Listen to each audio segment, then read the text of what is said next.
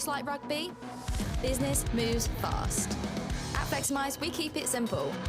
No knock-ons, no penalties, just fast, flexible business loans. Decisions within 24 hours. Once approved, funds are over the line the same.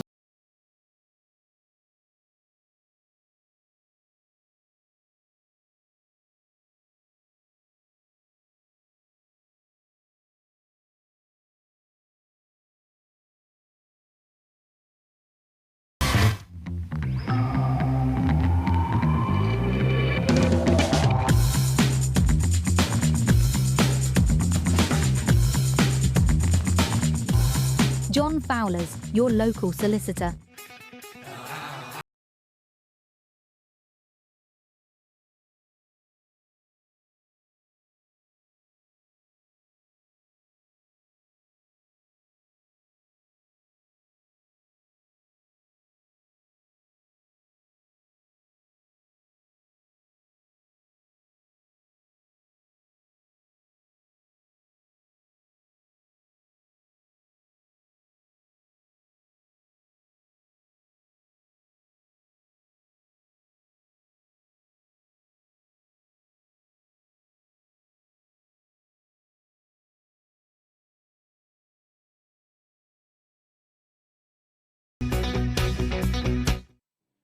Welcome to St Joseph's College. It is the 39th annual St Joseph's College National Schools Rugby Festival, and it is Under-18s Day today. The Under-18s kick off, and it is going to be spectacular. I've already spoken to loads of the teams, and they are fired up and ready to go.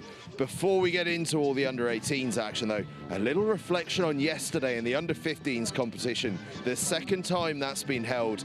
The group stages were absolutely magnificent yesterday, and we have 4 trophy semi-finalists in action today. Northampton School for Boys, that all-conquering Continental Tires Under-15 Schools Cup side, is in the semi-finals of that Under-15 tournament against Kirkham Grammar School, 2023 Under-18 champions here at St Joseph's. Over on the other side, another Northamptonshire State School, Samuel Whitbread Academy, taking on Woodhouse Grove. We are going to be in for an absolute treat in that Under-15s tournament. We've also got plate semi-finals, bowl semi-finals and shield semi-finals that we'll be talking about as the day goes on. But we have to look at this Under-18s competition. The 39th time this great festival has been held. We all remember what St Michael's College from Ireland did last year. Well, they're not back this year. Does that open the door for a brand new champion, or will it be one of the old timers? Will it be someone like a Millfield who's won here a record 8 times? Will it be Kirkham Grammar School reprising their 2023 performance? Wellington College perhaps reprising their 2019 effort? In total, we've got a remarkable 8 former champions in the lineup. It is going to be fascinating. It is going to be wide open. And we have got some stories for you to kick off the day anyway, because we start over on pitch 1 at 9:15, RGS High Wycombe against Berkhamsted. RGS High Wycombe, back-to-back finalists, champions in 1999. So much history at this tournament of RGS High Wycombe. Could they go on to a 3rd final in a row and perhaps even win it this year? We will find out. They take on Burhamstead, who were so frustrated last year because they played so well, but they were in a brutal group with St Michael's College and Millfield. Perhaps this year they can get into that trophy competition and show us what they're all about. Over here on pitch 2, which is where we're going to be based all day, a ripper of a game. Kirkham Grammar School, 2023 champions, up against Strathallan. They met in the group stages last year. Strathallan got a late victory in that one that year. Will they do it again, or will it be revenge for Kirkham Grammar School? Who knows? It is all to be found out over the course of the day, and it is all to be found out in the heat of a brilliant atmosphere here at the St Joseph's Festival. Over my left shoulder, you can see the Army have brought their brass band down after their success at the Rosslyn Park Sevens earlier this year, and they are already creating an awesome atmosphere. The St Joseph's Festival, St Joseph's College side have turned up nice and early over here to my left to get themselves out on field and sample the atmosphere. We're expecting a good 1,500 1,500, 2,000 people as this day builds and builds and builds. And as I rotate around here, you can see over my shoulder Kirkham Grammar School on the field, led by Captain Charlie Bray, coached by Johnny Rodham and former England Sevens legend Dan Bibby. And right around here as we spin, Strathallan are on the field. Have they found their bagpipes? That's the big question based on last night. 4 bagpipers with them, not one set of pipes. They've been searching Suffolk high and low. Well, low mainly, it's all low in Suffolk, looking for a set of bagpipes.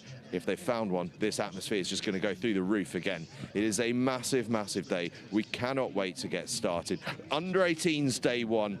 This is all about preparing yourselves for tomorrow, getting through these group stages and into that trophy competition tomorrow. And to remind you as to how that works, the top 2 teams from every single group go through to tomorrow's trophy quarterfinals. The bottom 2 teams from the groups also go through tomorrow. They go into those bowl quarterfinals. From there, losers of those finals go to Plate and Shield respectively. Winners obviously carry on in those respective competitions. So that is what the under 18 scene looks like. Obviously the under 15s, as we mentioned, it is finals day. It is all about knockout rugby for them. We will miss a couple of under 15s games because they're over on pitch 3, but don't worry, we will be providing you with all the updates from what's happening there. But all of those key cup and plate semi-finals and finals, they are right here on pitch 1 and pitch 2. Right behind me, actually, I can just see Seaford College getting ready because Seaford are up nice and early against Denstone College. All the teams are here on site and they are ready and raring to go. The band is absolutely firing up. The crowd is filling up. The coffee line is starting to die down because they're all starting to bring themselves pitch side, because in about 2.5 minutes time we are going to be live with the action on the field. A cracking game here on pitch 2, Kirkham Grammar School against Strathallan. Over on pitch 1, for those of you wanting RGS High Wycombe against Berkhamsted, it is going to be over on the other link. You all know where to find them. It's youtube.com/@nextgen_live. But here on pitch 2, in a couple of moments time, it is Kirkham Grammar School against Strathallan, and we are handing over now to our commentator for today's game, Harry Scott Munro, who's going to talk you through this epic contest between Kirkham Grammar School and Strathallan. Thanks very much, Angus. Yes, yesterday was an incredible start to the weekend, wasn't it? The under 15s, second iteration of that tournament, and they put on a show. Today, though, whilst they'll be finishing their competition, it's time for what we have had 38 times before. We're into the 39th edition of the under 18s St Joseph's Schools Rugby Festival, and what a matchup we have to start. A proper grudge match here to get the day underway between Kirkham Grammar and Strathallan. Kirkham, the 2023 champions. Strathallan coming into this year's event off of their best ever finish last year, which coincidentally came from them knocking Kirkham out in the group stages and down to the bowl. So Kirkham will have scores they will want to settle today.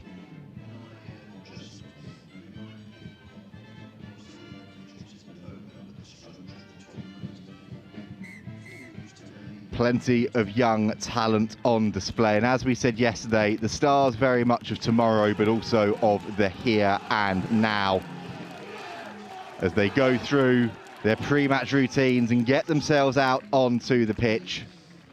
Referee already in the middle.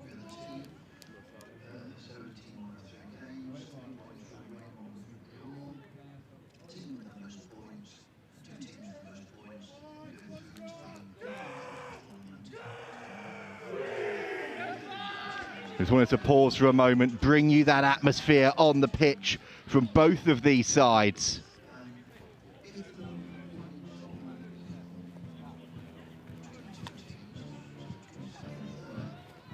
And the marching band has started up behind us as well. You couldn't ask for any more to start things off here on day 2 on Next Gen Live. But you could ask for a better start than that. Strathallan sending that one straight out on the full. And Kirkham opt for the scrum early doors.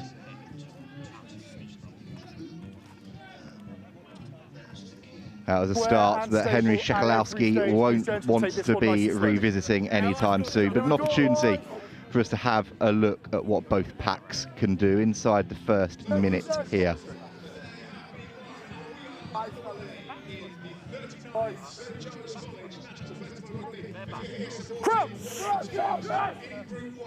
Binds. Shoulders on 8. Set. Slightly different format to what both of these schools would have been used to. Shorter form of the game over the next 2 days in terms of time. That's about it, really. But potentially something that might help Strathallan out over the next couple of days is that they are the only school here that have had a bit of experience already playing this shortened format. So they will know how to bide their time, how to play the clock. Whereas Kirkham could potentially be trying to find their feet a little bit early doors. Set. Go 9. Speaking of finding feet, a really good shove early doors, and then the penalty goes against Callum Reddick for playing his opposite number, Anton Gildia. One of about a dozen players in this Kirkham side that are part of that Sale Academy setup. Big Cyril. A good nudge to touch. Goal for your touch, Judge. First opportunity of the day then for Max Wilson to throw in. He's gone to the front. Found Lawrence Ogbonia, who has gone surging up towards the 22. Big carry comes in from the skipper, Charlie Bray.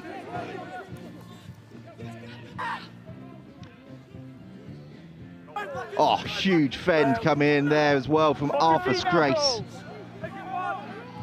This has been a good start from Kirkham. It's come off the boots. It was not a knock on, but Strathallan have the ball back in their hands. It's been mopped up by Brodie Cunningham.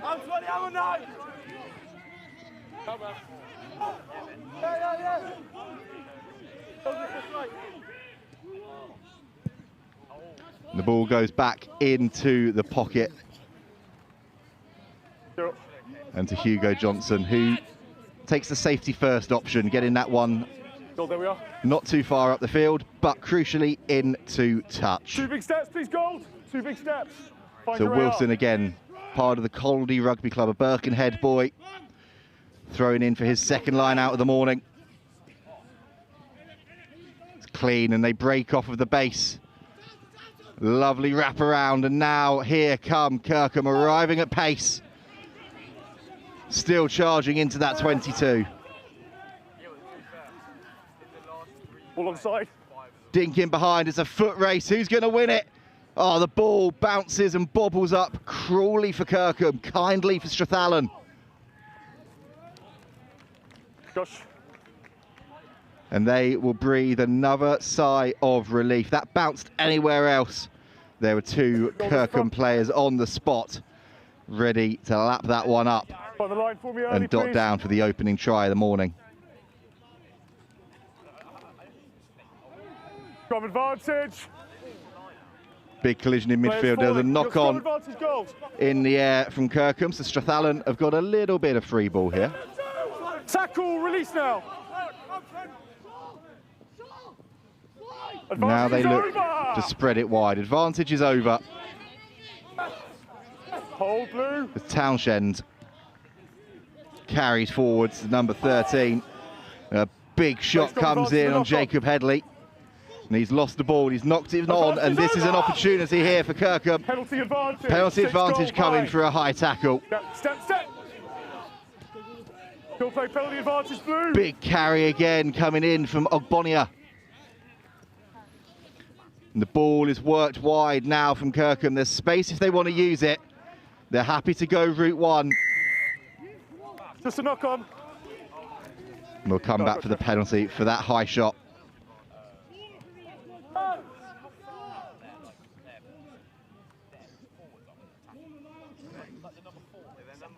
Six gold.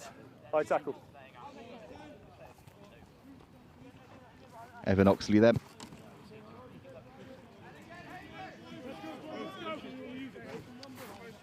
Sends that one into touch.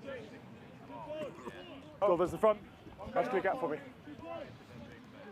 An opportunity again here for Kirkham. They've been in the ascendancy for this opening 6 minutes.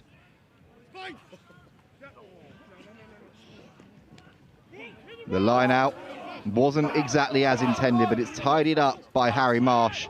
And now they can come again from Agbonia. No hands now, goals. Big carry coming in. It's the other prop this time. It's Archie Blackburn. And it's Kirkham who strike first here at St Joe's.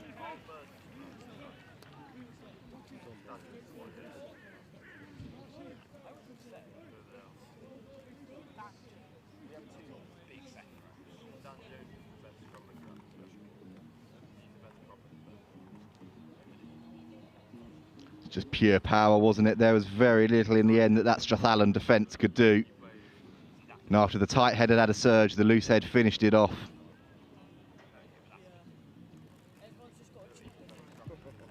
And Oxley now has what should be a relatively straightforward conversion. And that's the first commentator's curse of the day too. One he'll be disappointed with, but as you can see from the replay, his side have used the power game to full effect, and they are 5 points to the good.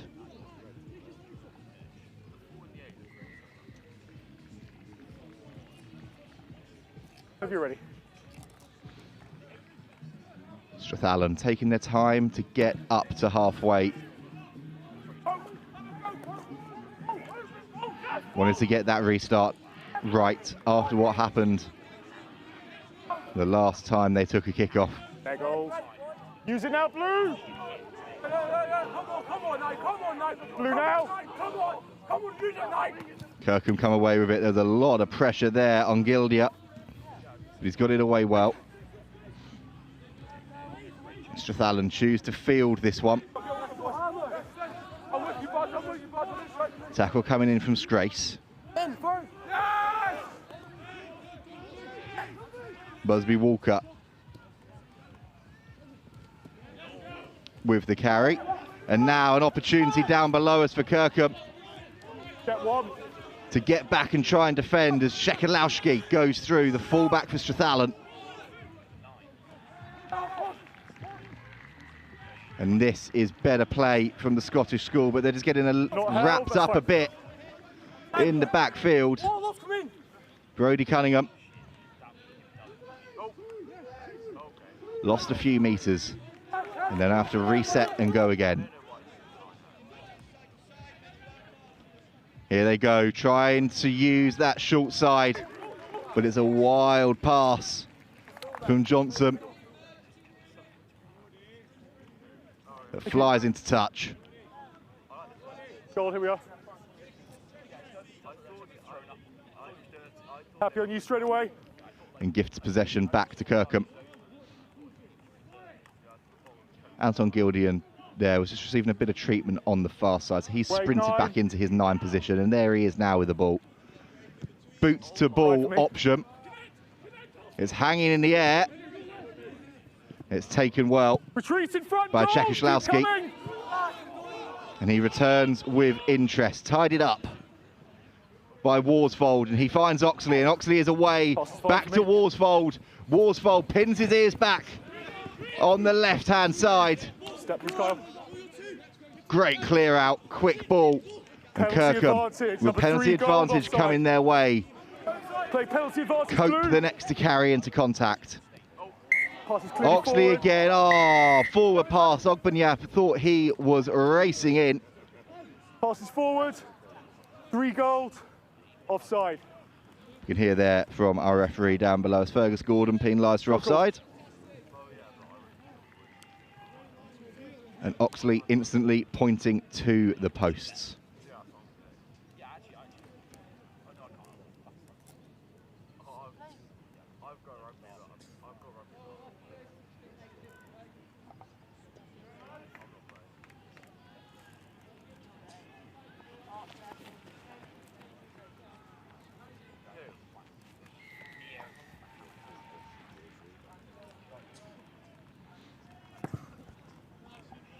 No good.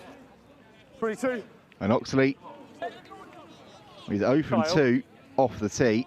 Well, lead you 22. And that's a big let-off for Strathallan. That's 5 points that on paper were relatively simple for the Kirkham fly half that have now gone begging. Balls off.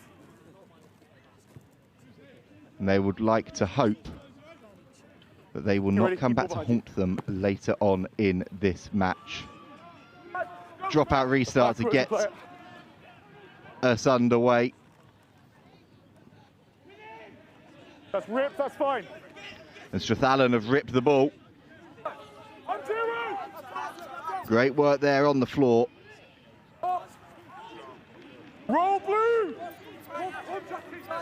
Hamish Mather it was there, the number 6. Getting the ball back for his side. The kick in behind from Czechosłowski didn't really work, but Kirkham didn't field it as well as they would have wanted. You're fine, number 15 didn't roll. Oh, and Strathallan are then penalised. It was a good turnover from James Townshend, but Czechosłowski didn't roll away. That was where the opportunity came from.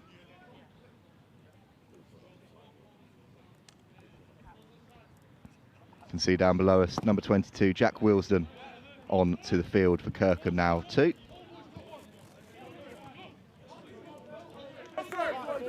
That's time, both teams. And this will be the last play of the half. Good line out, play. The new scrum half gets a first touch, and this is a big moment at the end of this first period. Freeing the hands, bobbling about. There's a knock on though. Strathallan don't fancy anything else. They are happy to take a 5-0 deficit to the sheds. Kirkham, well, they've been dominant, but they've only got one try to show for it. And we've got another hugely entertaining 12 minutes to go in this one on a knife edge here on pitch 2.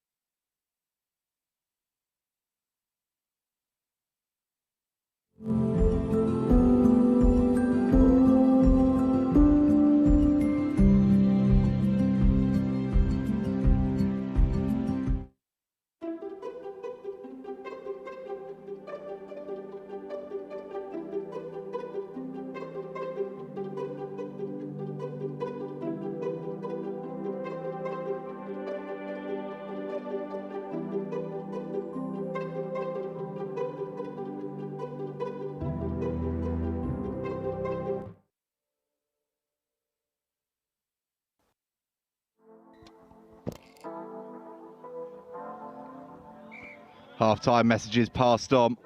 Kirkham ready to go. Strathallan just needed an extra 10 seconds or so.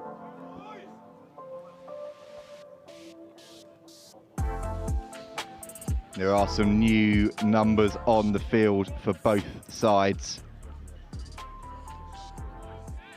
Strathallan, they brought on Mark Anderson at 18, Rory Dunn at 19, and Cole Petit at 22. We saw late in that first half, Jack Wilsden coming on at scrum half for Anton Gildia for Kirkham. Back underway then.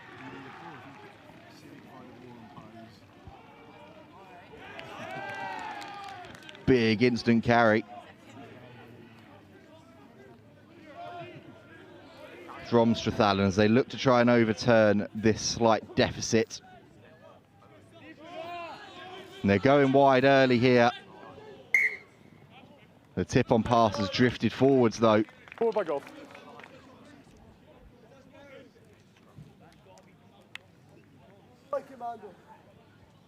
Boys, come on. Come on, gents.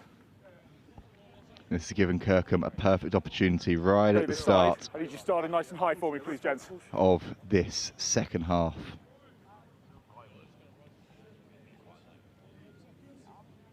Nine, stay at the tunnel, please. Crouch! Binds! Set! 9, wait.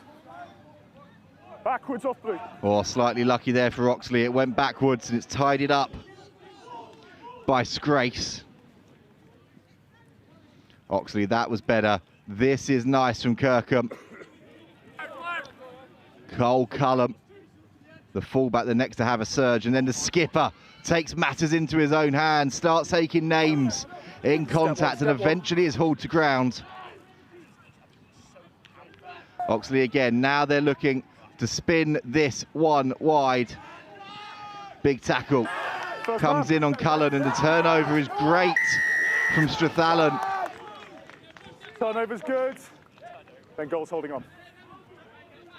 But then the supporting players from Kirkham win the ball straight back, holding on the call.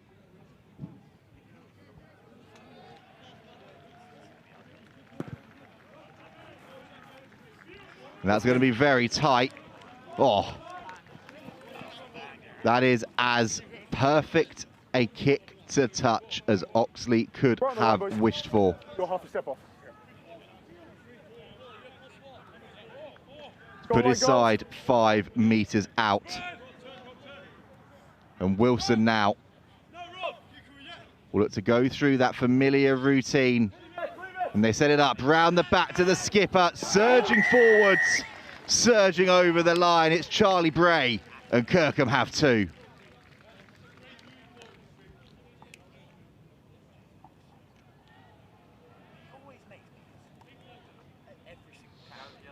A member of that squad that won the cup here in 2023, his 3rd time, I should say, here at St Joe's.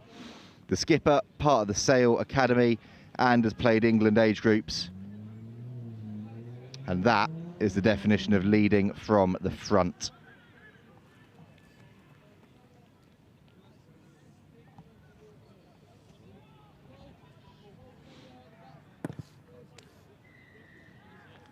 It's just not working so far for Evan Oxley off the tee.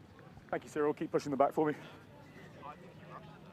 0 from 3 so far this morning, but his side, crucially, are 10 points ahead. Yep.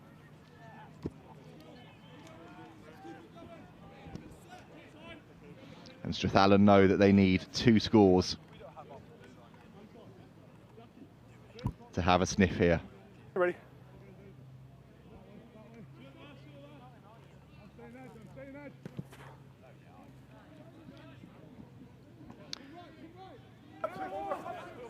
Restart comes in from Hackett. Use it now, blue!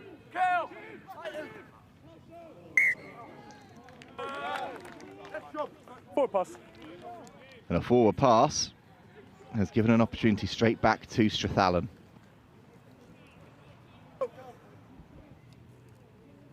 Let's go after it. Go.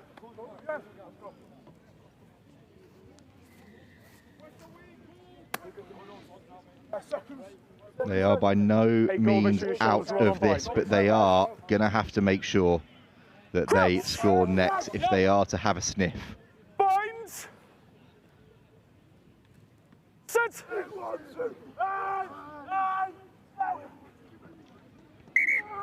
Well, that scrum is under all sorts of pressure and moving around all over the place. Referee sensibly saying, let's go back and just reset that one again.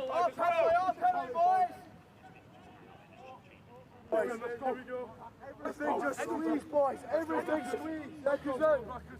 Seconds. Back it, boys. Head on to Crouch. Binds.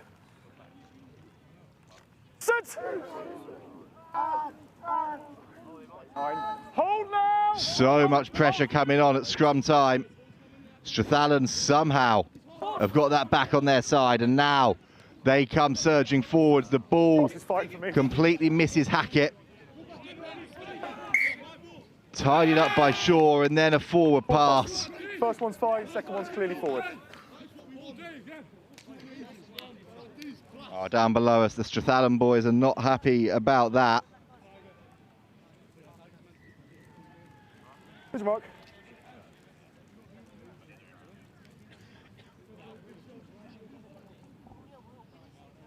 Let's go, gents, quick step.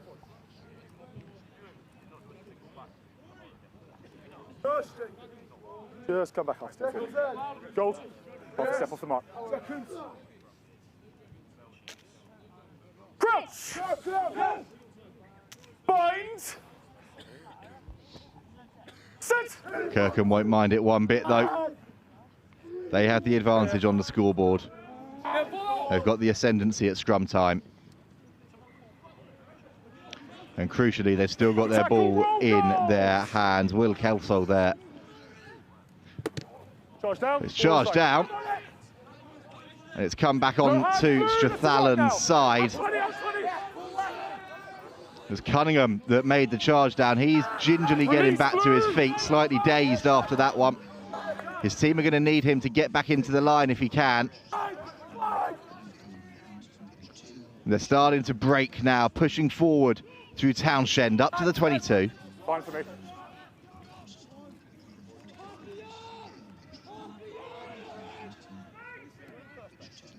Building now in midfield there. Next to carry was Headley. Out to the backs again. The pass bounces wide. The offload was wild, but Hackett was there again.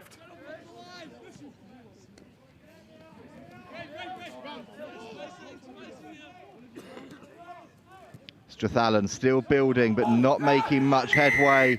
They are going to get a penalty here, though. 3 blue, got to roll if he's going to jackal. Are they going to take it quickly? No. Sensible blue, call.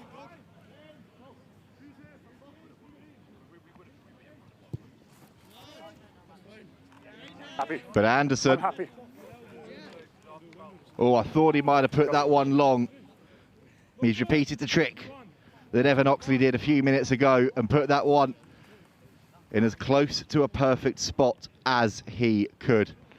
The closest Strathallan have been to the line all match. And with 3.5 minutes left of this one, they need to score here. Borry to throw. Goes to the front. They set the maul. Is in the hands of Bertie Wood. That's one, Gold. Don't.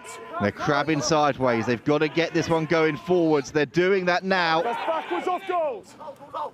Tackle, release now, Blue. They've somehow held on to it. It's messy ball. Big carry comes in from Cunningham.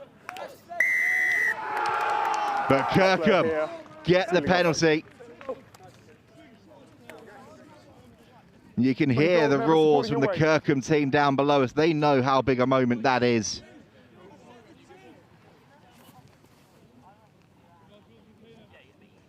And they've ended up choosing to tap and go. They've seen a bit of an opportunity here, and Bray surges up to that 10-metre line. Massive carry from the skipper. Here come Kirkham again. 2.5 minutes left of this one. Fine for me. Boot to ball is the option. And now there's a foot race on as it's kicked into the backfield. Backwards. Just in the end, and thank goodness, as far as Scrace is concerned, that it did. It's a slightly scrappy kick to touch, but he'll be relieved to have got that ball away. the line, Blue.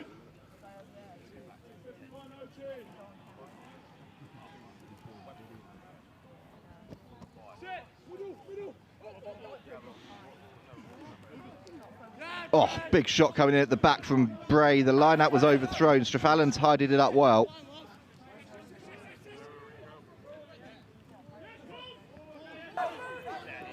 Not now, 8. Not much time left in this one for Strathallan now. Cunningham the next to have a carry forwards. They've just not been able to break over that gain line. Come up against a blue wall every single time, making shots Blue, you're off your feet. like that one there from Harry Marsh. Into the final minute of this one. Tackle! And Borry is wrapped up. Forced backwards a few metres. Roll now, 3. And Dunn similarly struggling to make headway. Oh, it's a nice idea directly down below us from Cunningham, and he's still going, wrestled to ground eventually. Borry. Tackle! Release now, Blue. Forces his way a few more metres up the park. Look at my goal. And then the knock-on comes in from Anderson. And it's just that suffocating pressure, isn't it, from Kirkham? That's time for me now. Leaving Strathallan with very little place to go, other than just moving it side to side across the pitch, seeing what options they have. You can hear the referee down below us now as well, saying this is the final play. Let's go, please, gents.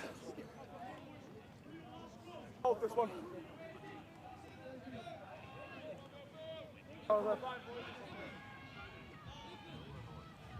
Crouch! Bind! Set! Ball in, ball out. And Kirkham fancy one more rumble here. The game is done, but they want to finish with a flourish, and the offloading game is good. Surging forwards now. But Strathallan get a penalty of their own. Time's expired, boys. It was Freddie Ferguson with the initial break and the beautiful offload.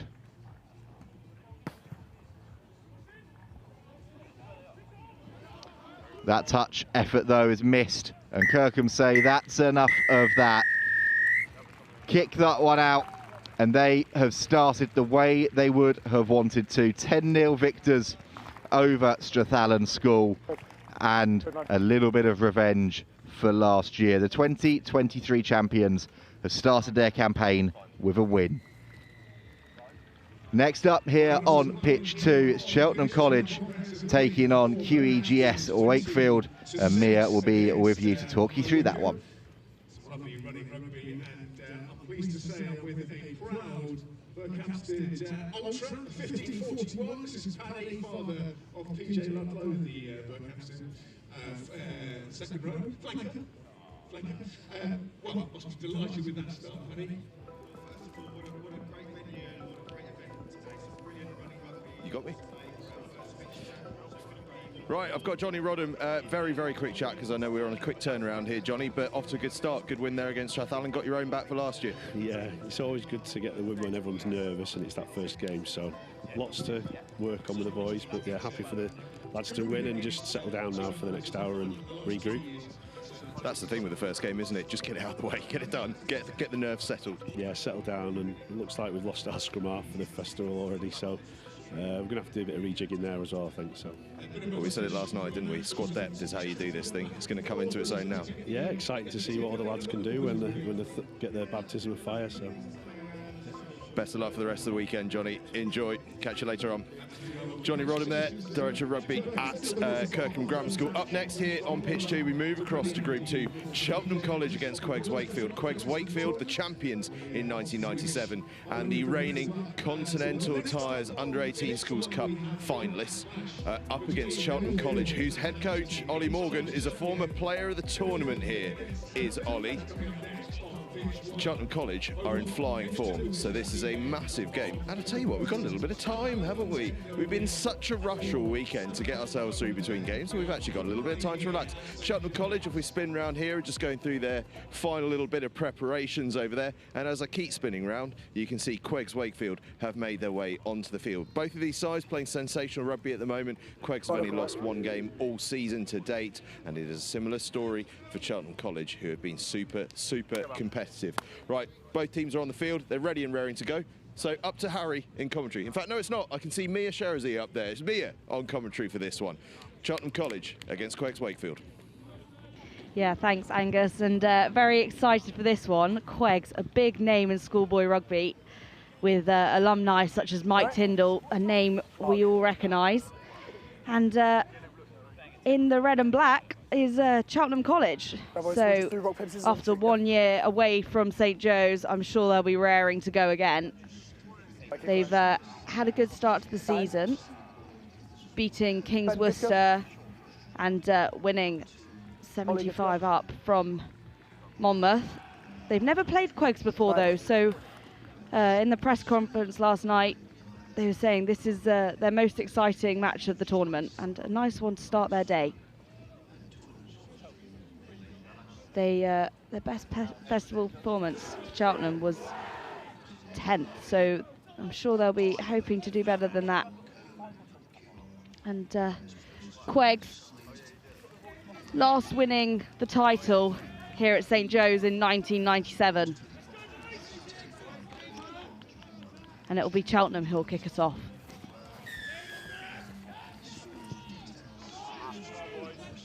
A flying kick there from number 10, Nicholson, lower sixth player. So he played last season as well for them. He's already got about 30 caps for Cheltenham. And dashing into the crowd there, number 15, Savage. Offload to Bassett. Charging through the middle, straight into contact. QEGS take him down. Quick offload out to the outside, and it's a dash there for number 11, Edwards. The ball is dropped though, and it's picked up by QEGS. 11 offside. Offside though. So penalty to QEGS Wakefield.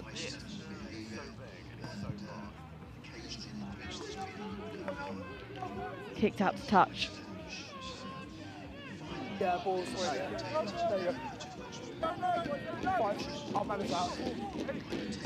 And it's QEGS number 2 who will take this one. Henry Milken, head boy for QEGS. Quite the asset, playing in the first team rugby. As they maul, and QEGS putting in a strong effort. Heaving from the side, and it's out and off to their number 8, James Gibson. Multi-talented boy. He's a qualified forklifter.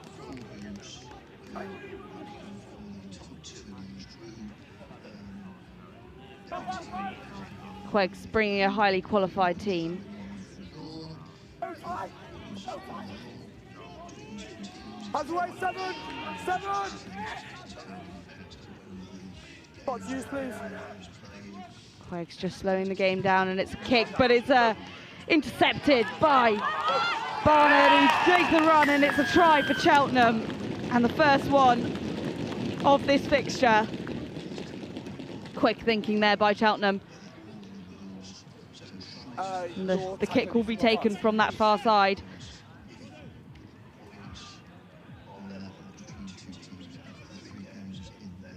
Outside the 5, please. And lining up for the strike. And QEGS discussing how they're going to pull this back. I'll check. An early win is gives these teams some nice confidence going into the rest of the weekend. Everyone feeling bright-eyed and bushy-tailed though early on this morning, with an earlier kick-off than yesterday. A reminder as well that the under-15s tournament knockouts will also be going on today. And Cheltenham College bringing 2 sides. Conversion just missed. So QEGS will kick us off. Boys. Let's go, Bear. As they Yes, boys. Let's go, let's go. come to the halfway line, and it's a kick out wide. Cheltenham now, as their number 8 dives into contact. Haig back to their 10. Kicking it out. Lovely, Zach. Keep that up, mate. Keep working, Rod. Some nice territory gain there. Almost out to the try line. Kicked back and off the hands of QEGS number 2. Fellas, option, come on line.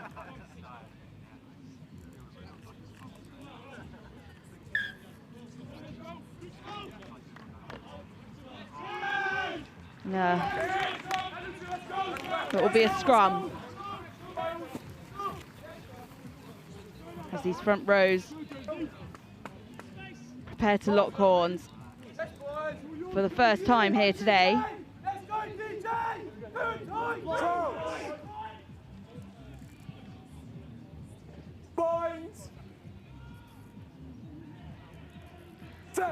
And Selby popping it in there for Cheltenham, and it's out the back and down the line. 13. A nice dash there from Hankin, and it's a run down the outside again for Edwards, who makes the 2nd try of this fixture for Cheltenham College as they pull slowly away from QEGS. Cheltenham bringing the under-15 side as well, and there's a few names on here that I recognise from yesterday, so I'm sure some of their younger brothers will be looking on in awe and just seeing where they might be in 2 years. Keep that going, Dan. Keep that pressure on, mate. It's nice for the 2 age groups. Keep that up, buddy.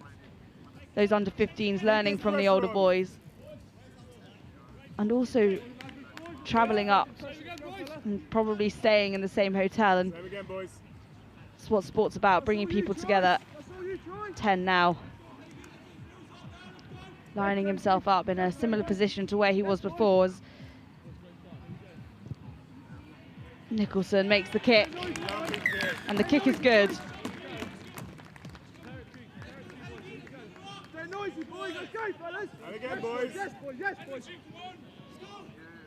Just puts his head down and charges down the outside, and he's no match for Harrison Powell at number 7 for QEGS. Kicked out to touch by Cheltenham. On kicks, make sure you're working back. Yeah, defensive is yours. And there'll be a line out here near the halfway, taken by Henry Millican, head boy. Nice jump there by QEGS. And, it's picked up by Tom Taylor, currently playing for Yorkshire Academy. Black scrum cap high. And penalty for a high tackle against Cheltenham. Kicked out, and flying kick at that. The 5 boys, 5 is yours. Lots of ground gained there by QEGS.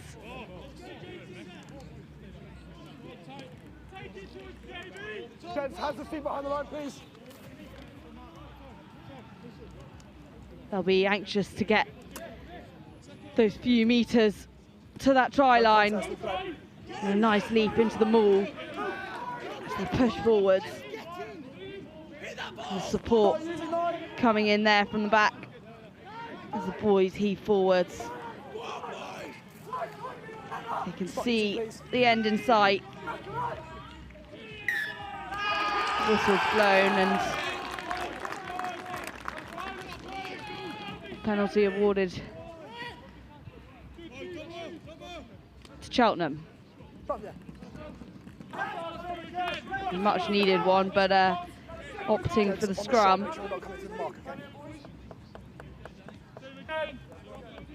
It's anyone's game here, as Cheltenham will want to push them away as they edge dangerously close to that try line.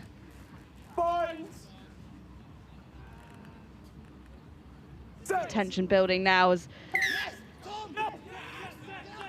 but referee not happy and awarded to QEGS, who will need to use this now to gain back those 2 tries and make up the difference. Just pushing forwards. He's taken to the ground. And off to midfield. Down to the outside, but it's QEGS 15, Will Hunter, who's taken to the ground. Nice, Jack.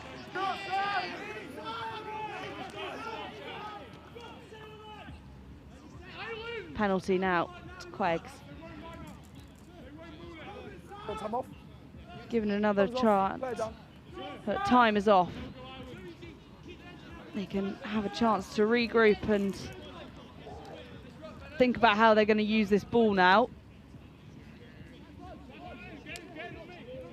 Like Angus said, Cheltenham College, led by Ollie Morgan, who previously was one of those players of the tournaments at St Joe's. And that's quite the achievement and the title to have. QEGS huddle together and Cheltenham prepared to take them on yet again. Relentless in their defence. And QEGS just trying to edge forwards.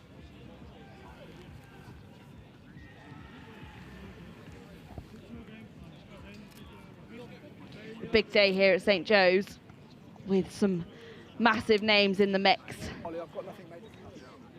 It's the 39th festival here, the highlight of the schoolboy calendar, having started in 1987 to mark the global jubilee of St Joe's College. And last night, a big alumni event saw all the old St Joe's schoolboys and schoolgirls come together for those alumni matches.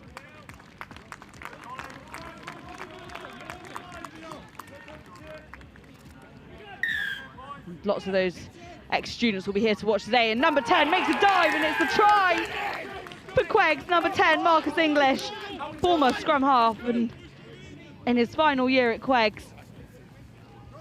He was part of that National Side Cup last year. QEGS, who went on to win the title here in 97 and managed to reach Continental Tire's National Schools Cup last year. Great season. I'll be looking to replicate that again. And it's QEGS' Will Hunter in at 15, captain of this team, who will make the kick.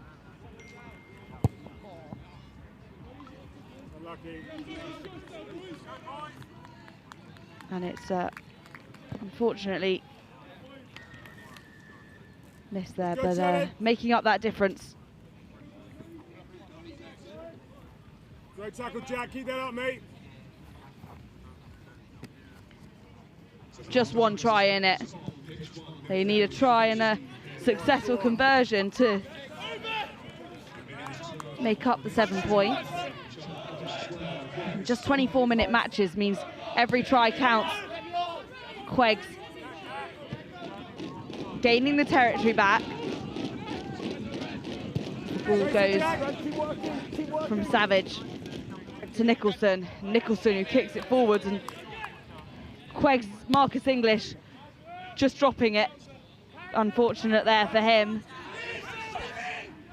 As Savage drives forwards. And it's a hard hit. But a penalty.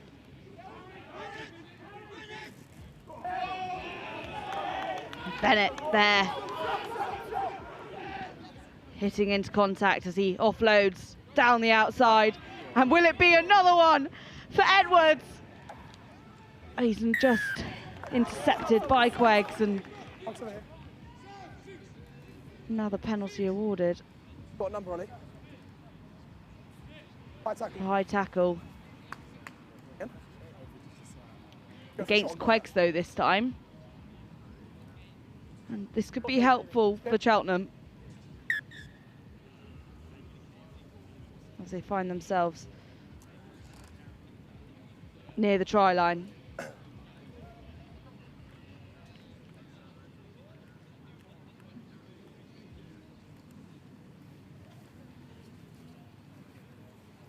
And he's opting for the kick.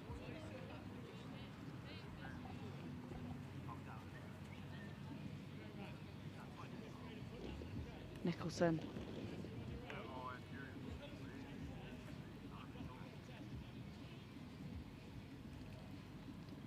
Ready to strike.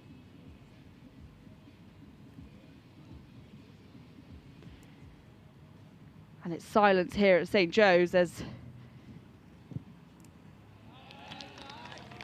he converts that beautifully. And that'll add 3 points onto the scoreboard. Perfect end to this first half.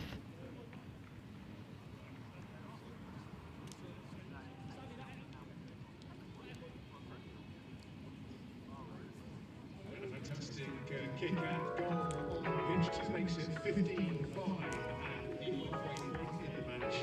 Over on pitch 2.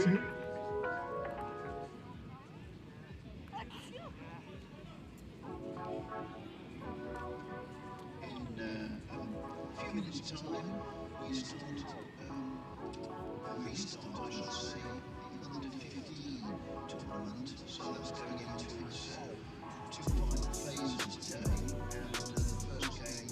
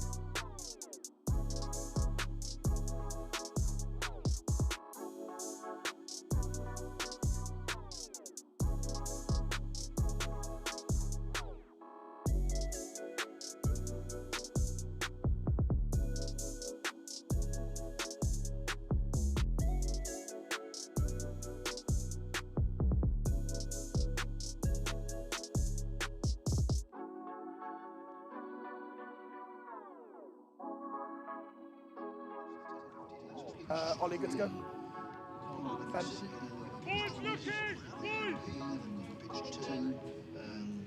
So back here on pitch 2, and over on pitch 1 is Millfield versus Hampton. But we kick off here. Half-time score was 15 to Cheltenham and 5 to QEGS. Take him back. Cheltenham gaining that penalty in the last few minutes. And, a mighty hit there from Marcus English, fundamental player for QEGS, proving why he was part of that National Cup side last year. And another heavy carry from Harrison Powell. Of the horizontal penalty only.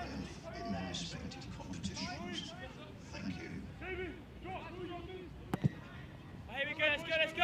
Nice kick, and it's out to touch.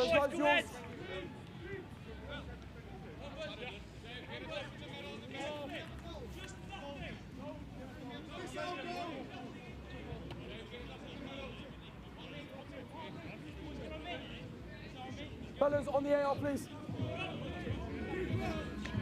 And a nice throw in Oh, that's good. out there to Marcus, and on the ground now, James Gibson finds himself. He's an ex-rugby league player, so used to those heavy hits and hard tackles. It's a support in your weight. Will be Cheltenham's number 9, Selby, who will insert this one in for Cheltenham College. So they're given the penalty. Crouch! Boys! Set! It's collapsed and we'll have to reset.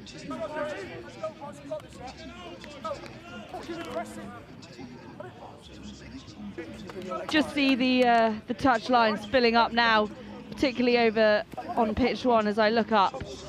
And always a great turnout here at St. Joe's, even this early on in the morning. One of the biggest stages these boys will play on in their schoolboy career, but many going on to play for club and university first teams, and some contracted as well.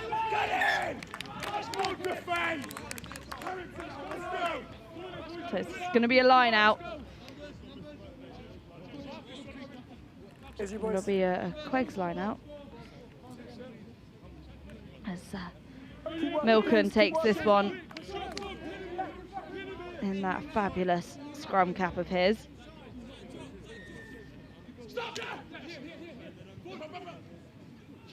And a jump, and it's won there by Cheltenham, but Shave, number 5, taken down, and this is his first experience of St. Joe's, having missed last year. He captains the team. He's talking about how excited he is for today and how excited he was to take on QEGS. And Cheltenham proving to be a strong side, and he makes a dash for it. He's offloaded, and Cheltenham still pushing through. Just struggling to break through the line though, as QEGS getting in the way. But penalty.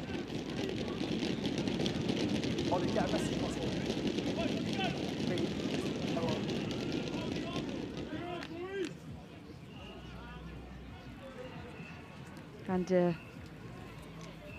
there'll be another opportunity for Nicholson. This time close to the middle, and a nice position to take the kick from, as he'll look over into those warm-up pitches with QEGS hanging their heads under the post.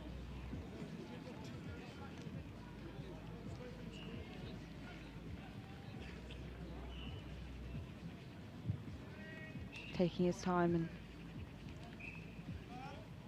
he strikes, and it's through perfectly. Cheltenham widening the gap. And QEGS will still, most of this second half left to go. Mighty kick. But, Cheltenham hugging it close to their chests.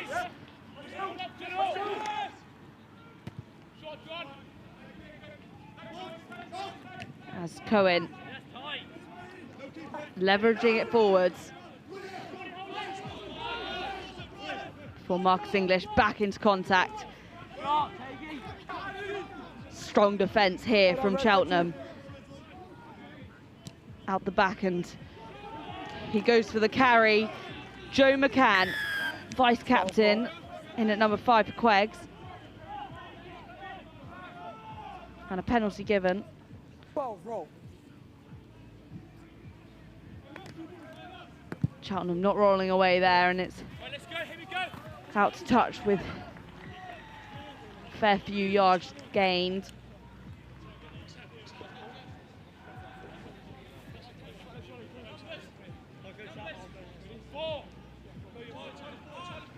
Bangers, 5 metre line, 5 metre line.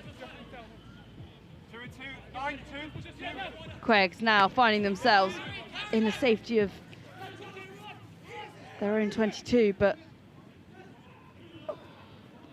Cheltenham, quick hands down the outside and back into the middle as they dodge through their opponents.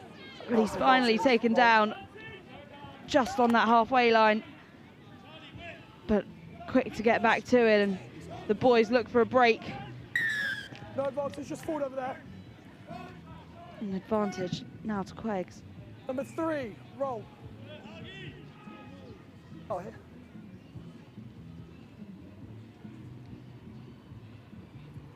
3, roll.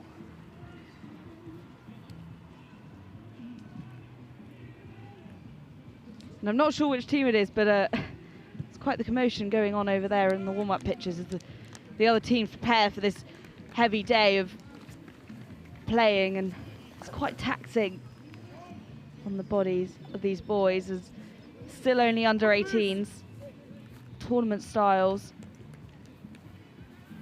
possibly far more challenging than your typical fixture, especially at a big event here like St. Joe's.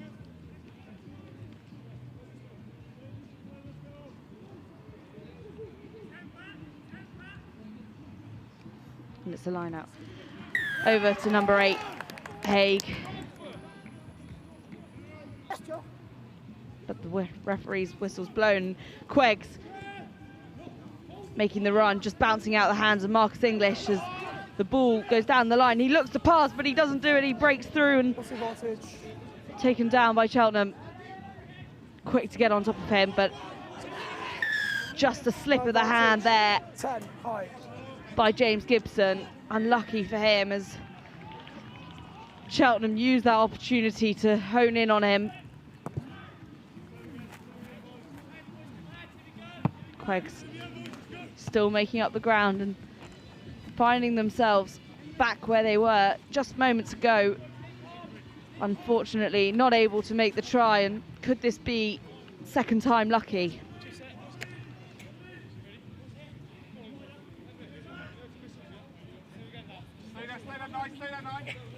Run, jump, and quick offload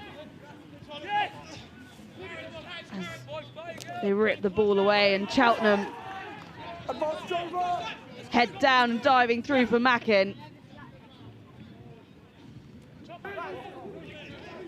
And again, Hands away! Hands away! resilient in their attack, but choosing to go for the kick as Marcus English offloads quickly. And Will Hunter just kicking it out there for QEGS. Well, spirited second half performance from Hampton there, 0-0 in in the second half, but overall 14-0 to Millfield, getting their tournament off to a decent start. As overall pitch, meanwhile, a couple of minutes remaining. Line out it will be. Pitch 2, where Cheltenham are currently leading QEGS 22-5. As it's Cheltenham's number 17, Kimber. He'll throw this one in. Off to the outside, but just through the hands there of Nicholson. Unfortunately, pushing them back. Just giving QEGS the opportunity and a massive carry, but he's tackled to the ground. Oh, number 8, Haig, charging through.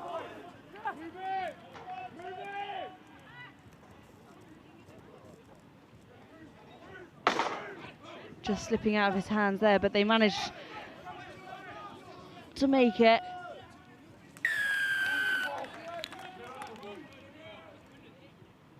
And another penalty. And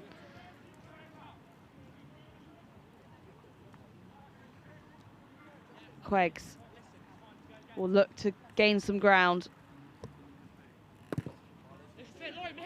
And that they do, and it's in and picked up by Cheltenham. As he weaves his way through there. Number 5 spinning right around as he looks. Support not quite there for Cheltenham. Nice little chip in. The ball finding itself on the front foot of Cheltenham. The referee just having a chat now as he calls time off. Let's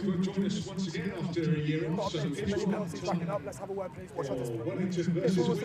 Number 7, not back 10. Just a few seconds remaining in the Group 2 game on pitch 2. Just seconds to go.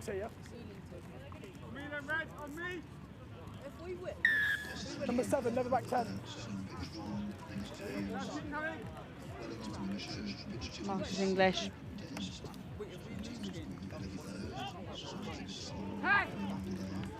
Spoke to his teammates for some reassurance as they decide where this is going to go, and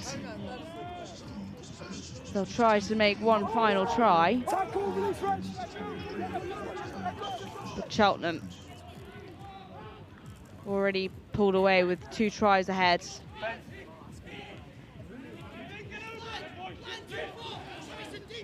And it's some good yards gained there by QEGS number 15, Will Hunter. Tackle!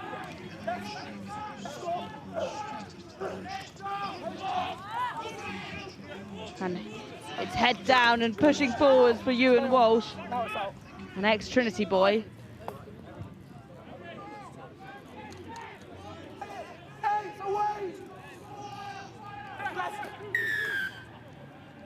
And the whistle blown, and it's another penalty. Number 8, straight off feet.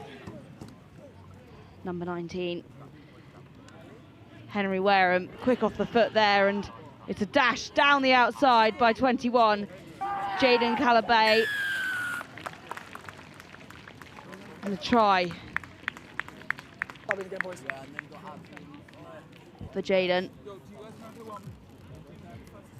An ex-Yorkshire Academy player.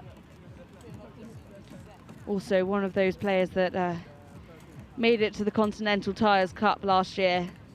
So part of that fabulous side that QEGS presented in 2024. Now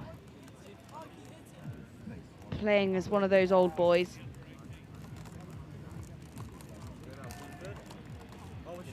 And final, or what I presume will be the final bit of play here, as QEGS look to make the conversion, and it's their second opportunity of this fixture.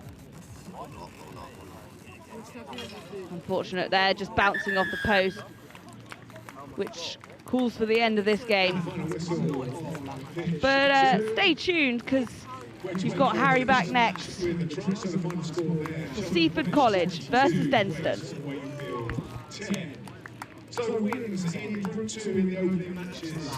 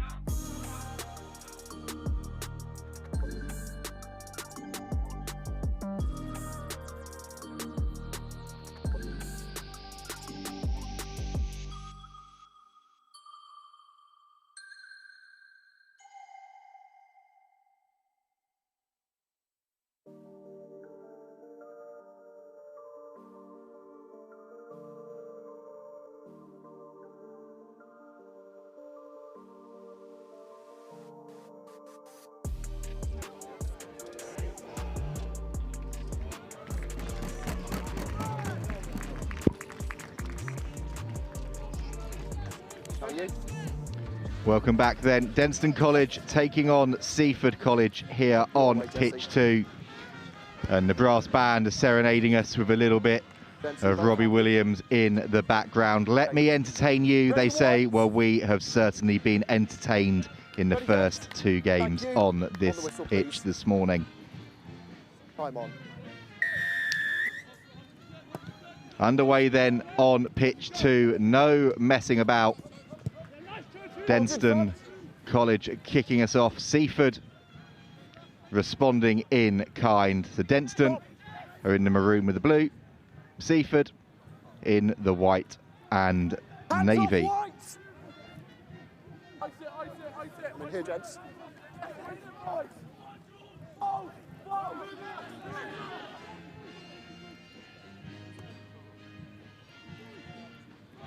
It's a good early start here from Denstone, continuing to surge into that 22.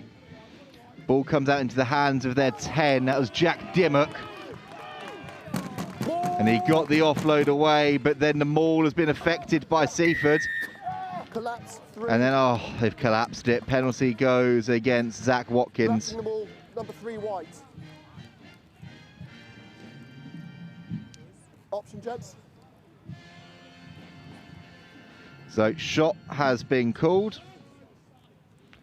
The first opportunity for Dan Burns, the Denstone College fullback, to line this one up at the posts. 10 metres.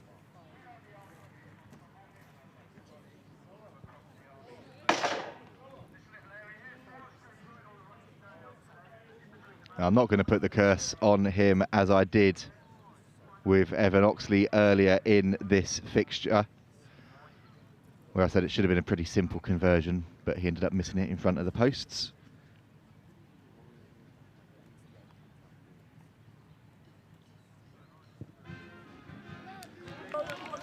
No doubt about that one. Straight and true from Dan Burns. Denstone College move into an early 3-0 lead.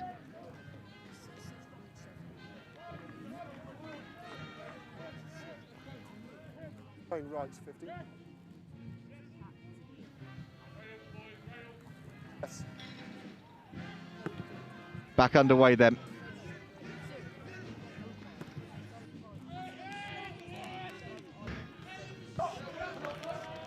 Good clearance kick comes in from Denstone College and a line out directly below where we are on commentary here. The first opportunity of the match for Thomas to throw in for Seaford. I say Thomas, we thought it would be Thomas. It's actually Josh Andrews, the number 8, that's going to be throwing in. Denstone drop one, Denstone drop one, drop. And he's done that nicely. They've got a penalty advantage coming as well. Backwards.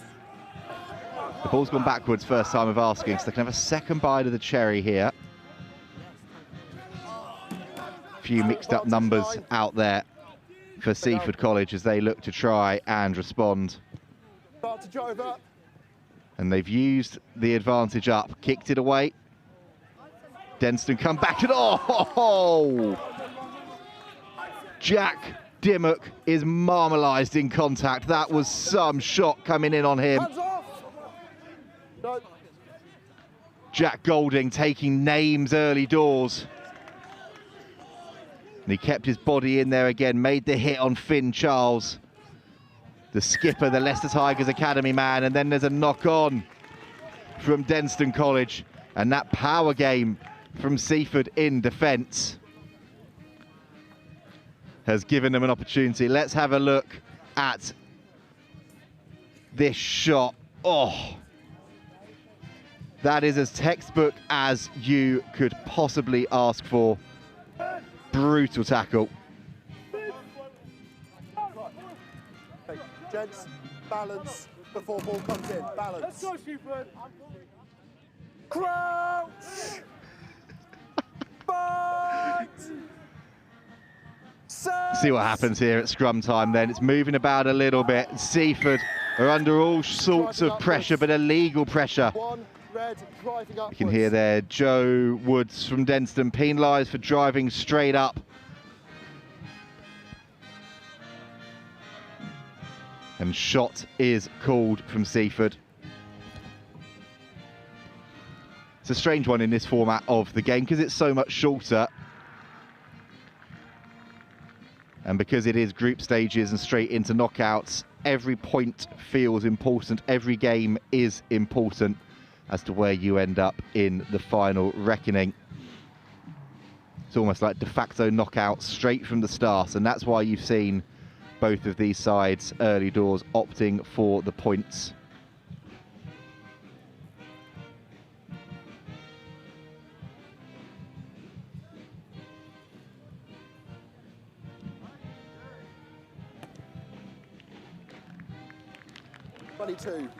Nice strike on the ball, but it drifts to the left of the uprights. So it remains 3-0 to Denstone College. And Denstone will have 22 drop out here to get the game back underway as the ball makes its way onto the pitch. Okay, ball's on play, gents. Stay behind your kicker. Referee just wanting to make sure that everybody stays behind the fly half as he cannons that one down the field, 22 to 22.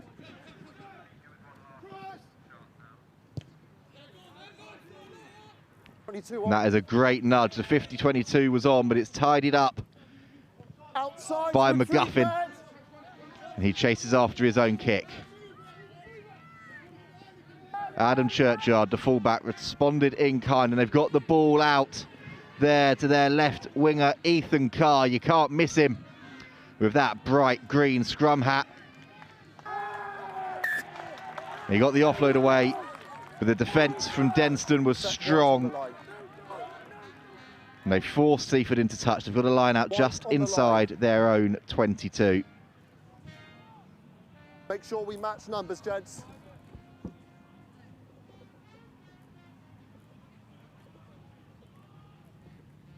Denstone, how many? 5 calls.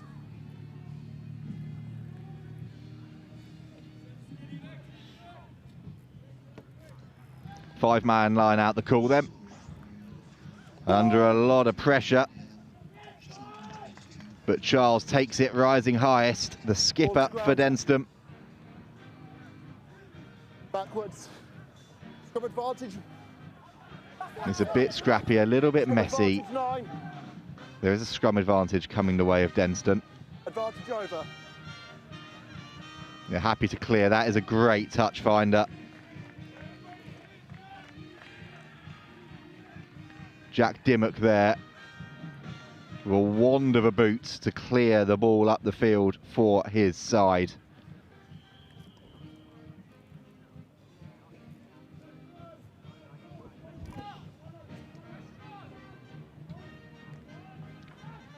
Not good, Pete, play on. Seaford then looking to launch an assault in midfield. But there's a welcoming committee there for them, and they're now looking to spin it wide. Taken well and somehow miraculously held onto on that side by Carr. But he is then bashed into touch. Seaford on the AR, please.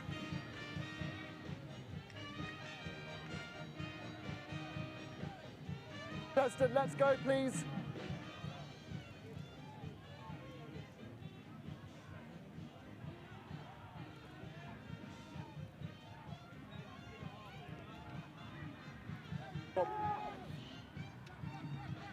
Denstone College line out then, it's plucked out of the air by Henry Hardy. Obstruction. And then obstruction at the maul. Go in front of the ball carrier when he comes down. You can hear the referee clearly explaining there.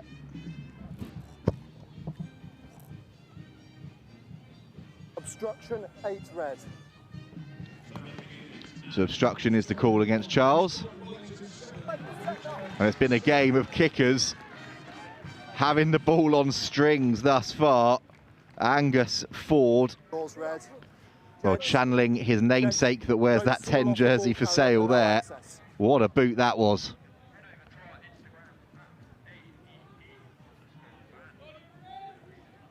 Line step. Line step. Oh, line out was overthrown, and then there's a big old collision at the back. Scrum advantage 9. So Denstone College have got a scrum advantage, and they fancy themselves going wide here. Charles, Play on. but he's lost the ball. Yep, counter-ruck is good there, gents. No advantage. We've made no gain in ground. Oh, and he'll breathe a bit of a sigh of relief there that there was no clear gain of ground. So we'll come back for that knock-on advantage and that scrum for Denstone. Thank you.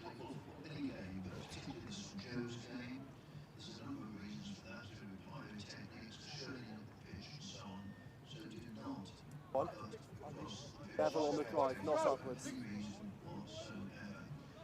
Fine, positive, okay?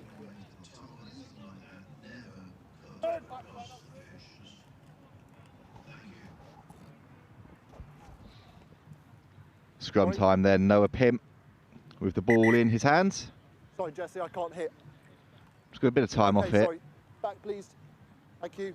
Sorry, gents. There you go. Nice apology from the referee. Couldn't hear his AR, who was just trying to pass on the message to ask the Seaford defensive line to take a step back so they didn't stray offside. Crouch! Bind! Sets! Play the... And the scrum goes against Denstone. 1 to ground. It's Joe Woods penalised again, and this is a gilt-edged opportunity for Seaford now with a penalty advantage for offside as well. Can they get the opening try of this game? A little tip on and oh! The shots are flying in, but the ball still is being worked wide, and here's the opportunity. And it's an easy finish in the end for Teddy Henry. Churchyard drew the final man, put in an inch-perfect pass, and his right winger dots down in the corner right before the break.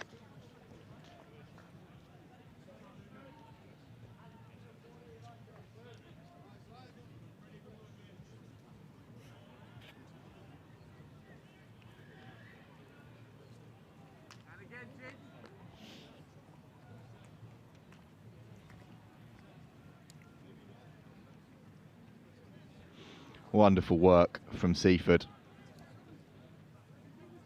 And it was patient play. They had to wait for the opportunity, and Denstone College are going to be so frustrated with themselves. Penalty against the head at scrum time. Penalty advantage then for not retreating 10 metres and just gifting Seaford that opportunity to strike right at the end of the half. And now Sam McLaren-Clark lines this one up from the touchline. Doesn't quite have the accuracy, but that is the break here on pitch 2. And it's a tight one. It's Denstone College 3, Seaford College 5.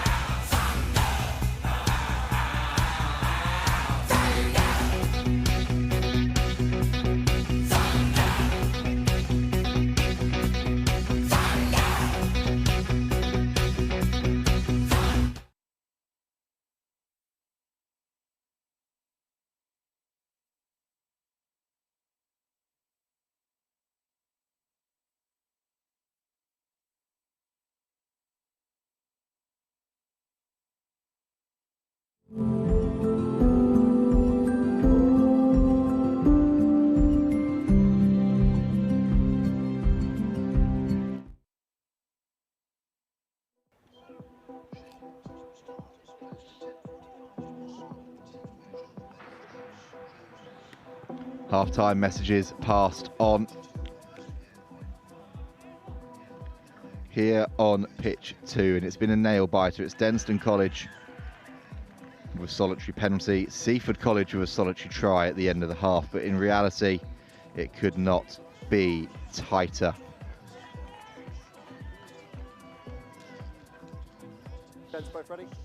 Seaford will get us back underway through Churchyard, the man who assisted that try right at the end of the first half.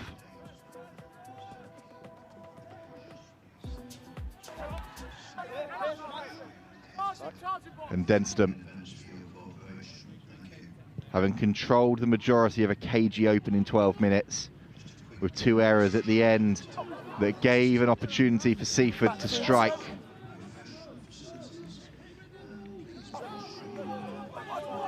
And Seaford are back now with their tails up on the 22. Oh, that was nicely worked initially, but the handling at the end lets them down, and they're hit into touch. Passes don't quite connect, and there's a little bit of niggle afterwards there. There's a little bit of niggle between Freddie Richardson and Dan Burns.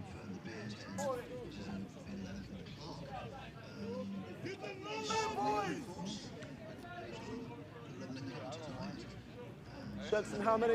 That shows you the importance of these games as well. Neither school, neither player wanting to take a backward step. Well, that line-out routine, inch perfect off the top. And Denstone come through now. Big shot comes in though. Can't reward you, Jackler, too slow to roll.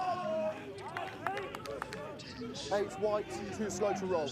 And the penalty goes against Josh Andrews, not rolling away quickly enough.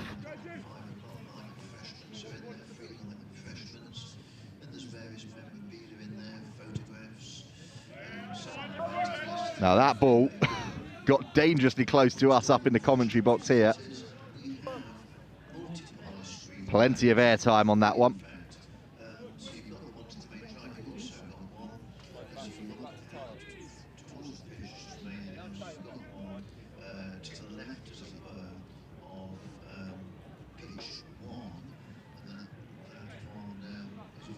Down below us then, Mac Terry ready to throw in, and that routine did not go to plan. Not straight. Never straight. Gents, option, please. Scrum. And a scrum is called for by Seaford. Marks on the paint.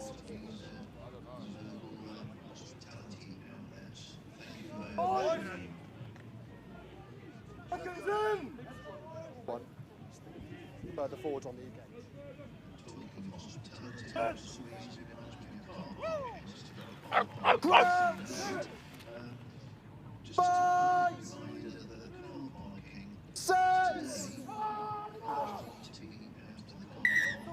Players down far side. All a bit of a mess there, so we'll have a reset scrum. Okay.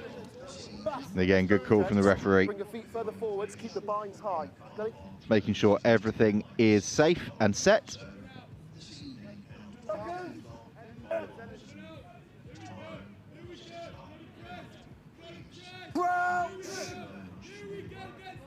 Binds. Sets. Big scrum coming in. Denstone get the ball away. A big carry in midfield. A penalty goes the way of 13 too slow to roll. Denstone College. Richardson not rolling quickly enough.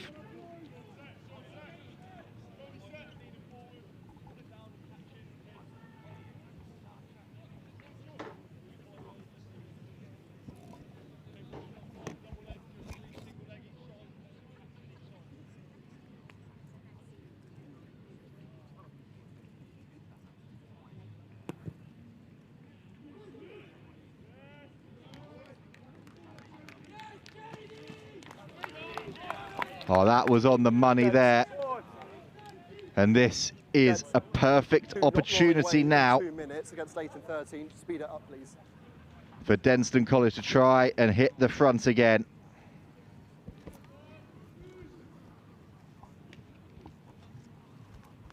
Nathan, just make sure back line are on the try line.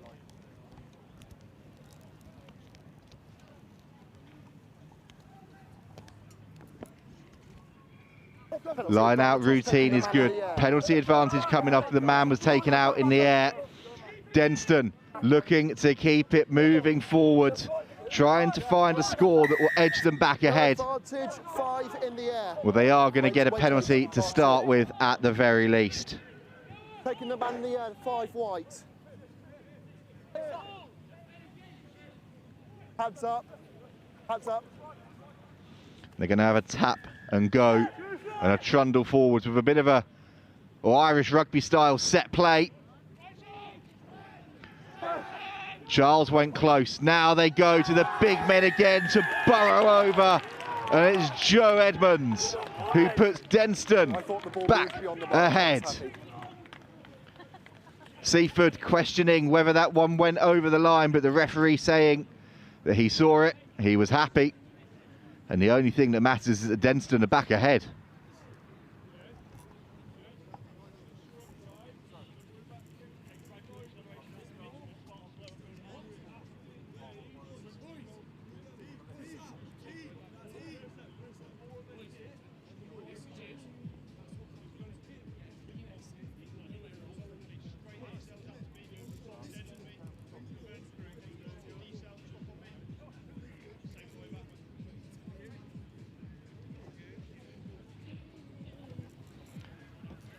Simple conversion successfully added by Dan Burns.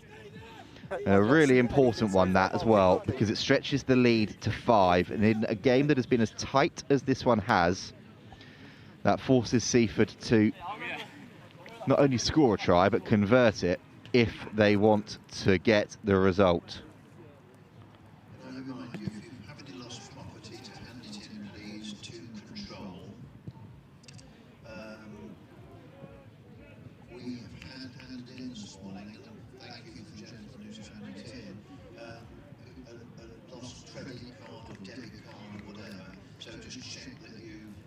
Okay, gents, hold, subs. go along to the party, they might have yours. Those ones we Thank you, Nathan.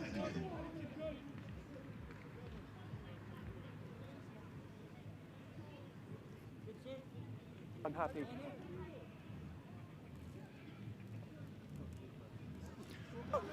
Oh, line out goes astray from Seaford, and Denstone get it back. Still so much time to go in this one. Time off. And the referee wants to have a word here. Yep. That's 3 now. If it continues, I may need to escalate the sanction. Thank you.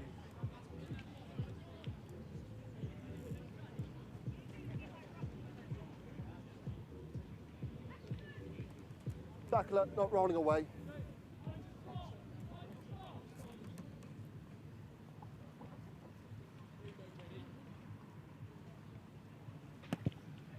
Out to number 16, White. And the referee, you could hear there, Okay, thank you. has put Seaford on a final warning. As Denstone bring on Will Vickers and Sam Wood, 16 and 17.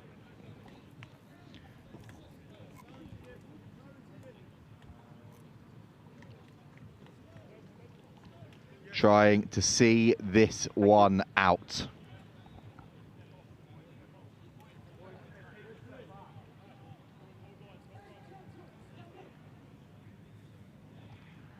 Again, great line-out routine, ball off the top, and now here come Denstone College in midfield. Beautiful line, and racing clear and free and up towards the line.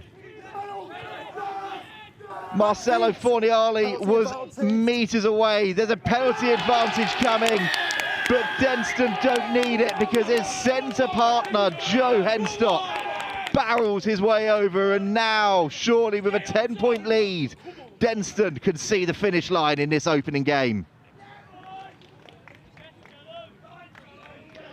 Look at this, it's beautifully worked, and the pass into Fornaroli was exquisite, and the big man at outside centre kept going, pumping the legs. Big fend coming in. And then it was just a case of numbers on the outside. Henstock barging his way over for a big, big score. Serving 3 for Wellington over Whitchurch High here on pitch 1. Meanwhile, on pitch 2 in the other game in Group 3, currently 15-5. That's Denstone 15, Seaford 5. That is some nudge from out wide, under pressure from Dan Burns. And it's a 17-5 lead now for Denstone. Let's have a look at it again here. Just pure power from the inside centre to muscle his way across the line. Because we're just a few moments away from the first home match of the day. It is, of course, St Joseph's versus Denstone now are going to look to try and just see this one out. They don't want to do anything silly. And they're going to get a penalty there as Seaford infringe at the breakdown, desperately trying to get the ball back. The atmosphere is going to be electric if you have not sampled a home match for the Joeys at the National Rugby Festival before you are in for a treat. Of course, Hurstpierpoint will be stern opposition when they come off the back of 3 wins. Couple more changes being made down below us. St Joseph's the only unbeaten side in this year's tournament in 2025. And just for 2 moments time, we welcome them onto the pitch. St Joseph's fan, let's see you, Luke Sundays!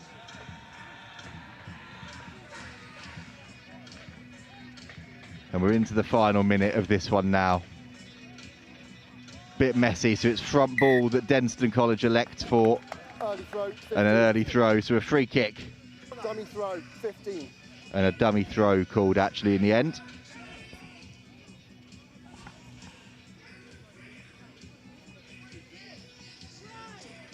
Free kick. 10 metres.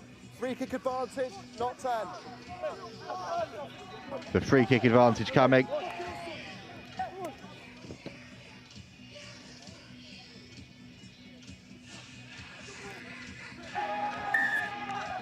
advantage. The referee just trying to stop the game. Both teams, No advantage. well, still thinking the game was live. Get me to the mark. Wait. Have you space?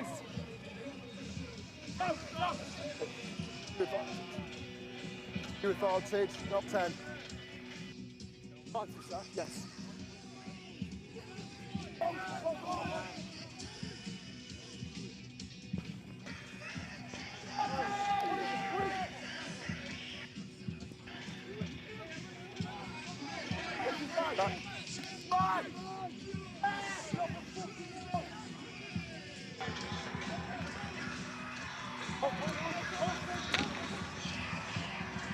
Ticking along into the final throws of this game.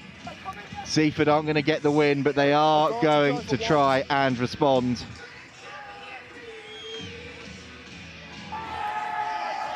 But there's huge shots flying in everywhere from Denstone. That was nice. So that was clever, jinking, weaving play, and the offload to boot. Wonderful play. And Seaford, oh, they're freeing the hands. They're giving it some gas, and they're going to get over the line at the death. They're not going to win this game, but Elliot Smith is going to make sure that they've had the final say.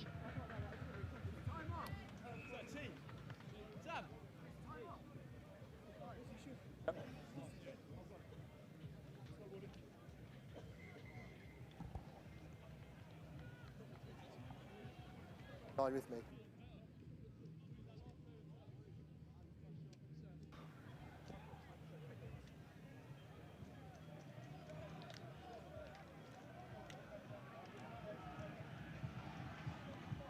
St Joseph's fans, are you ready?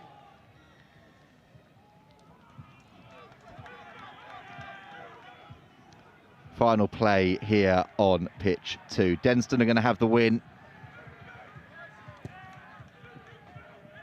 The conversion, though, is still nailed at the end by Seaford and by Oscar Wadman, but that's that. Denstone College have won a hugely entertaining clash against Seaford College by 17 points to 12 to open their campaign with a win.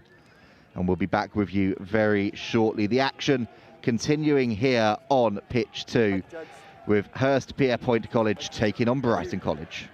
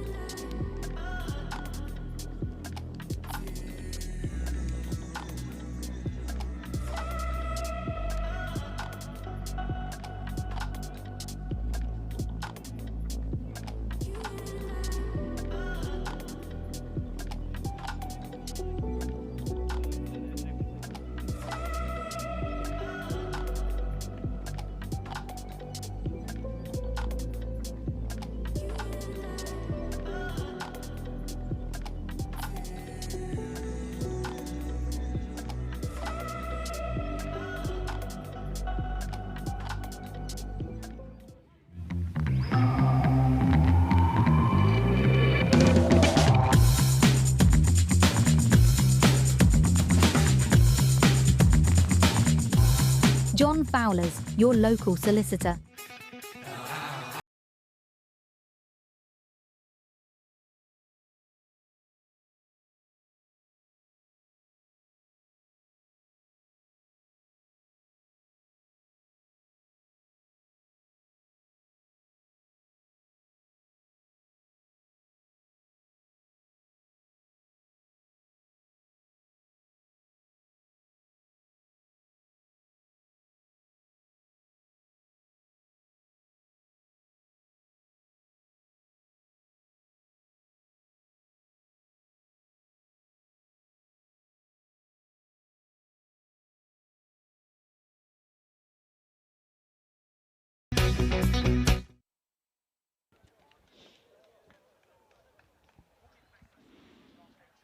Welcome back then to the action on pitch 2. Brighton College to the left of your screen. Hurstpierpoint to the right.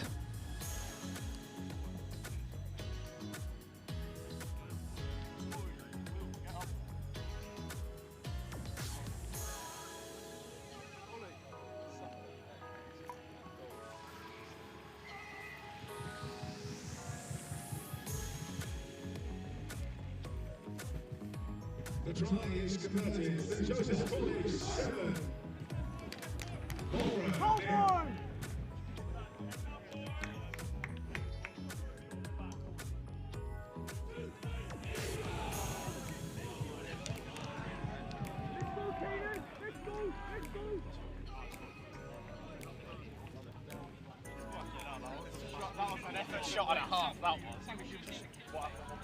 Well, that was some way to get things simmering nicely before kick-off here on pitch 2. And Brighton College will have the honours of getting us underway. Captain Harry Eastman at fly half does the duty. Hurstpierpoint. Take back. Taken back, so they have to clear long after the carry from Jandre van Jaarsveld. Yes, blue, good. And that kick is sent down into the backfield. Mark called 22. by George Stedman. Yep, it won't be your throw.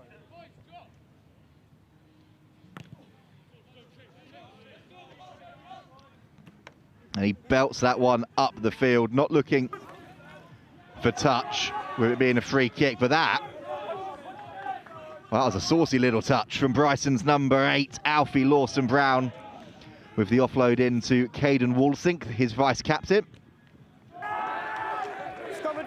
Oh, out the back, a bit of flair coming in.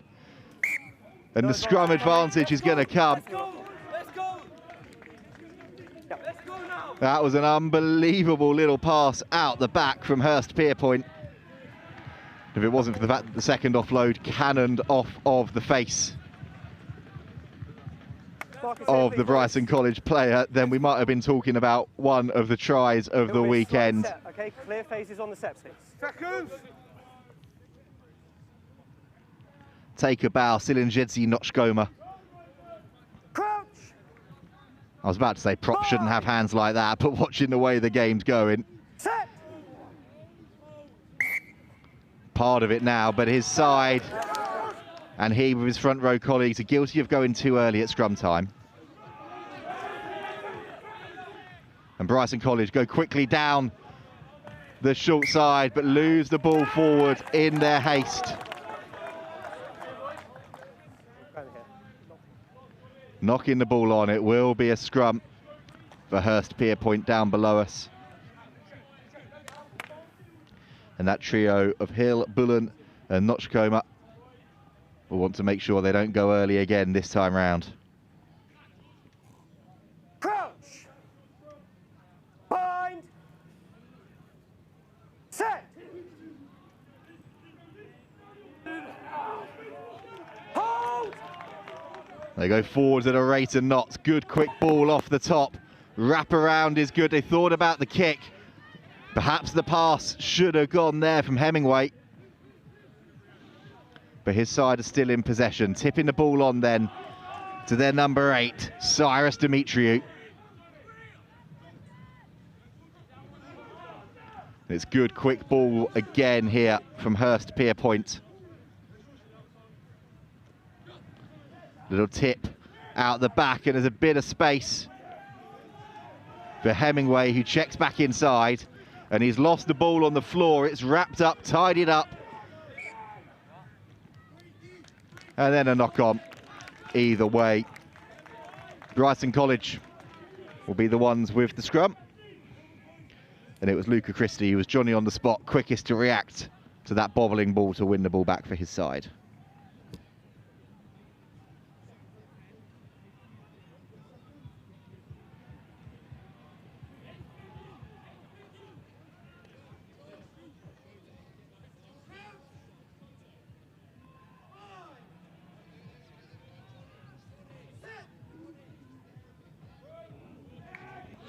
Another huge scrum going forwards from Hurstpierpoint, and they get the penalty.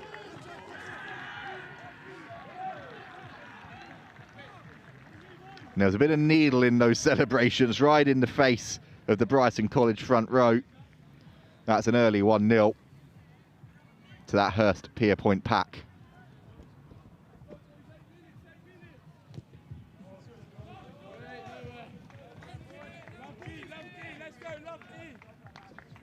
Johnny Seymour then.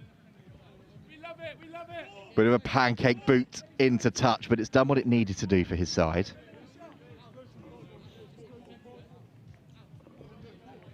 And they wander forwards to set up a 4-man line-out directly below us.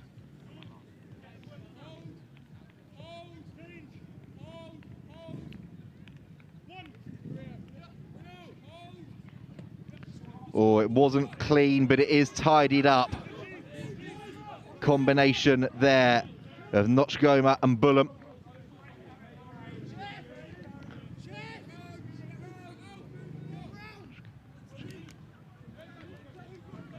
Oh, not quite on the same wavelength in midfield, and it's bouncing and bobbling around. And Hurstpierpoint have lost about 20 metres. Jacob Jeffries tries to recover some of those.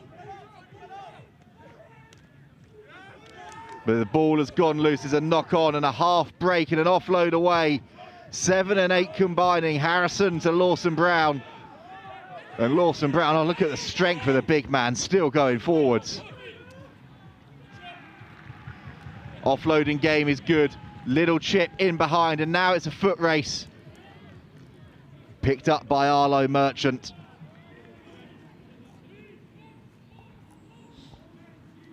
Hurstpierpoint surviving for now.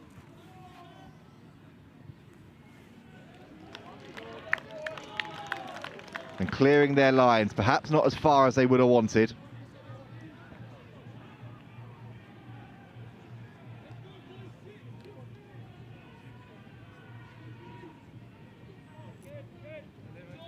Brighton College will be happy enough with this attacking position that they have now been given.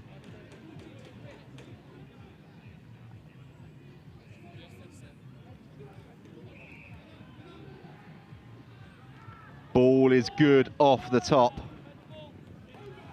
And it's a big carry again from Lawson Brown, putting his side on the front foot. Ball is fizzed out. And, well, Harry Eastman has got away with one there. Flung that ball wide, evaded Rio Bennett and Toby Simpson.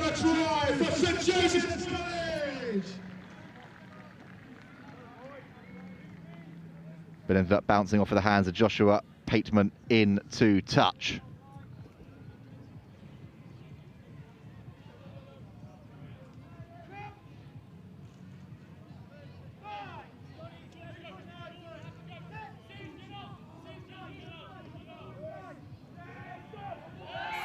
Oh, it's a mess at the scrum, but Hurstpierpoint driving up illegally.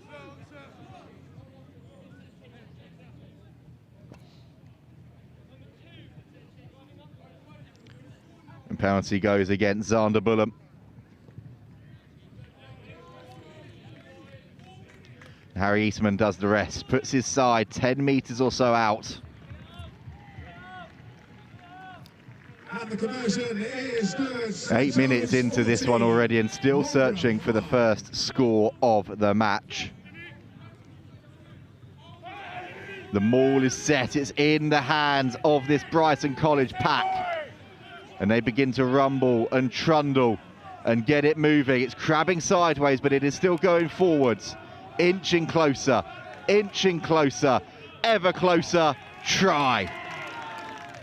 Isaac Finn dots down and Brighton College open their accounts here on pitch 2.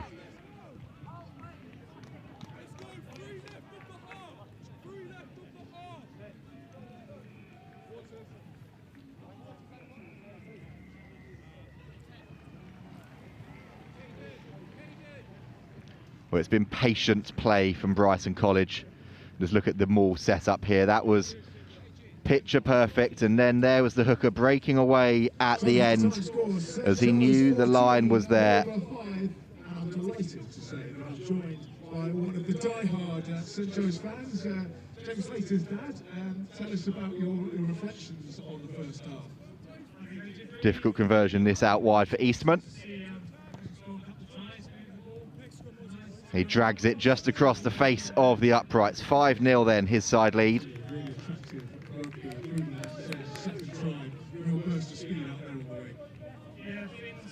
In to see another angle here.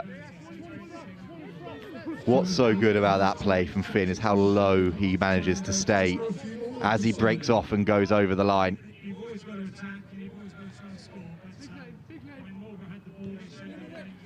Hurstpierpoint get us back underway. Big shot comes in. Ethan Swanepoel was swung about a bit in contact there. But the kick catches out the half-back pair of Steadman and Seymour.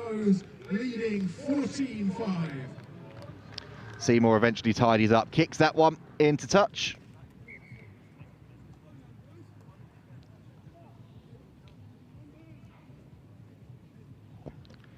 "90 seconds or so left then of this first half.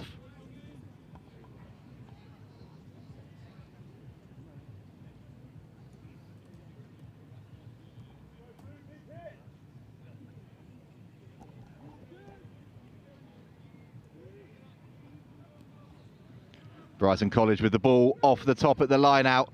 They look to see if they can spread this one wide through the hands. That one looked slightly suspect. Yes, it was. Referee alive to seeing that one. Dursley's pass into Simpson.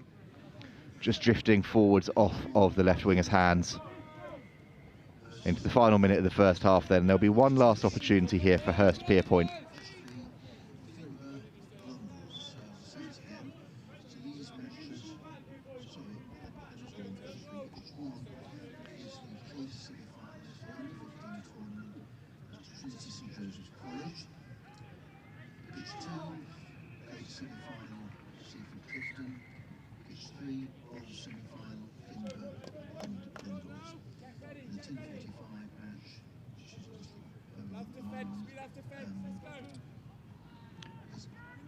And as we reset, the clock keeps ticking away towards the end of the first period. Steadman waiting down below us to put the ball in here at the scrum. And again, his front row go too early. It's a free kick for Brighton College.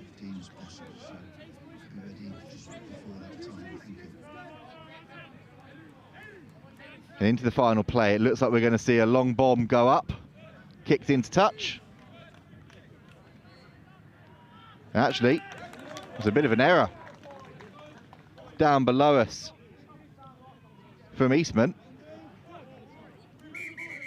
But in perhaps slightly odd circumstances, it has brought an end to the first half. If we had been continuing on, it would have been a line out back where it was kicked from for Hurstpierpoint, straight out from the free kick.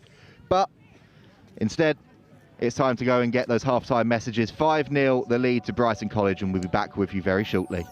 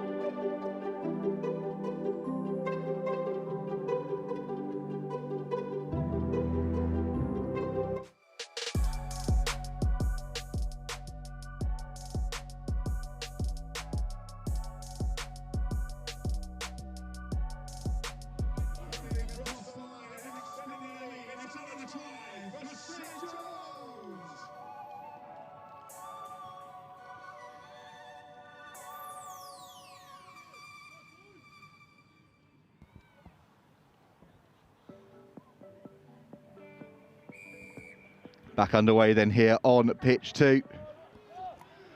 Hurstpierpoint send that one cannon up into the air and get the ball back immediately from the restart. Might see number 16 on the field for Brighton College as well. That's Andrew Rourke who's made his way on. And his side have got a penalty, and a needed penalty too. The conversion is good, making it St. Joe's 21, Malborough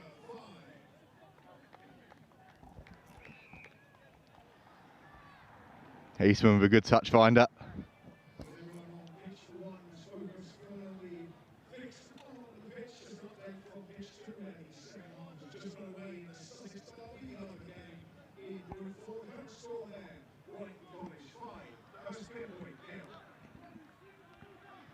Oh, line out routine, tidied up and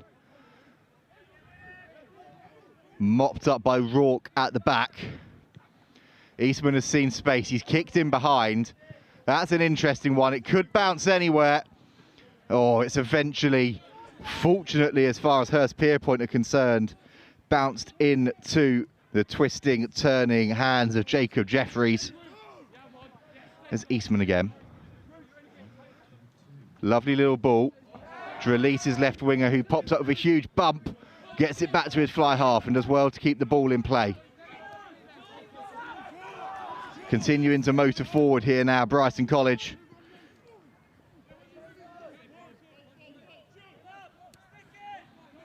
Nice work. There goes the second row. Caden Woolsink. Harlequin under 18. And that offload was nice.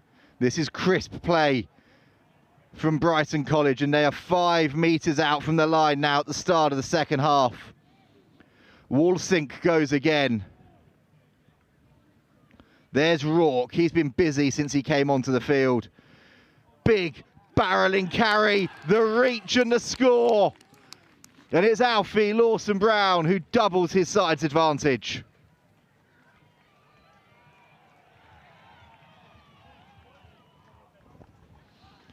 Just wave after wave of non-stop power, really.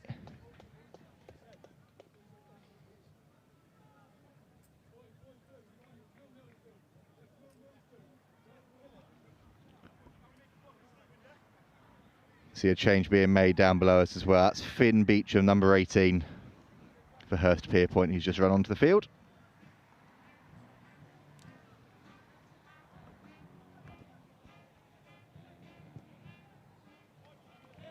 Eastman converts. It's a 12-0 lead for Brighton College.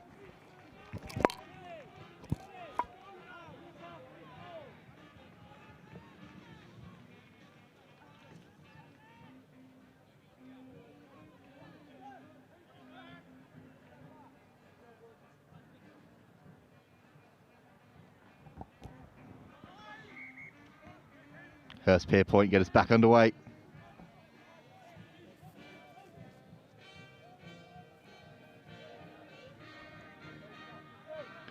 We're being treated to another rendition of some cheesy pop classics from the band in the background as Hurstpierpoint control that one and send a booming spiral kick down the field.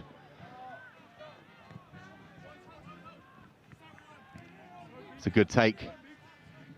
And now a little bit of aerial ping pong from both of these sides. Eastman is happy to continue with it.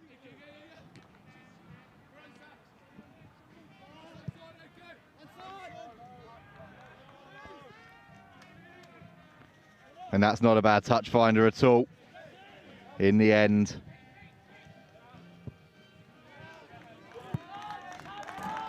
Quickly taken line out.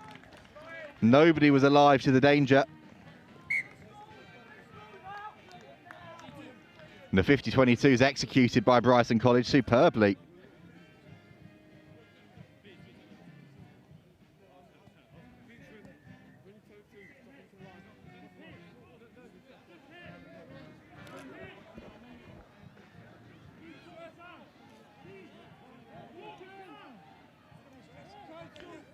Line out time down below us.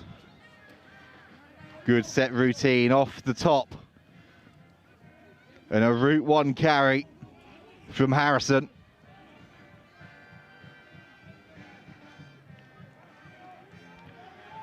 Oh, good power coming in there from Rio Bennett, the Saracen under 17. And there's another big surge forward, not held.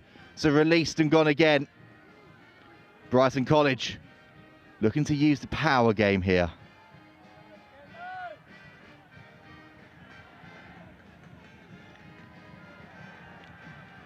And they're edging closer. They've got a penalty advantage coming.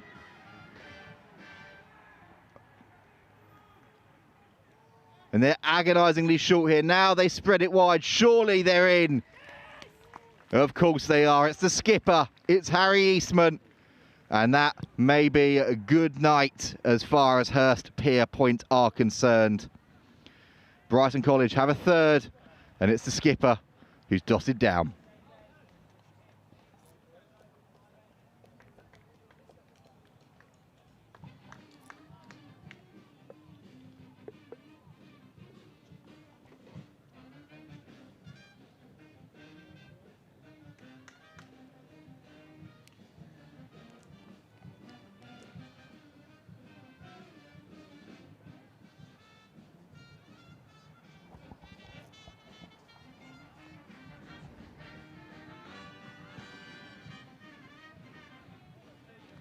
Great nudge out wide from Eastman. It's 19-0 to Brighton College.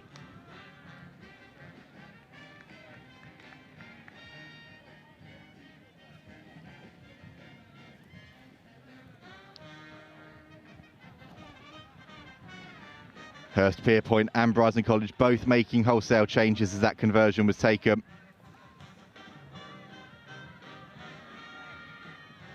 And a knock-on opportunity straight away for Hurstpierpoint. Well, surely I thought there was a knock-on the floor from Brighton College. The referee said play on. And Rourke has come away with it after picking up the offload. He's not held. Ah, he was in the end. Hurstpierpoint, no waiting around. They don't have time to wait. They've got to make sure they hold on to the ball, though.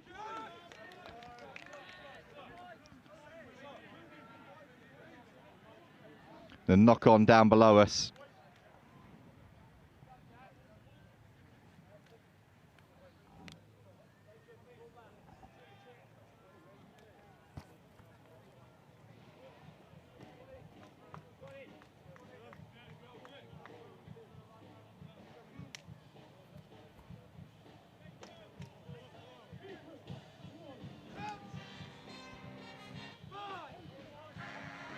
Further changes to Brighton College. Eastman, the skipper, is off. Had a fine game at fly half. That scrum is moving about and it's gone against the head. Hurstpierpoint with possession back and they've got to score quickly. They're arriving at speed, but the pass from Marchant goes forwards and into touch.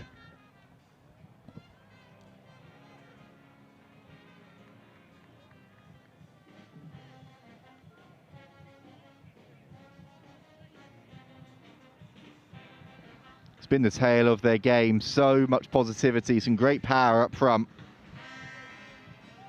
but not able to make the final pass stick.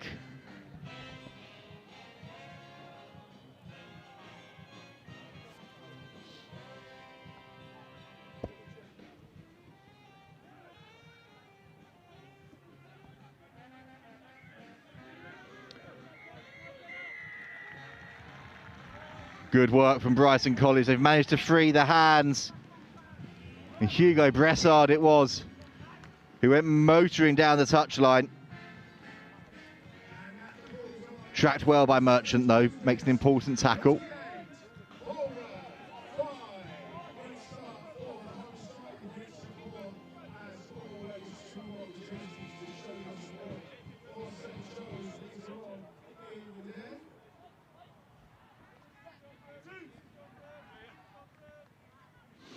Line out directly below us. And it's good, well executed work by Hurstpierpoint. A big old meaty surge in midfield from Demetriou.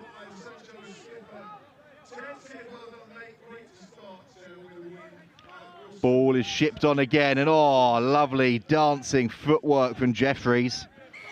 But the turnover is good, and take a bow, Rio Bennett.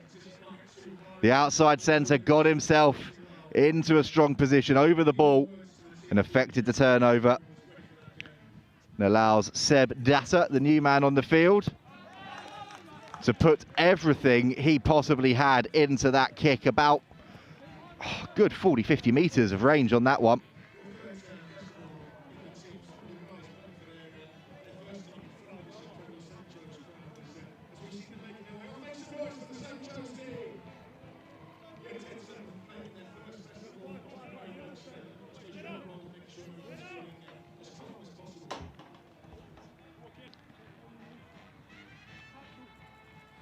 Final moments now of this game. Good line-out routine again for Brighton College, and they look to set them all. Scored off of one in the first half, and Finn fancies a second. He's broken free early. Picked up by the new man, Wilfie Wilkinson.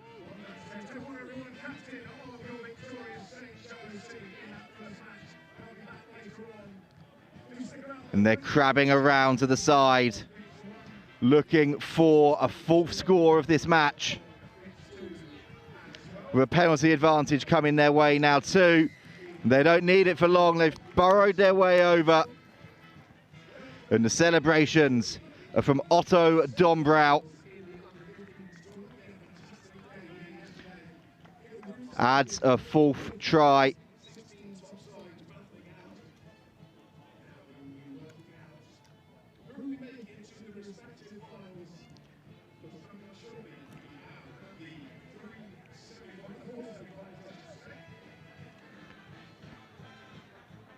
And as the band continues to treat us to a bit of Bonnie Tyler, Brighton College at the end there, they needed someone who got to be strong and got to be fast and got to be fresh for the fight. And I'll tell you what, their second row certainly was. Dombrow diving over the line. The conversion is good. And that will be that. It's a comprehensive victory to start things off for Brighton College over Hurstpierpoint. 4 tries to the good. And they will be very happy with their first showing of the day. 26-0, they take the victory.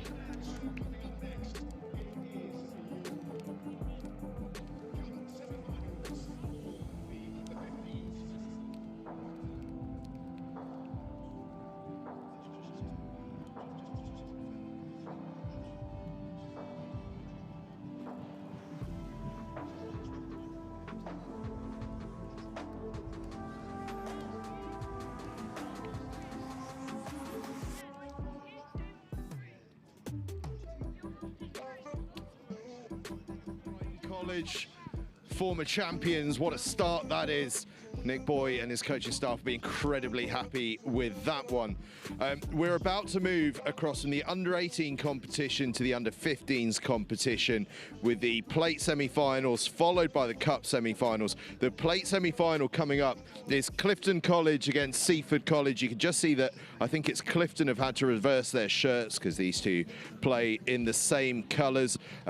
We have had such a good time in the under-15s competition yesterday, and over on pitch 3 today they've been going through some of their other games in the bowl and the shield, but now we turn attention to this plate competition and the cup competition where the big silverware will be on offer. Both of these two sides behind me were absolutely fantastic yesterday. They're so unlucky to have ended up in the plate competition, but I'll tell you what, you're in for an absolute treat. Seaford College against Clifton College. These Seaford College guys have been absolutely awesome. Clifton were incredible yesterday. They were so unlucky to just lose out in heartbreaking fashion against Samuel Whitbread, who were in the cup a little later on. So this plate competition, they are going to be mad keen on.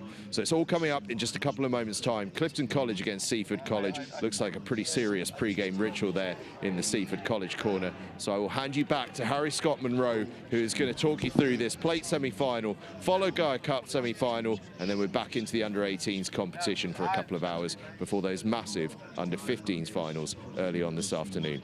What a few hours we've got ahead of us.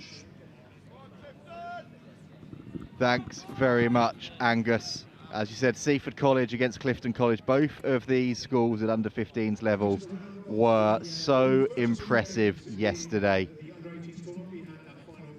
But it wouldn't be schoolboy rugby without a potential kick clash, would it? And Seaford just changing their shirts inside out to make it a little bit easier.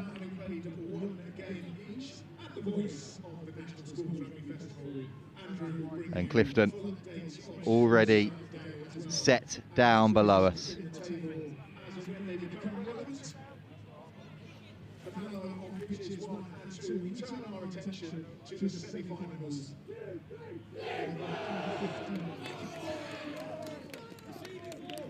Big roar from Seaford.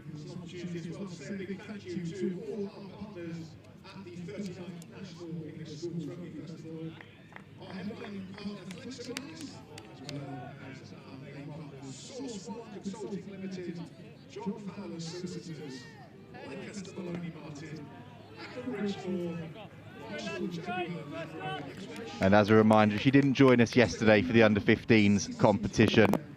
Not all of these teams have got numbers on their backs. Not all of these teams were able to get a team sheet over either. So we'll be calling it as we see it in this plate semi-final.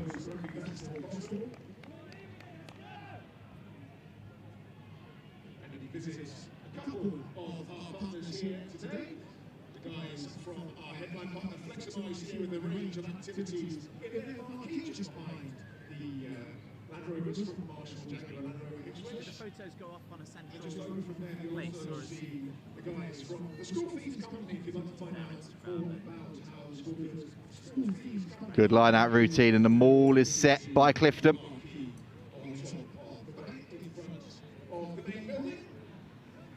And it still keeps surging forwards. Great start.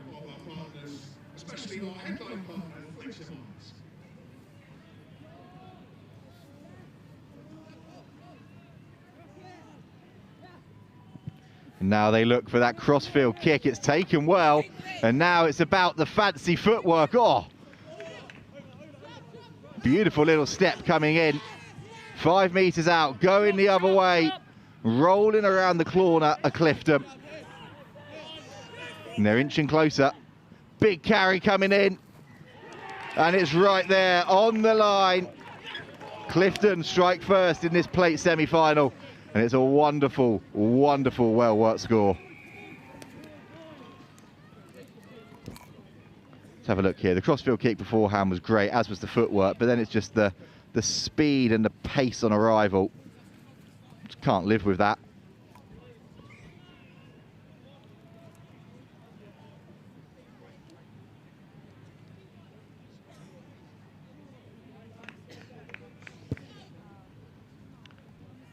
Conversion attempt's good. 7 points for Clifton.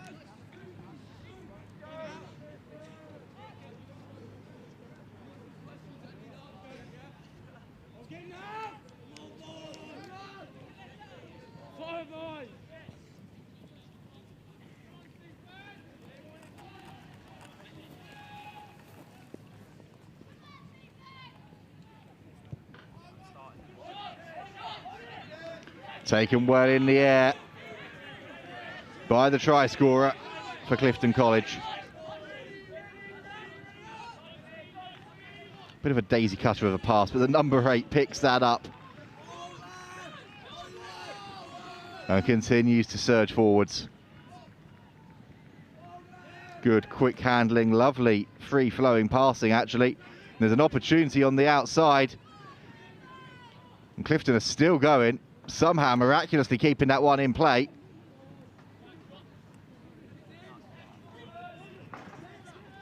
Continuing to accelerate forwards. They're penalised at the breakdown. Diving straight off their feet. An opportunity finally for Seaford to get their hands on the ball.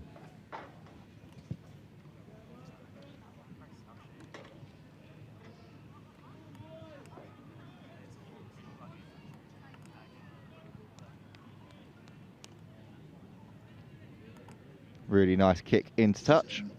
Scores under 15 Shield semi-final. That's one match played at 10:15. Berkhamsted 7, Kirkham 12.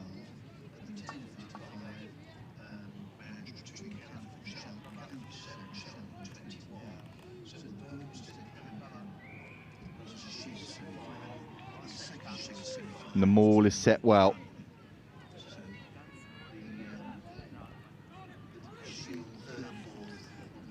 Here comes Seaford then, looking to attack from deep, and oh, that's really nice play. Still going, still weaving and jinking through. Centre pairing in perfect harmony, but the breakdown is an absolute mess. And there's a penalty there that goes the way of Clifton. Seaford diving over as they desperately try to maintain possession.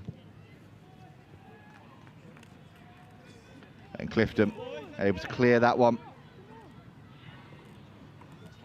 and set up another strong attacking opportunity here.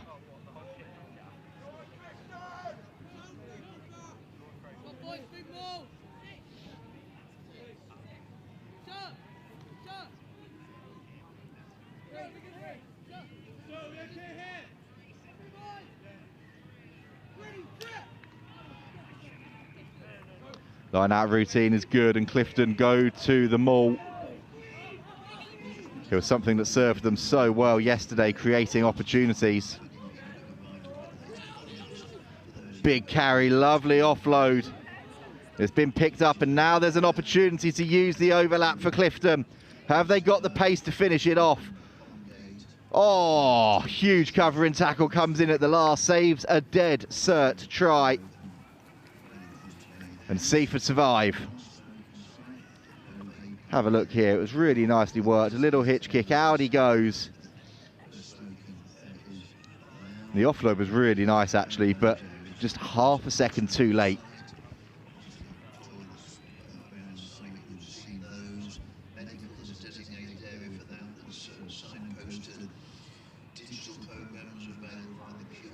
And the ball is lost forward by Seaford. At line-out time, Clifton come away with it. This is the territory they like to be in. Close to the line, that pick-and-go game. It usually pays dividends for them. But Seaford are fighting with everything they've got. Defending that line like their lives depend on it. But for how much longer can they withstand this Clifton barrage that is coming their way? Well, they've done the job, holding on against Clifton. And that is a defensive set that Clifton team will be disappointed they didn't capitalise on. That Seaford team will be incredibly proud of. Heroic stuff on the line.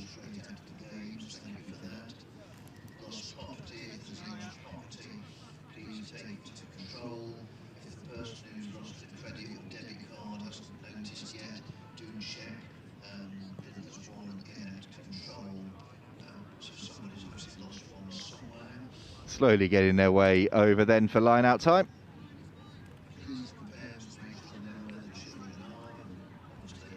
Seaford throw in, set up the maul. See if they can get a little bit of drive. Not much, so they go straight away to the backs.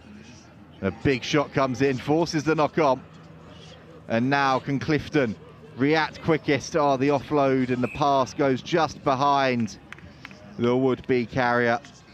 No advantage there. We'll come back for that knock-on and a scrum now for Clifton.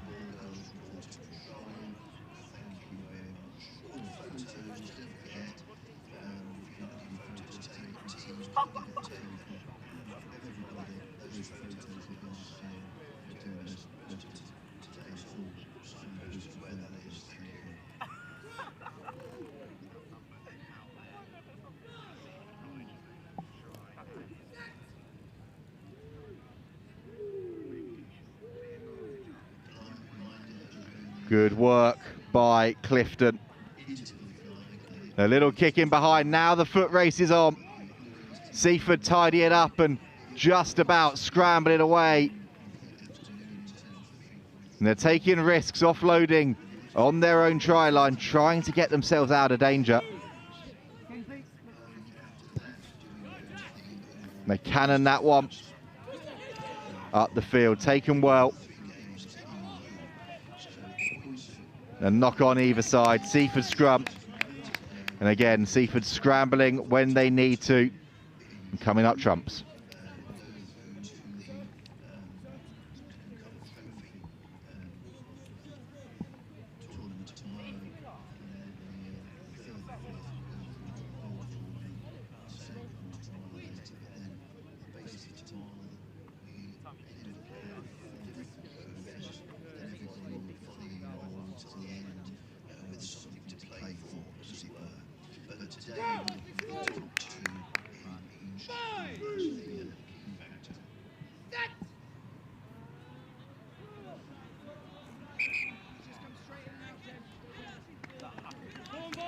Ball coming straight out.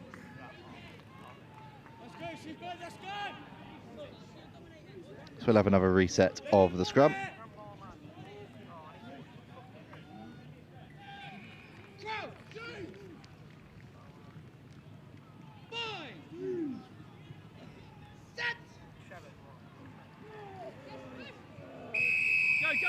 Penalty goes the way of Seaford. They thought for half a second about taking that one quickly. You can hear their coach down below them, giving them some instructions, just saying next time don't be afraid to go quickly. But it's a pretty good touch finder as well.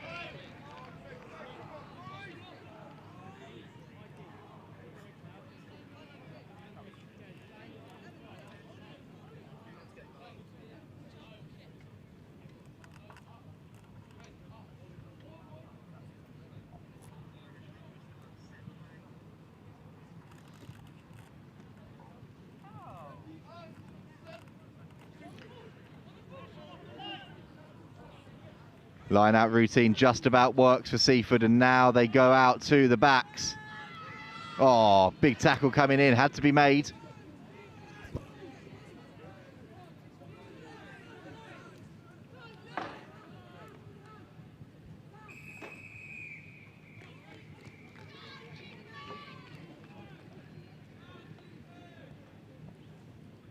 And Seaford with the penalty here.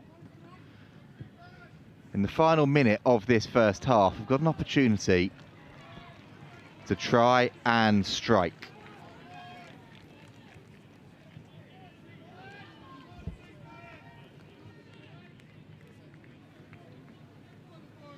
Big moment here, right at the end of the first half. Seaford's defence has been heroic. Can they now launch an onslaught in attack to draw themselves level, potentially put themselves ahead with a conversion? Or will Clifton's maul defence hold out? It's big and powerful initially from Clifton, but now Seaford get the turn on, but it's been stolen.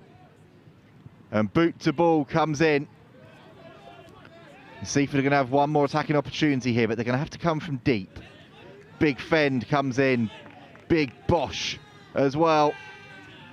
But the turnover from Clifton is textbook. And that, as they tap it and nudge it into touch, will be that. An engaging first half here on pitch 2. Clifton with a nice, well-taken try, and then Seaford ever since then defending for their lives. But there's still only one score down here at the break in this plate semi-final in the under-15s competition.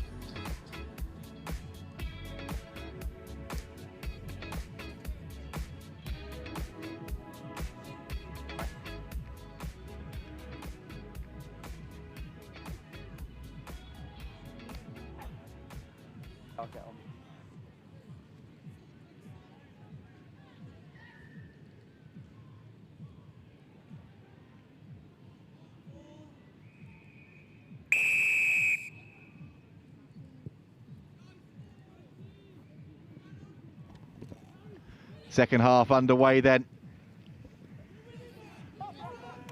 Here on pitch 2. That's a move. Hands away now, Blue. Hands away, Blue. A penalty goes the way early of Seaford. Clifton playing the ball on the ground and then marched back another 10 metres for descent.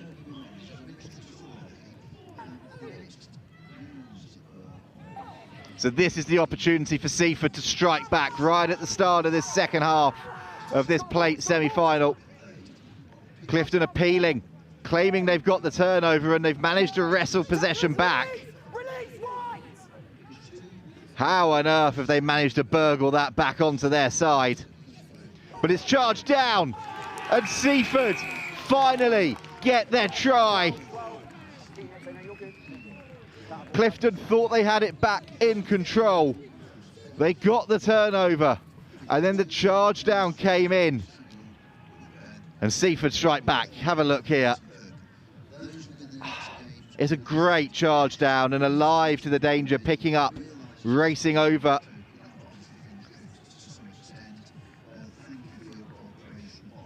That's a big moment for Seaford.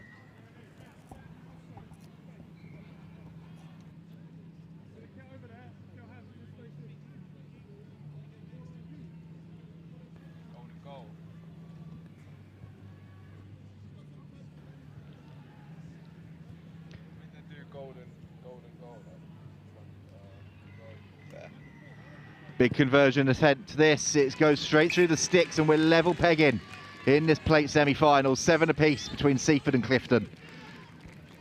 And here's another replay. Oh, great shot this. You can see the charge down. Bounces up perfectly into the hands of the second support player. And Seaford level this one up.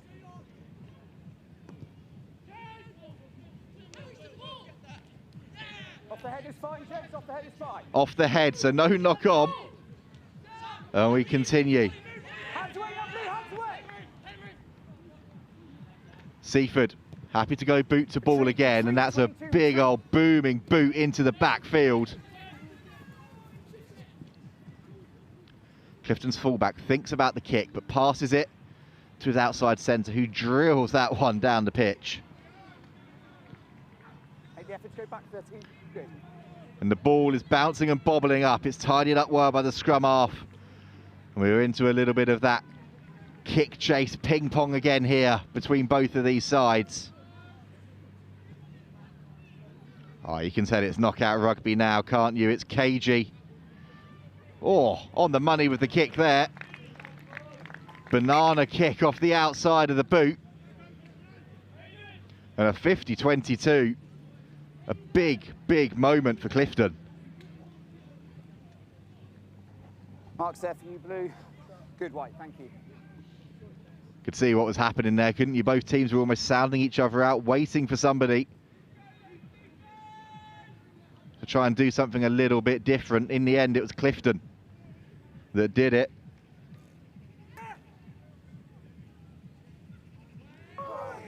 Okay, away now, scrum cap, good. And Clifton breaks straight away off the back of the maul, but they concede a penalty instantly. Changing over, foul play after the penalty. And 10 metres back. Seaford. Yep. What have you done? An opportunity to get out of coffin corner. Roll away, White. And foul play after the penalty had been given, sees it reversed. Get hands off now, White. And now, again, they've got to go and defend. Okay, hands away now, good. Oh, Clifton are agonisingly close here. Somehow that ball is staying in play.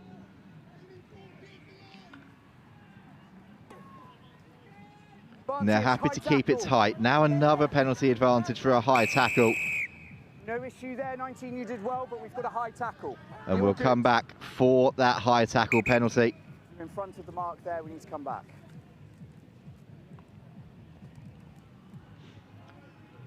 The ball, well, that was taken from in front of the mark. The referee wants two teams to get back into. And then we'll take time off while he puts his boot on. the right positions, and Clifton say, all right then, let's go to the corner. We'll have a line out, and we now have time off. Oh, he's got it up quick. 6, thank you. Thank you. Time is back on.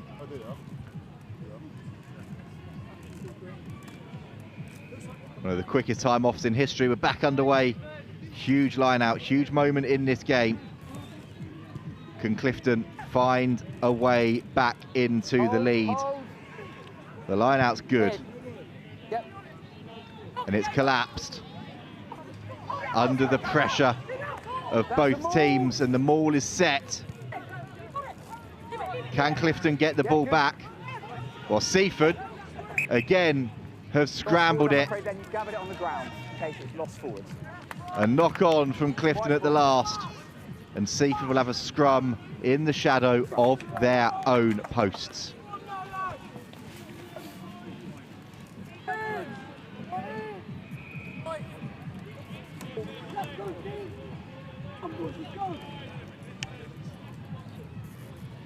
Crouch! 5! Set! Pressure coming on at scrum time. Side. Loose head. Side. You can hear the referee saying that's why the pressure was coming in. Loose head driving in at an angle, and Seaford are able to clear. Okay, Blue, take the line for me, please.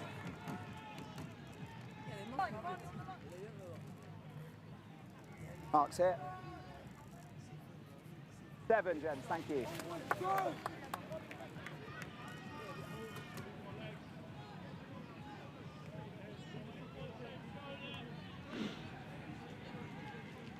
It's a plate semi-final that has had everything so far. It's what you want, some heroic defence, some crucial tries, and a fair bit of drama and jeopardy as Seaford boot that one down the field. Expertly waited on the kick to get them out of jail.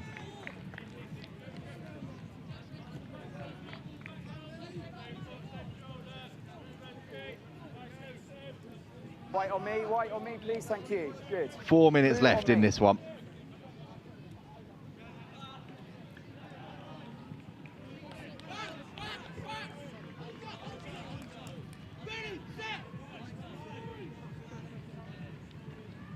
Clifton take the ball from the line out, straight off the top, wrap around ball, and now here comes the surge in midfield. Still going, still bumping and bruising their way up to the 10-metre line.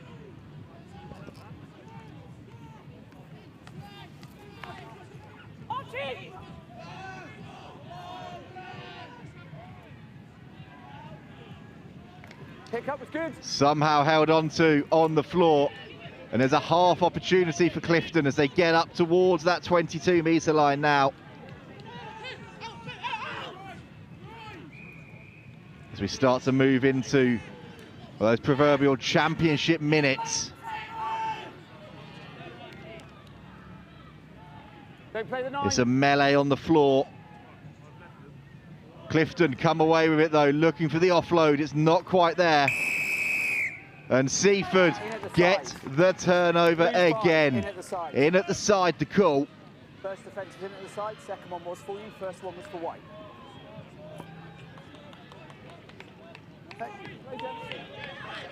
And Seaford have seen space, they've chosen to go quickly. And this is a stunning solo break, still going, somehow staying in field.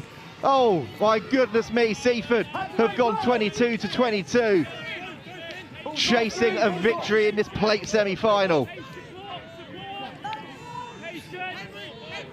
They've defended their line for so much of this game, and they've got a penalty advantage now to try and completely turn the tide. 2.5 minutes left. They know they've got the penalty advantage coming. And we'll come back now, and this is a huge call. You can see players on the pitch already waving and pointing at the sticks. And the shot has been called. How are the nerves if you're watching at home supporting Clifton or Seaford. This plate semi-final with less than 2 minutes left could potentially rest on the outcome of this kick.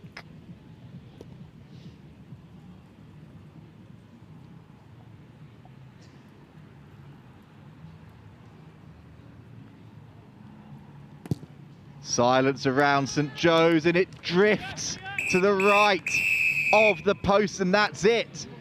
The referee, well, he's called it earlier, it was the last play, 7 apiece. Can be a draw. Speak to both coaches. I'll explain it now. And the referee is now going to explain down below us what's happening here to both coaches, so we'll listen in as well. No, we've got to pull that in a second. 5, 1, 5, 7.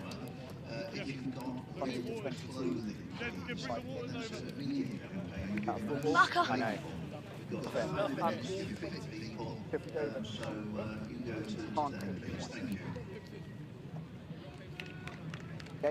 that make sense?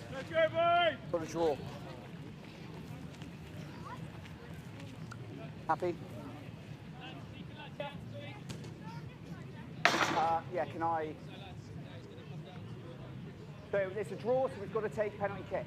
So the referee confirming then that it's finished level, 7 apiece, level on tries, level on conversions. So we move to a place kick shootout to determine the winner of this game. Seaford, if you remember, had a penalty at the death to win it. It slid to the right of the posts. And now they've got to step up again.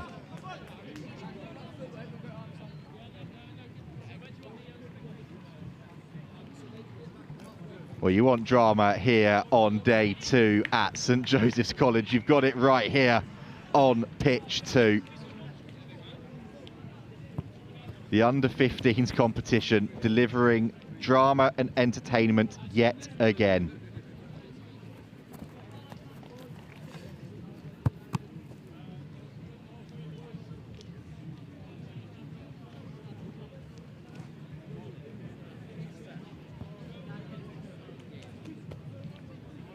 So, from the 22-metre line, straight in front of the posts.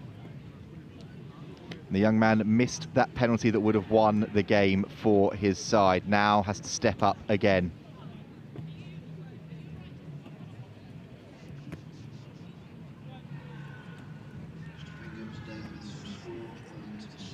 Big pressure on young shoulders.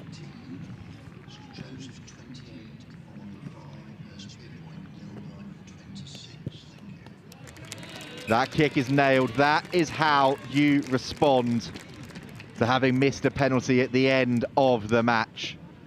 Great strike.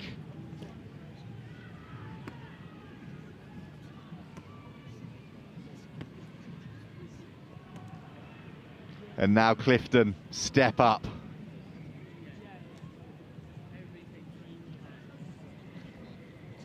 It's one of those, isn't it? Would you want to go first? Would you want to go second? I think I'd always want to go first. And we're 1 apiece.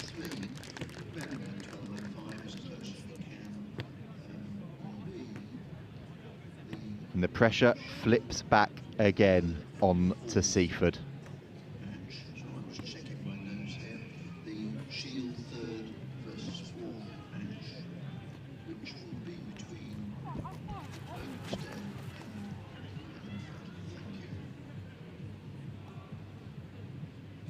Silence again around pitch 2. A crowd building on the far side to watch the drama. Takes a step back. Cannons the post and head in hands. It's advantage Clifton in this place kick shootout to determine the winner of this under-15s plate semi-final.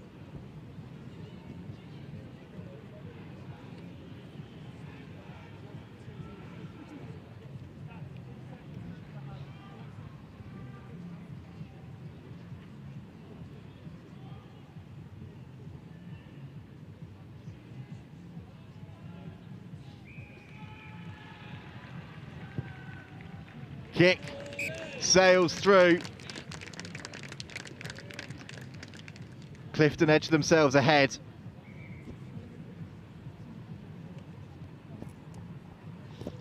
Another reminder for the red clothing, please. And they've got a match point. That includes St Joseph's College students, anybody with red clothing, pitch one, side of the scaffolding tower. Media campaign, go on, sharp your red clothing there. Seaford quite simply have to score this penalty. And they do. 2-2. But with Seaford having taken an extra kick. And now a moment for Clifton, for someone to step up and be a hero.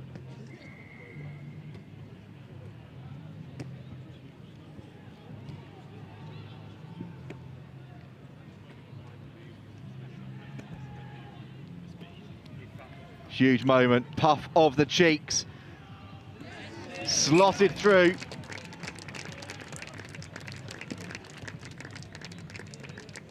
And Clifton are 3-2 ahead after 3 kicks here.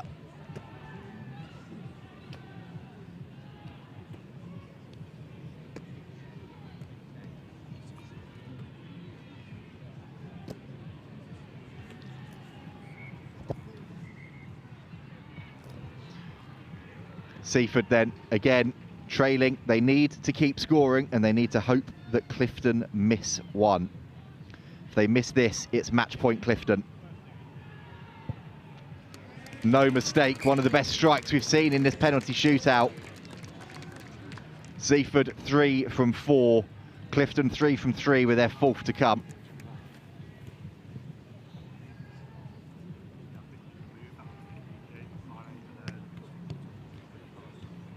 And there's an eerie hush around pitch 2 here at St Joe's.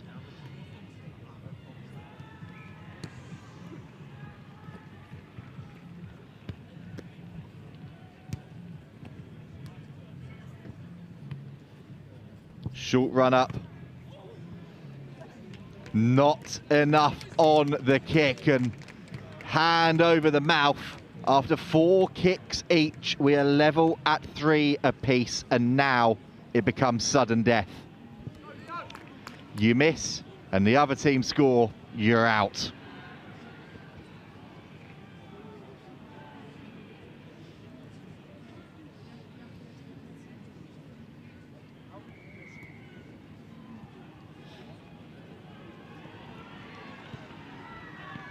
Oh, pressure does horrible things to people, doesn't it?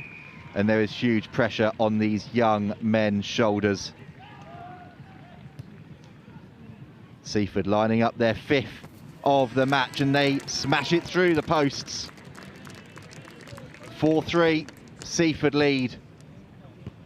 And now the tables have turned. Clifton quite simply have to score.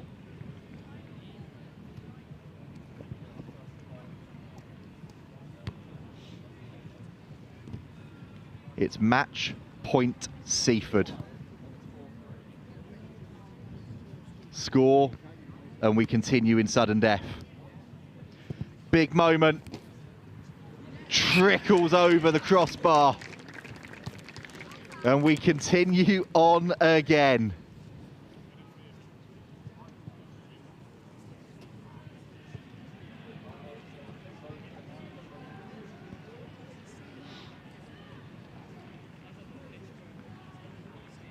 Oh, that was by the narrowest of inches that ball went over. There was no doubt about that one, though. Rocketed through. And again, the pressure is turned back on to Clifton.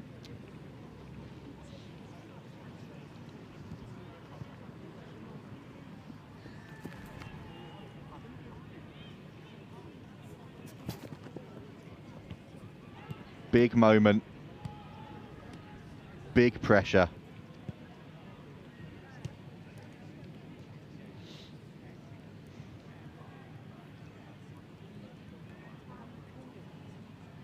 Oh, there's teammates that can barely look down below.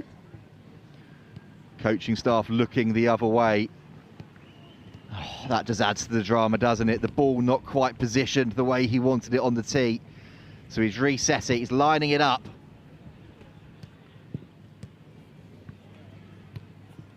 And it's missed. And that is that.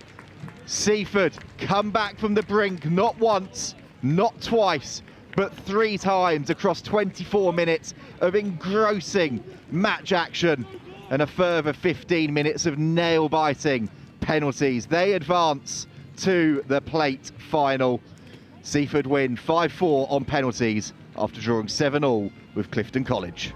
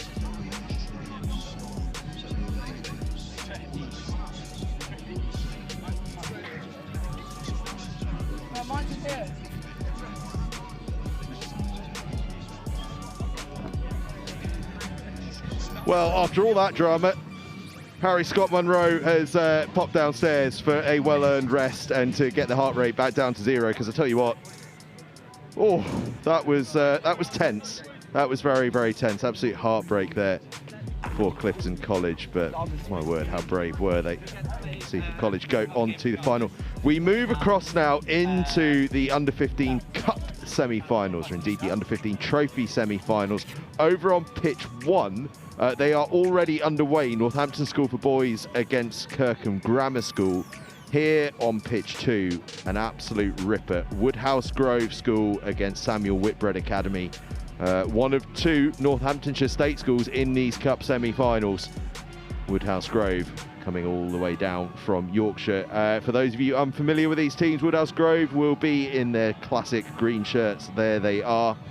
Samuel Whitbread Academy in the gold and black hoops there on screen. Resplendent in a pink scrum cap. Alongside me, I've got Chloe Howell. Chloe, how are you?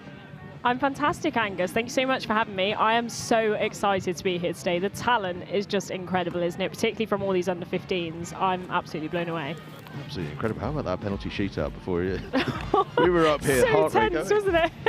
I know the amount of pressure they were under. I've got so much respect from them for pulling through. And some of the kicks were amazing, particularly from those that aren't particularly used to it. Really good effort from them. Certainly was. And these 2 teams, actually, you might have noticed that they were on the field ready to go. They weren't aware there was a penalty shootout about to go. And we're slightly behind on timings as a result. And they were ready and raring to get out on the field. And they suddenly got the hook to get themselves back to the touchline. So quite rightly, they're just taking their time to get settled here, get themselves on the field, and also waiting for the referees to get themselves sorted out. And I can just see them below me. I think they're getting their radio signals all put together. Referees and technology, a tale that never stops. Yeah, it's quite a good chance for the teams actually to have some last-minute sort of talk-through. So I'm sure they probably watched that penalty shootout, realised it's an intense old field out there. So yeah, definitely getting into the swing of things and an exciting game ahead. Realised, lads, let's not draw 0-0. Whatever you do, get on the score sheet. Yeah, that final push through is really going to make the difference, I think. I'm excited for this game. Do you have any predictions? Oh, that's a question to put me on the spot, isn't it? Yeah, really caught you off guard with that one there. Well, there's a bit of me that thinks what a fascinating setup it would be if we got two Northamptonshire schools up against each other in this cup final, two state schools as well. What an amazing thing that would be. Samuel Whitbread, obviously, as we can see on screen, beautifully positioned by our cameraman, I must say, are looking very, very good so far today. There we are up on screen. Look at that, all mod cons. Woodhouse Grove, though, Woodhouse Grove know a lot about tournament rugby, and I do think they have such a wealth of experience across the age groups in big competitions that perhaps for a big tense game like this, they might feel that they've got a little edge there. But Samuel Whitbread are so good. Former Vars champions, they've been Vars finalists in the past in the National Cup, so let's see what it all unfolds to be. Referees, by the way, are below me, but they are still fiddling about with some technology, so well, the last game finished so quickly, you know. It's hard to get things sorted out in time, isn't it? That's the trouble. Oh no, we've got a different set of referees now. It's chaos all around here. I've got one set of men in pink below me, and there's another set of men in pink that are just about to appear out the right-hand side of your screen. Do you know what I think it might be? It's because it's a cup semi-final. We've got a team of 3 instead of the usual one man in the middle, and we've had to go and search for the full complement of our team of 3. Potentially, yeah. Any discrepancies, definitely don't want to call that one up. Definitely want to avoid that penalty shootout at all chances, don't we? Absolutely. Nevertheless, we do now have a referee, and we have the 2 captains up there shaking hands. I had the pleasure actually of watching Leo Bridge yesterday, the Woodhouse Grove skipper. Played fantastically well. He's got a bit of everything. He runs hard, he's got a lovely pass on him, he uses his boot really nicely too. You'd almost say a little bit of an Owen Farrell character in some ways from that point of view. Fly half for Samuel Whitbread Academy is their skipper, Freddie Millwood. I say that, I've got yesterday's team sheets, but I'm trusting these boys to know to keep the same shirts on as they had on yesterday. Right, Woodhouse Grove are ready and raring to go. It looks as though they'll be receiving kickoff. Samuel Whitbread Academy will be getting this one underway. And after all the drama of the plate semi-final, it's now into the cup semi-final.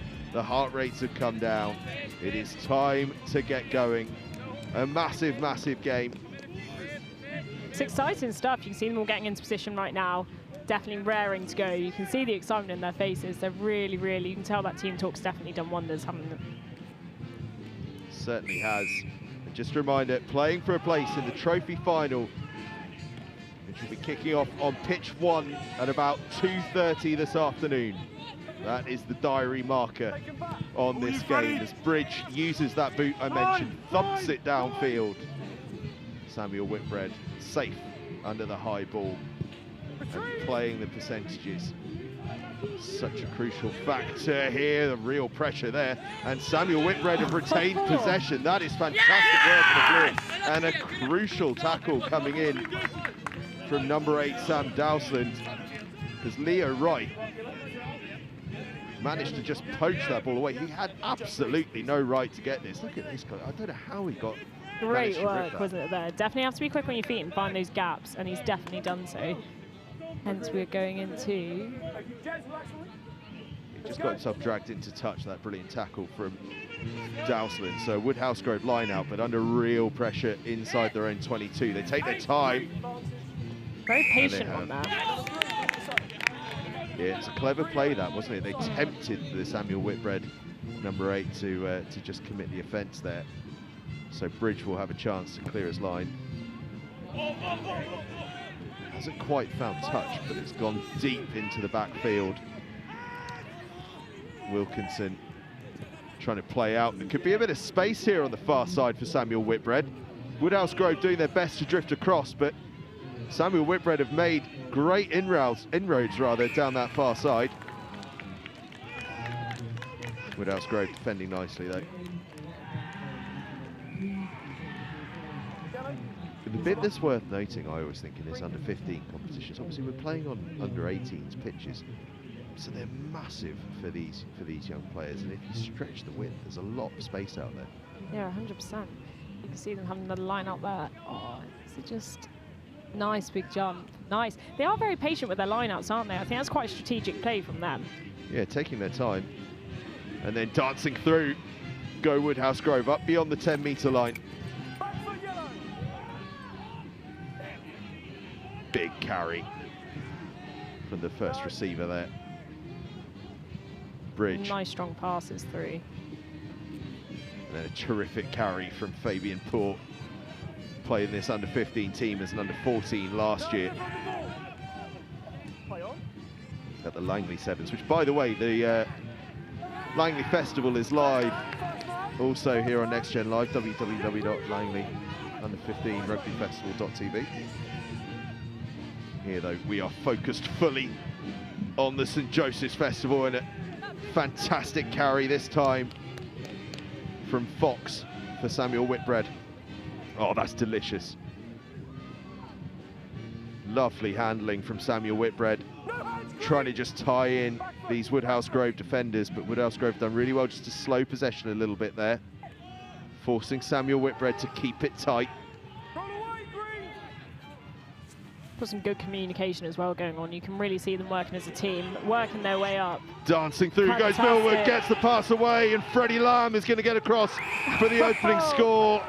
Millwood with two crucial interventions in the build-up play there. One half break and then that second breakthrough. Gets the ball away to Freddie Lamb for the opening score. A try of real beauty. Some real good work there, and what a way to put a score on the scoreboard. I guess a real confidence boost, wouldn't it be? Certainly would, and do you know what? He actually could have gone himself. He'd played so smoothly to get through there, but unselfishly, in the Finn Russell mould, ships the ball onto his mate. Samuel Whitbread have the opening score. Conversion to come. Lovely strike, 7-0, Samuel Whitbread Academy. Perfect aim there as well. You can see he's definitely nice and calm, which I think is a key part of it, isn't it? Considering the pressure that they're under today as well. Absolutely, it's been a key talking point on the sidelines. Freddie Lamb, the scorer there, by the way, but it's been a key talking point on the sidelines. Is actually about that game management, that calmness under pressure that is required, because every single point counts for so much because of the reduction in time in these games. The ability to retain that calmness under pressure is massive. And now Samuel Whitbread starting to have confidence just oozing through them as they surge forward once again. And then a little bit of that calmness and tactical nous that we were talking about as they just nudge it forward into touch from Millwood and ask Woodhouse Grove to play out from inside their own half. And this is the key. This is what everyone is talking about. All these experienced heads that have done 10, 15, 20 years worth of these St Joseph's Festival tournaments, is once you're up on the scoreboard, don't mess around with it in the wrong areas. Get the ball up at the other end and ask the other team the question, are you able to go the length of the field? I think, like you said, where the time reduction is so large, it's so hard, isn't it? Oh, just small mistakes like that, they can really, really make a difference. That is the festival in a nutshell. As surging through goes Samuel Whitbread, almost scampering clear. Ball just lost forward, so they'll come back for the scrum. But again, that's exactly it. It's field position and then saying, can you get out of your own half? We're going to put you under pressure, force you into an error, and then suddenly, instead of messing around, trying to play out from inside the 22, which you might in an 80-minute game, thinking that over the course of a game, you'll grind them down. Yeah, 100%. In a 20-minute game, you're going, no, we just need to get up there, force you into a mistake. And now we've got a safe attacking play that even if it goes wrong, you've still got an awful long way to go. Full effort. Look at the power on that scrum there. Fantastic effort from them. Applying plenty, and now having a little dabble around the outside. Can we get another try on the scoreboard for these boys? I think we might, if they just push through. Big floating pass, if the handling's good enough, and it is, they could be away. Good hands will do it. Whitbread chasing up on the outside, brought down 5 meters from the try line. Woodhouse Grove has spread the field well in defence, so they're going to have to go the direct route, you would have thought. Samuel Whitbread. Although Millward is calling for it, flings it wide here to the try scorer Lamb. Lamb, fast hands. Woodhouse Grove defence is equal to the threat at present as they start to just have a little search down this blind side. Bridge, half over it. Millward. Samuel Whitbread building here, building nicely, and they've got a bit of space on the outside if they can get the ball to it. But it's been stripped by Woodhouse Grove. Woodhouse Grove's defence is not messing around today. That pressure is really, really evident here. Oh, nice, strong. Oh, can they work their way up? Nice big kick there. Harry Sellers with the big turnover. But Samuel Whitbread again, just playing it sensible, kicking it downfield, but Woodhouse Grove on the counter-attack.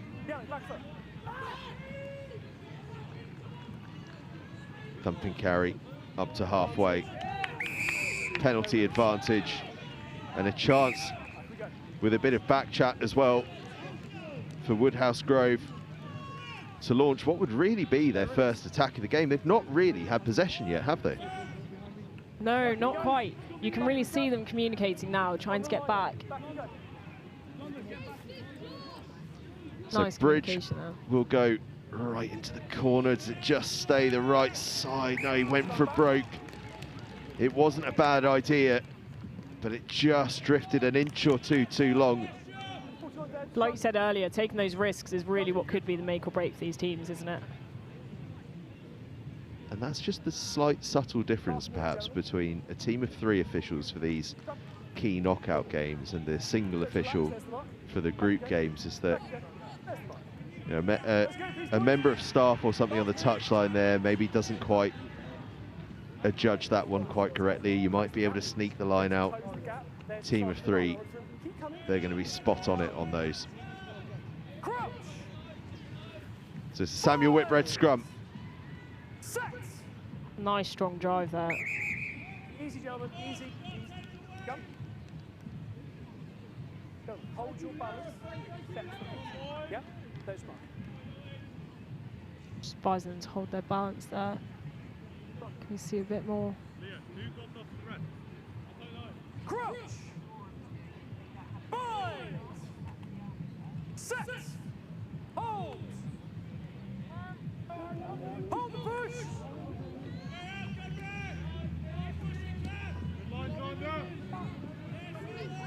Nice drive there, just not quite through their defence, which is a bit of a shame. It's another little nibble at scrum half from Marley Lodder, providing a real threat around the fringes. They're still playing with penalty advantage, but as the referee says, nothing coming.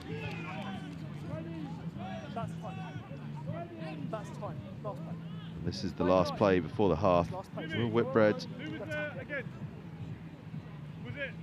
Well, Whitbread still want to go for broke, do they? No. Go for the touchline. That will be half-time. Samuel Whitbread Academy leading Woodhouse Grove 7-0. Cracking score from them. It's a pretty strong first half, wasn't it? Woodhouse Grove, though, their defence really pulling through. I think it's definitely going to be some talks in that half-time period to maybe readjust, see what's coming up for the second half, because like we said, like, this is really, really essential to make the most of every single pass, every single tackle. Well, it shows you as well the time limiting factor on these games, because Woodhouse Grove, they've conceded a score, but they've not really done anything particularly wrong. They just simply haven't had the ball. They've had really one attacking opportunity, and sadly for them, the kick just drifting a little long. You don't get a lot of chances in these tight games, these short games, so you've got to take advantage whenever you can. And that, no doubt, will be the discussion at half-time for them, for Samuel Whitbread. It will be all about that tactical control, keeping the ball well away from their try line. Half-time, Woodhouse Grove 0, Samuel Whitbread 7.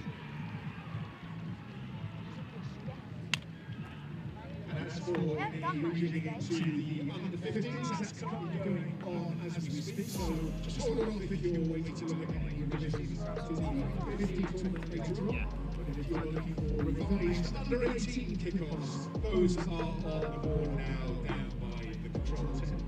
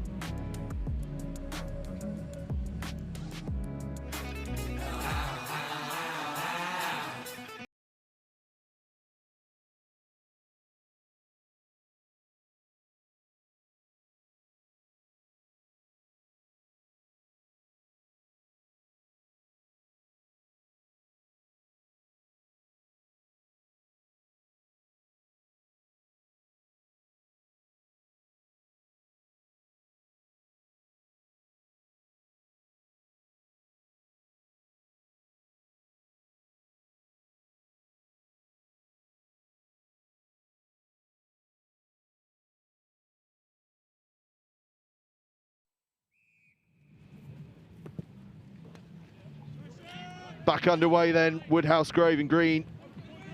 Taking kick-off to Samuel Whitbread Academy in their gold and black. Samuel Whitbread leading 7-0 after a glorious try from Lamb, created by fly half Millward, who has been running the show so far for them. Tactically playing superbly well. Woodhouse Grove, though, have done little wrong. Just need to find a way of getting possession in order to try and launch something. But again, it's just a good bit of sensible play that from Millward, isn't it? And he has been very good at just playing that tactical game. Yeah, 100%. I wonder as well, Woodhouse Grove, they obviously had a bit of a patient start to it. So I wonder if half-time, if they had any conversations about potentially changing that tactic, or if they're going to go ahead with it. By the way, just look at the background of this shot that you can see on screen. Look how busy it is here. This is what the St. Joseph's Festival is all about. It is absolutely packed out here. Woodhouse Grove, again, immediately under pressure because the Samuel Whitbread defensive line is up like absolute rocket fuel. And it forces you into those little decisions, doesn't it, that then makes an error. Such impressive defence.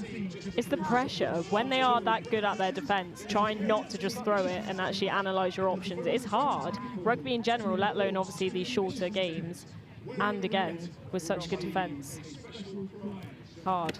And again, it's that scoreboard pressure, because when you are under the scoreboard pressure and then under that defensive pressure, you feel like you need to throw the offload because you feel like every attack needs to end up in something. And it just needs a calm head in there sometimes just to say, right, let's just slow this down. Let's get the ball where we need it to be and play from there. We need to remember as well how young these boys are to be coping. Interception from Woodhouse Grove. Can they go the whole way? It's Ethan White. No, sorry, it's James Howcroft on the intercept, stolen back by Samuel Whitbread. That was nearly the moment for Woodhouse Grove. Whitbread still under pressure on their own try line. That's really good work, though, from Millward to get rid of that one. Oh, so close from James Howcroft.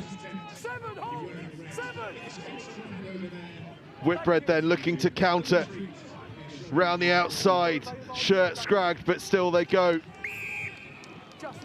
High tackle, says the referee, but oh my word, that was nearly the moment for Woodhouse Grove. Really found that pocket of opportunity there and took it.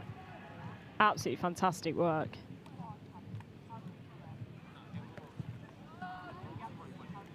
Just watch the shirt grab, please. Tackle low, watch the shirt grab.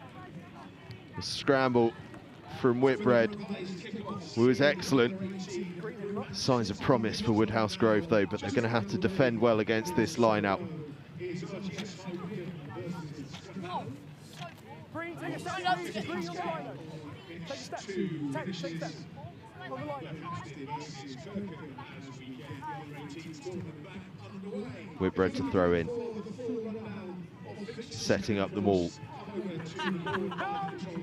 They get a good early drive on. They're going to keep playing through this if they can. They've got penalty advantage and still they surge forward. 15 metres out now. Look at that power on them. That's impeccable.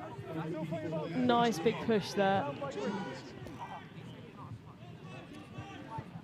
Crossfield, there's space out there. All about the bounce of this ball. Is it going to sit up in time? Oh, what a finish that is. That is fantastic. Look at how excited they are. That is absolutely brilliant, taking the score up to 12-0. Absolutely no room to play with. The crossfield kick with advantage from Millward. And it's Xander Grundley who manages to get himself airborne, get hands on the ball and get it down before it runs dead in what is quite a short dead ball area. Immense skill from Samuel Whitbread Academy, and that is the sort of try that if they win this game, you have to say absolutely deserves to get them through to a final. Wonderful score. And this man standing over the conversion has had a key role in both tries. He's been utterly exceptional for this Samuel Whitbread Academy side. That's a lovely kick as well. Samuel Whitbread Academy go 14-0 up here. And with 3 minutes left to play, that feels a fairly safe lead. Fantastic accuracy from him there. I bet the team's really, really getting excited about this. Like you said, final 3 minutes. Could bring the scoreboard up, but it's just a question of by how much. The skill set there to get that down and to get himself up and out of the way of going dead. Absolutely outstanding from Grunley. And it's a big carry there from kickoff as well from Charlie Parker. Samuel Whitbread.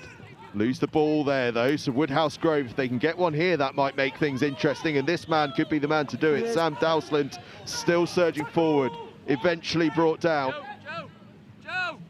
All just a little tight, so they're going to have to run this one up the guts. Jack Hughes playing with advantage now. They'll need to go quick here, 2¼ minutes left to play. They need to just get moving. They've got the man to do so. Dowsland, almost impossible to stop from this range yesterday. Can he get across the line today? Not quite. Their defence is just something else. That final push is what they need.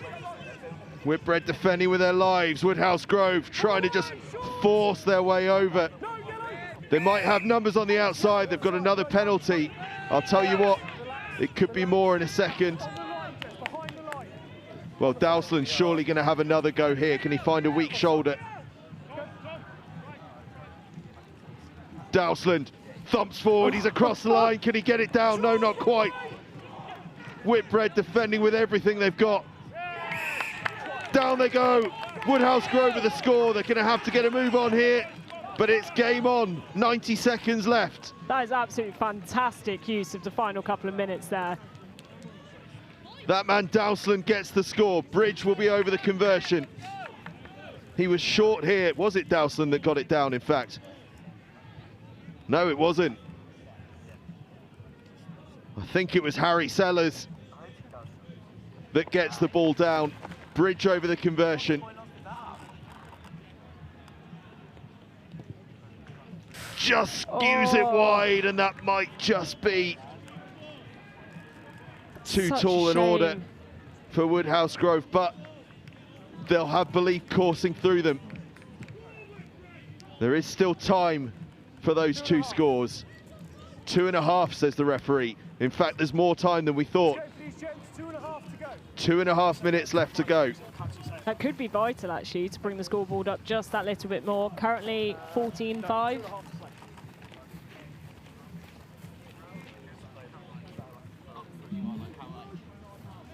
So 2.5 left to go. Referee must have stopped his watch at some point, but we're back on track with him.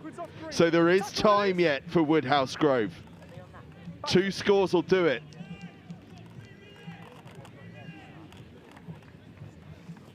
Bridge. Woodhouse Grove taking risks, playing the offload. They're going to have to go from very deep here, but they fancy it. That's good work from Neil. Up almost to the halfway line. Momentum with them now, but Samuel Whitbread have ripped it. And now for them, it's all about controlling the clock, just winding this thing down. And playing with penalty advantage as well. Millwood goes crossfield. There's loads of space out there. Bounce isn't kind. Just runs out into touch. Will come back for the penalty. 90 seconds left on the clock. And Millwood, I think, calls to the post. I am so impressed with this young man playing fly half for Samuel Whitbread Academy.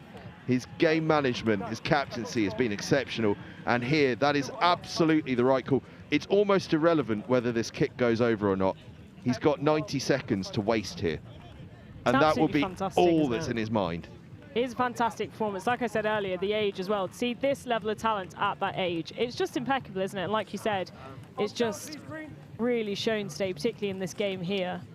The level of composure as well, to understand the importance of that as a decision. It's an enormously difficult kick at this under 15 age group. It's miles out, but he is just thinking, eat up the clock here.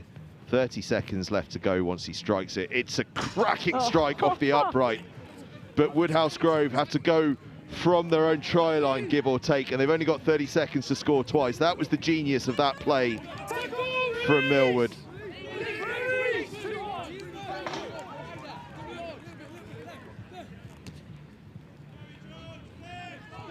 So Woodhouse Grove now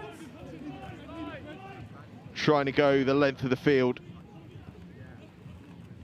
Not got long. Clock has run out on them. Now just playing for pride.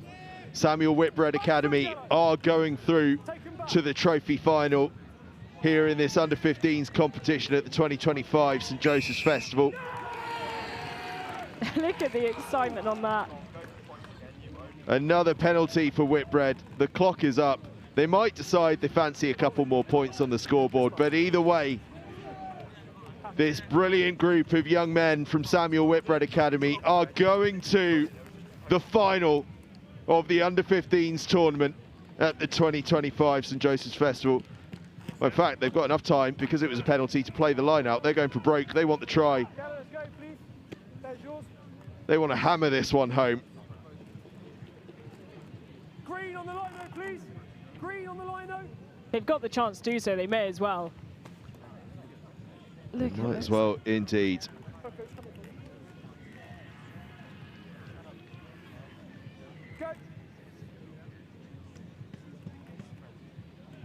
Strong line out.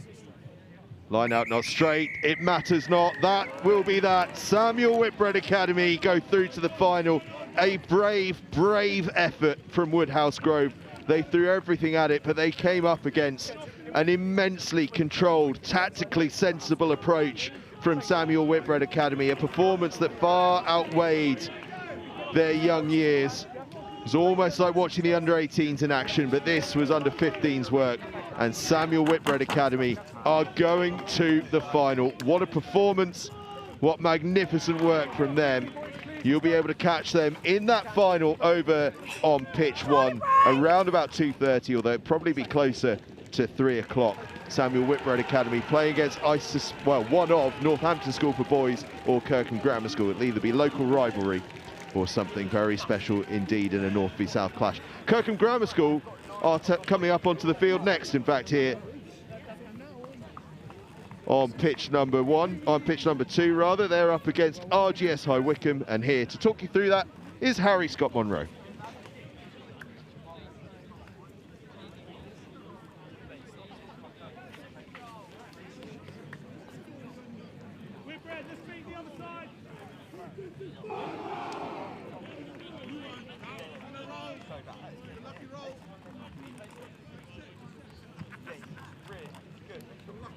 That's right. Sorry about the delay. Not quite sure what happened there. Ollie.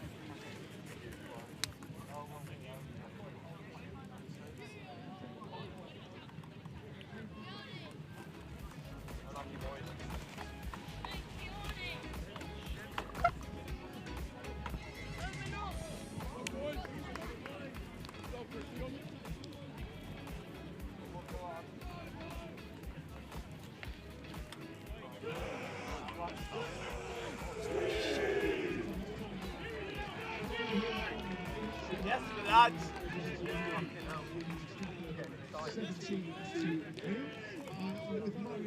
Yeah, honestly, if I could Welcome back then to the action on pitch 2. It's Kirkham Grammar taking on Berkhamsted School.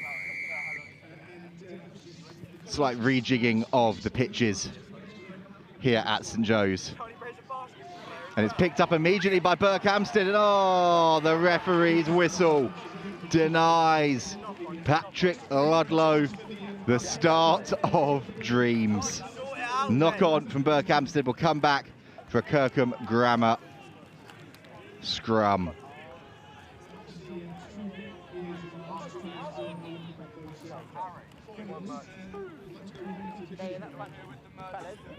I'm watching Rock. Please, yeah? So what are we?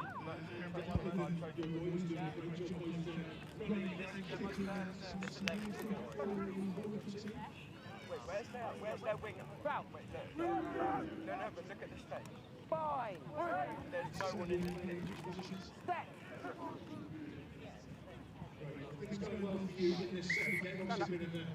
Oh, the scrum is a little bit of a mess there, I think it's fair to say, from both teams. That height's really good initially, but I need you both to maintain it, yeah? You keep your elbow up, please keep your feet underneath you so you maintain your height. And the referee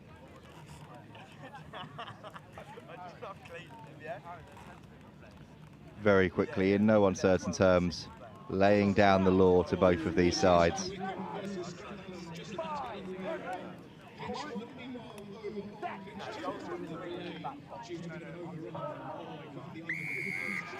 Penalty goes against Kirkham.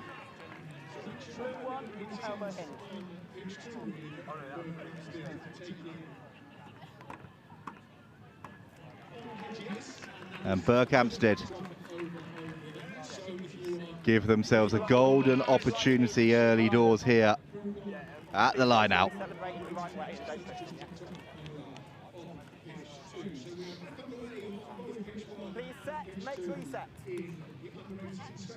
Ollie Scard then to throw in. Apologies, it's Henry Hill, the number 16, and the ball goes out quickly through the hands from Berkhamsted. They go route one now. Quick recycle of the ball again, and it's flung wide, and a big shot coming in. Cole Cullen with the tackle coming in on Freddie Stewart.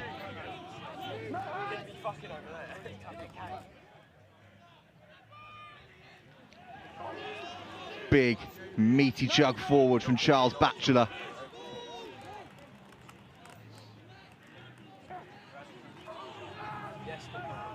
And Kirkham get the turnover, massive moment, and you can hear the roars on the pitch from those players wearing blue. Andrew Corner is the man that's penalised for holding on.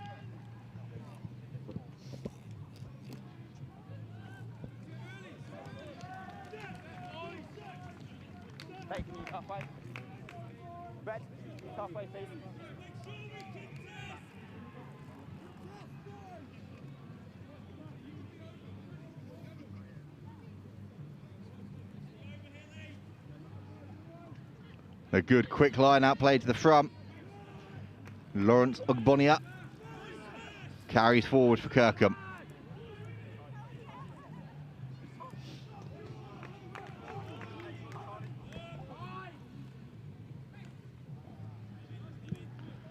Route one aerial ball is the decision from the Kirkham fly half, and after a little bit of a stumble there from Archie Seddon, he manages to get the ball away. Oh, big bump directly down below us. But huge credit to Fionn Clare, who stays in the fight for Berkhamsted. And forces Kirkham into touch.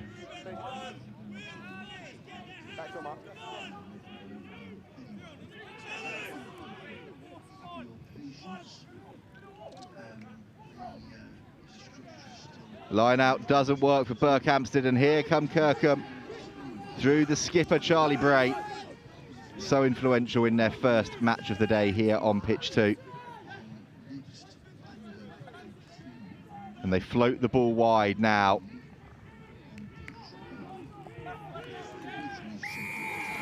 But Burhamstead are in there again. 15 blue, holding. And would you believe it, is the little man, Freddie Stewart, the number 14. With the turnover, Cole Cullen penalised for holding on.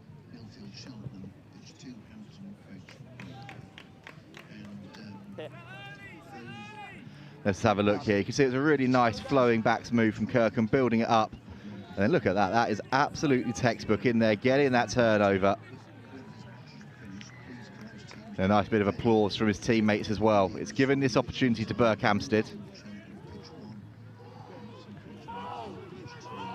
Oscar Shinman choosing to go himself, and an inside ball. Bray hits hard in midfield, and now here come Burhamstead again. The pass goes behind the intended carrier. Seddon tidies up.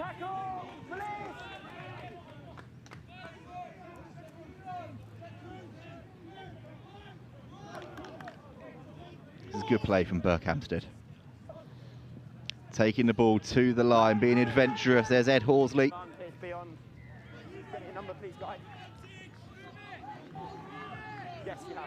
There's a penalty advantage coming for his side. There's the fly half again. Throwing caution to the wind, and now the opportunity for Berkhamsted on that far side.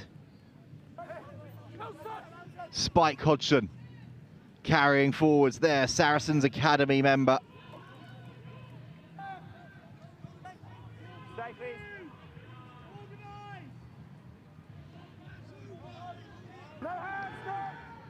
Patient play again from Berkhamsted. De Woodley gets the ball out from scrum half. It's stripped in contact. We'll come back for that penalty. Long advantage being played.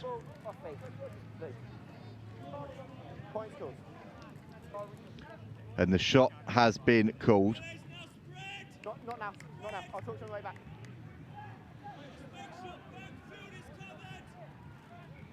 It'll be Archie Seddon stepping up to take this, wearing number 23.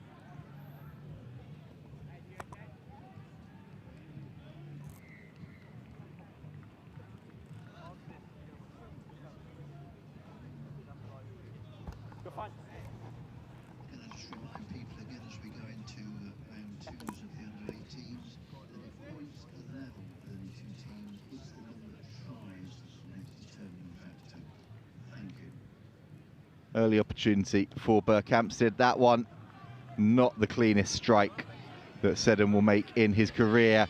And instantly, here come Kirkham at speed, accelerating over halfway. Freddie Ferguson with jet heels racing up the pitch, and there's an element of urgency here now from Kirkham as Bray is the next to carry forward. They're up to the 22 already. Gildia gets it on to Ogbanya. Good quick tip on. There's Bray again finding his left winger, Worsfold.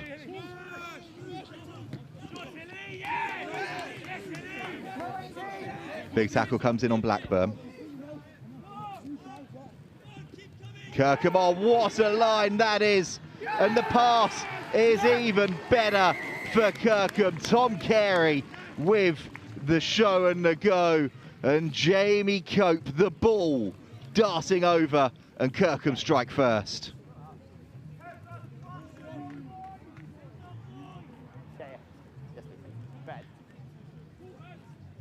Have a look here.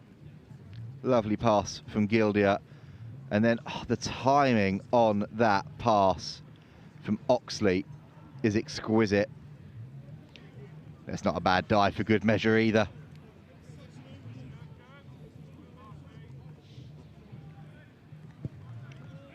Conversion is successful from Gildia. Those of you that joined us for the first match that Kirkham played earlier in the day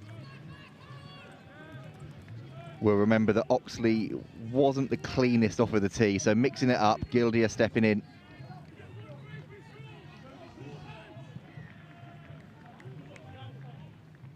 And he started off pretty well with that one. Oh, it's not been a good few minutes off the boot from Seddon. Missed penalty, and then that one, well, it went into touch, but it nearly went behind his own team.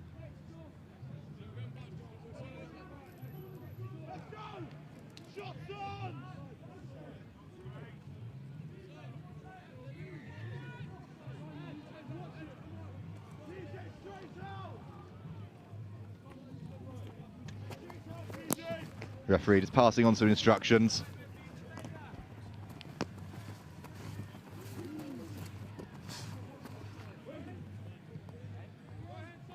You can see the pressure already there between Batchelor and Blackburn. And Blackburn wins out as his school come away with it. There's a hitch kick in midfield. Scrace it was, and then the big carry comes in next. Here come Kirkham again. Cullen, the Palmerston North man, tries to put his side on the front foot, and Ogbonia is putting in so many carries already in this half, the tight head prop. Little tip on wide, the bounce evades the hands of Freddie Ferguson. And Berkhamsted's pressure is enough. It could be worse. I'm not stopping for a boot. Go on your mark here. Make your gap, please. Well, down below us, Ogbonia's boot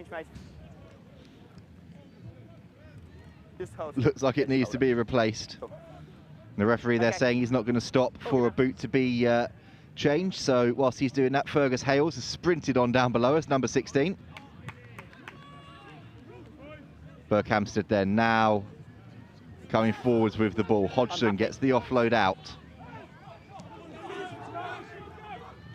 And that offload is exquisite. Now the power and the charge from Fionn Clare up to the 22.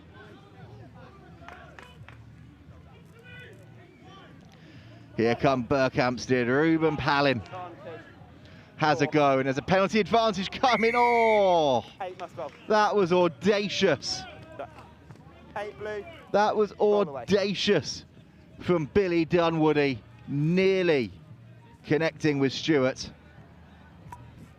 They'll come back for the penalty. And that one gets sent in to touch by Ed Horsley. Kirkham, use the 5, please. Now, if you're looking for somebody that's a talented athlete, look no further than Ed Horsley. He's the first person to play first team rugby, football and cricket at Berkhamsted since 2014. Unbelievable to be first team at one sport, let alone 3. Here come his side on the charge for now. Crabbing across the field there was Andrew Corner. And they're still going. Quick ball. But it's not clean. It's spilt forwards. And Kirkham survive again at the end of a captivating first half of rugby. It's Kirkham Grammar 7, Berkhamsted School 0.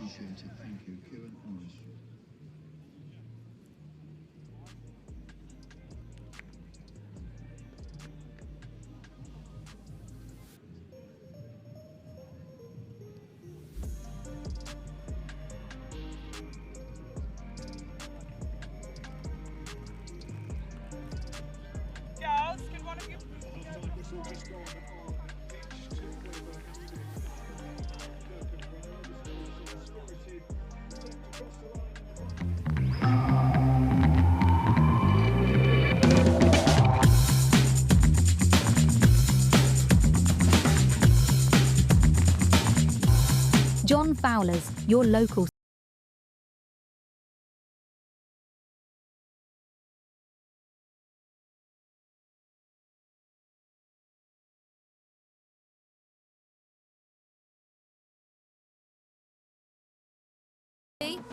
Business moves fast. At Fleximize, we keep it simple. No knock-ons, no penalties, just fast, flexible business loans. Decisions within 24 hours. Once approved, funds are over the line the same day. Fleximize, always in your corner.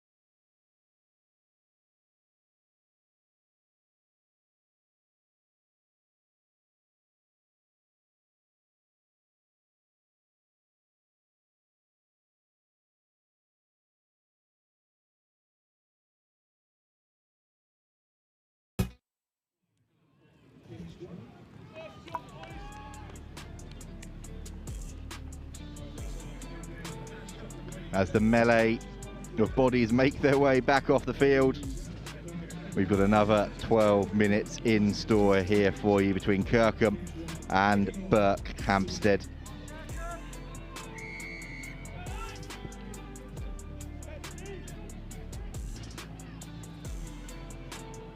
We're back underway here on pitch 2.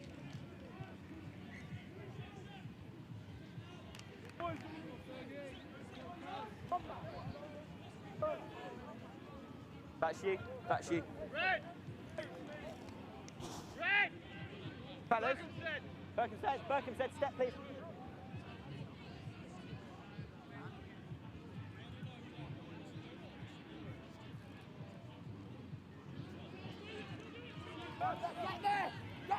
Tackle, release, no, through. Thank you. There's a big carry coming in.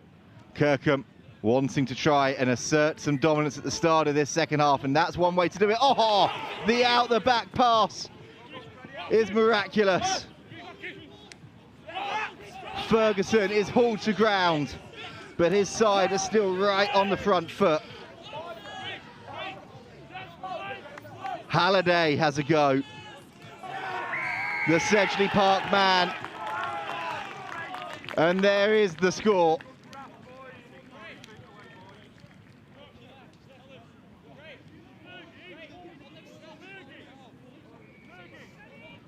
Have a look at this replay here. It's the power game that does it in the end.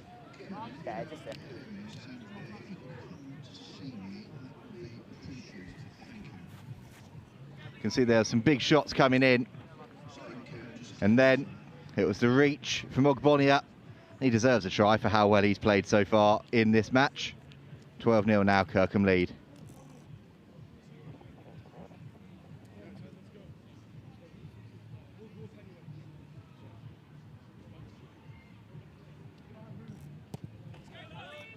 Conversion's good. 2 converted tries.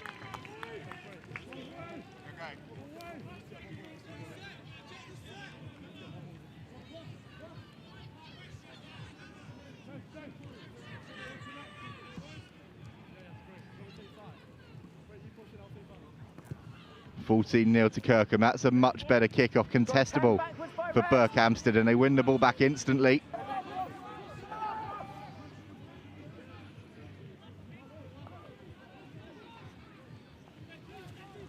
Nice little tip on there to Louis Clark, the number 7 for Burkhamsted. Backwards. It's not the cleanest ball, but it did go backwards, so there's an opportunity here. That was an offload that didn't need to be given, though, and it's gone straight into the breadbasket of Scrace. Big bump comes in from Harry Marsh.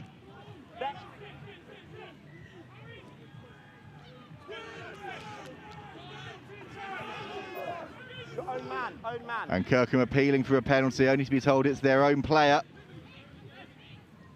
Ball is recycled quickly.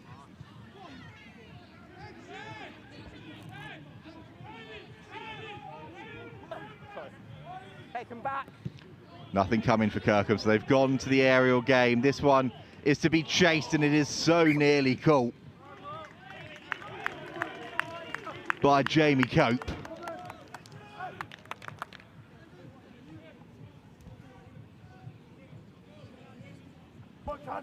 Sorry, nine. Let's go, boys. Let's go.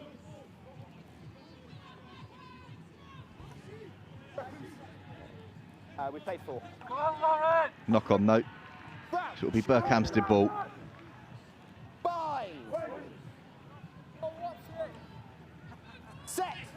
Dunwoody puts in for his side. It pops out quickly, and he's done well to get it out of there.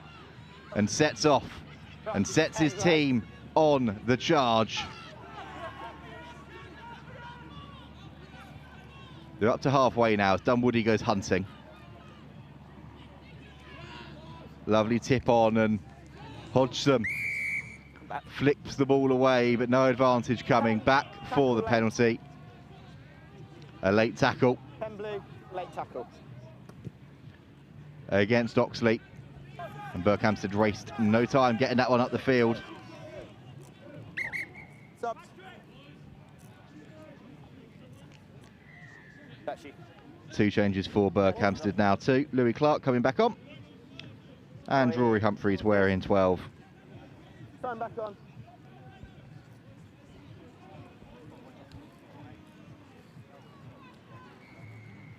Line out though, goes astray, back into Kirkham hands. And they're going to throw caution to the wind here. They've seen a little bit of space.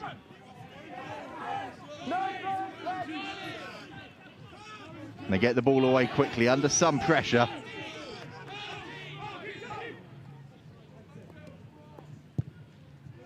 And Oxley puts boot to ball.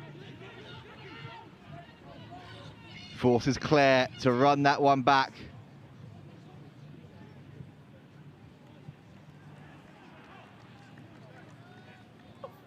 And he finds touch eventually, not the cleanest of strikes. Which team? Blue. Blue 3, sub. Blue 3. Time's off. Blue 3, sub. Oh yeah, fine. But it has found touch. Time back on.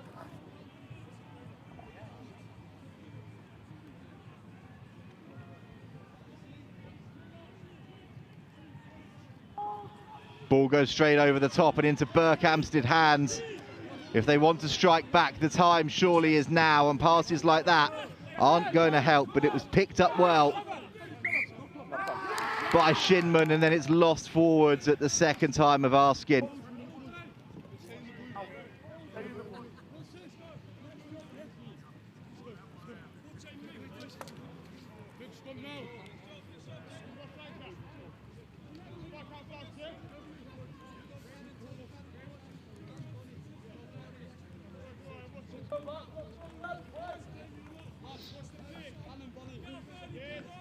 Berkhamsted have got to get those passes right if they want to try and find a way back into this one.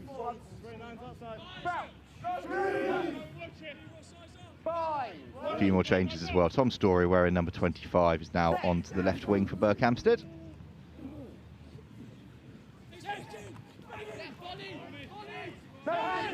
And Kirkham initially come down the blind side. Story thought it was coming his way. It's cleared by Gildia. Knocked on in the air. And the scrum advantage is kicked away. Oxley has to tidy up. He's under all sorts of pressure.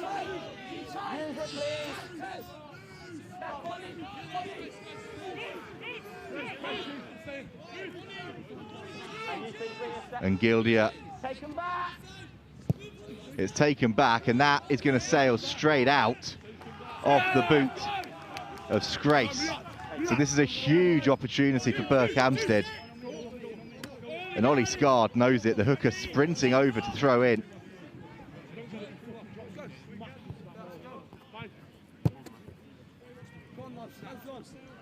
Four minutes left of this one.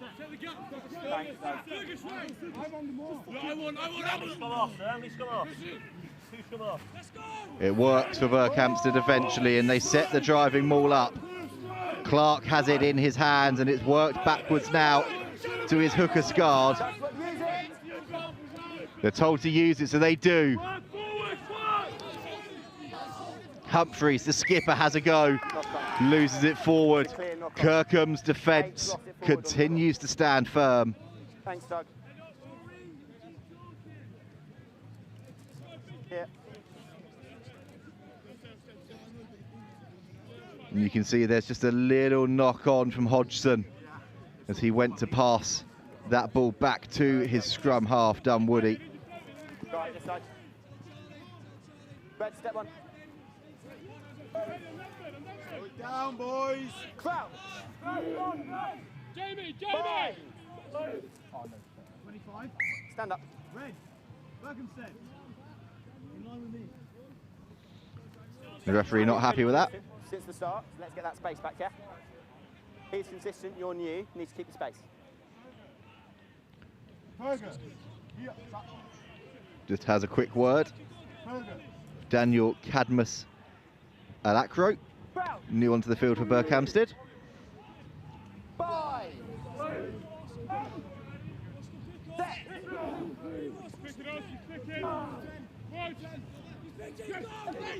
Bray picks up at the base.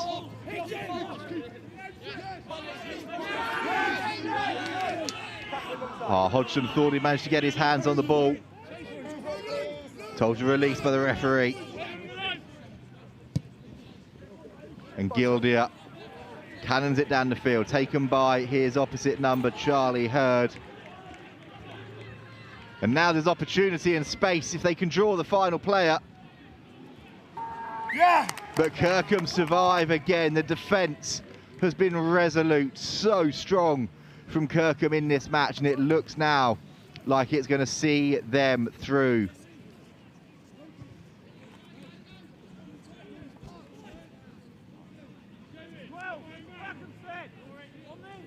Fellas, on him.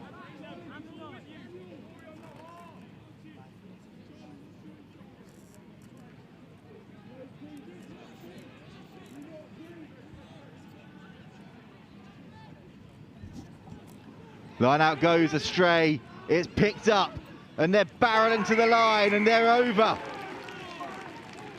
Burhamstead are over, and it's Ollie Scard, who means that they are not going to go down without a fight. Overthrown line out, picked up by the hooker, and he raced across the line.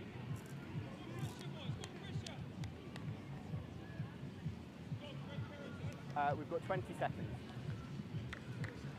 20 seconds left, you can hear the ref say. So, time not on the side of Berkhamsted.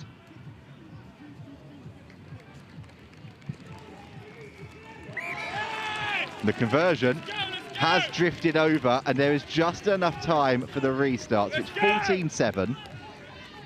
Going into the final play of the game. And Berkhamsted know that they're going to get the ball back from the restart and have an opportunity to potentially try and force their way over, get a converted try.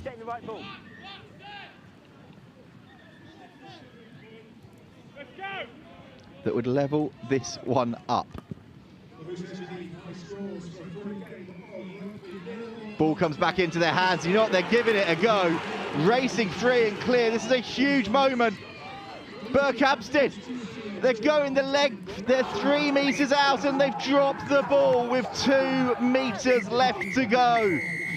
And for all the stunning running rugby they've shown in the last 2 minutes, Kirkham hold on and take a nail-biter by 14 points to 7. What a match these two sides have put on. But it's Kirkham, the school in blue, that come away with the victory.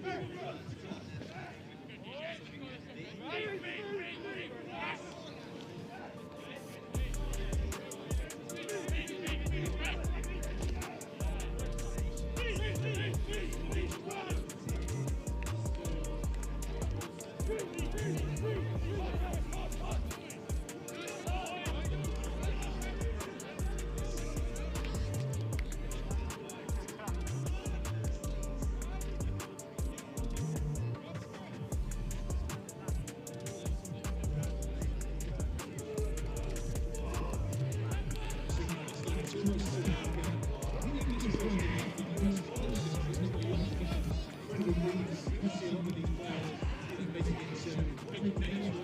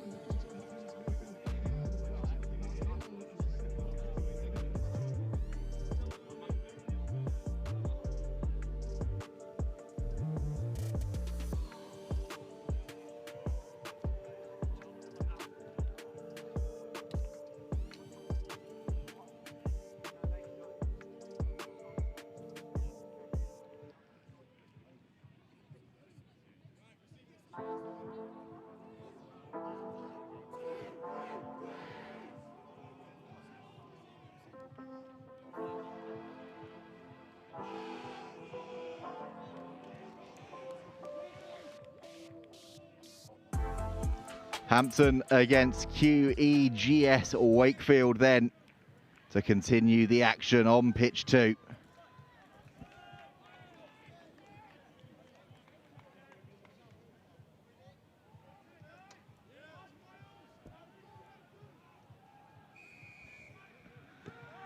We're underway.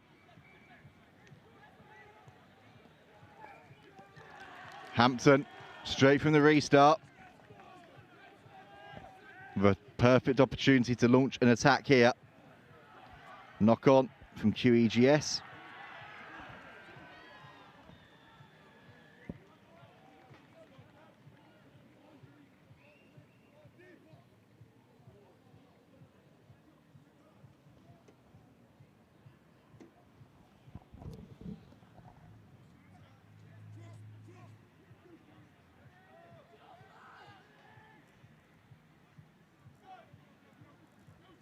And here come Hampton now, building the phases nicely, looking for that outside edge.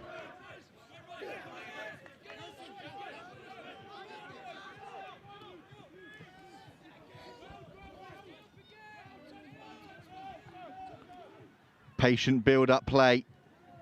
Just on the edge of the 22 and some big carries coming in. Penalty advantage now as well. And there's space. It's opening up now for Hampton.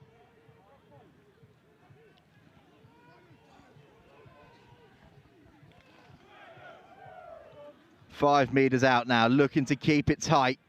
Use those big forwards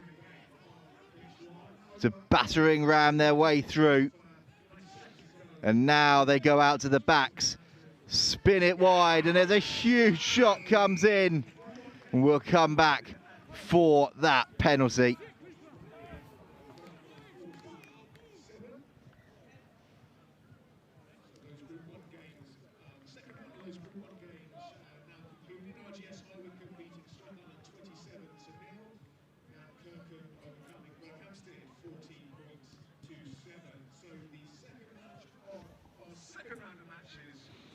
Decision time here from the penalty. And Hampton are going to tap and go. Little tip on. Have they managed to get that one down? Not quite. They've got another penalty advantage coming though as they recycle and they find a little gap on the fringe. Dot it down and Hampton make that early pressure count. The first score of this match.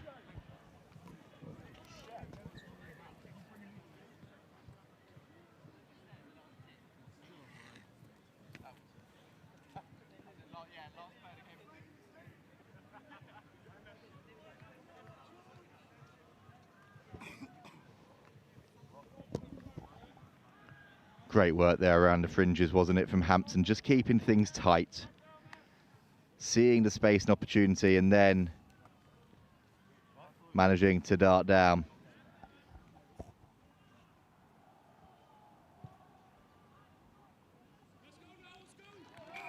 Conversion's good. They extend their lead to 7 points.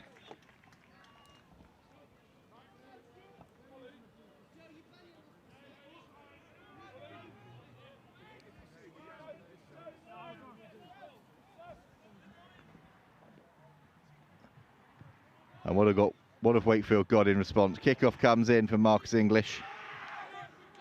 A big shot coming in afterwards.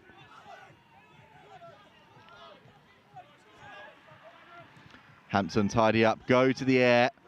That's got more hang time than distance, and it's plucked by Sam Dobson. Former rugby league player, and now here go Wakefield on the outside. Will Hunter, the captain, releasing his winger on that far side.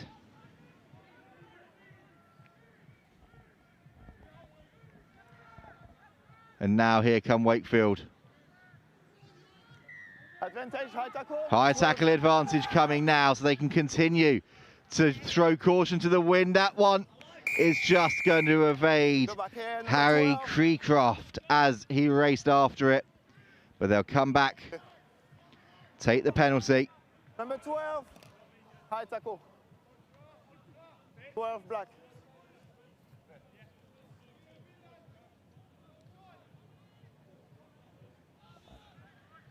Penalty. And Wakefield point to the sticks. Will Hunter puts that one down. He was part of the National Cup side last year. Ex-Leeds Rhinos Academy player.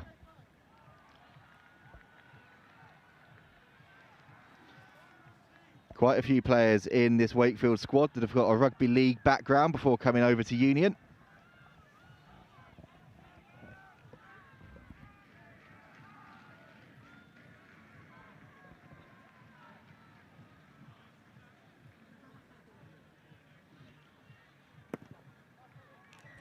Hunter steps up, sends it through the sticks. And Wakefield are on the board, 7-3 to Hampton, midway through this first half.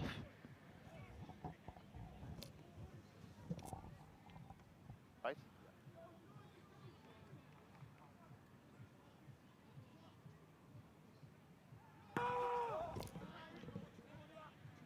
Hampton get us back underway. Booming kick down into the hands of English. Chooses against kicking under pressure, releases the ball instead. And a little bit of a breakout opportunity for Wakefield. Rod back in. No. Side entry. And an easy get out of jail card. Side entry called. Number 8.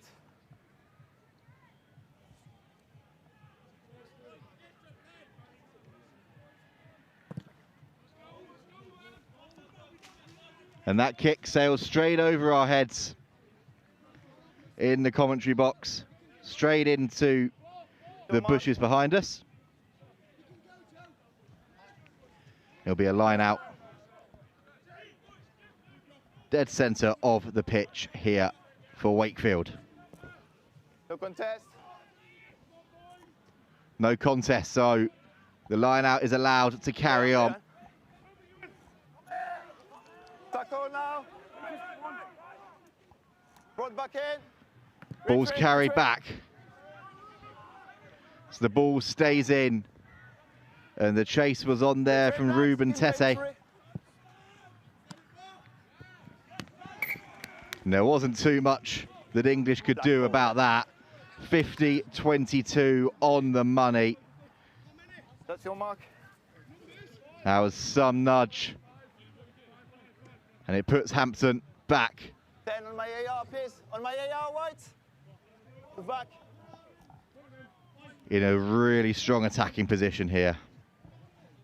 No, jog in. Line out ball's good off the top. Now here come Hampton looking to use the big units in midfield.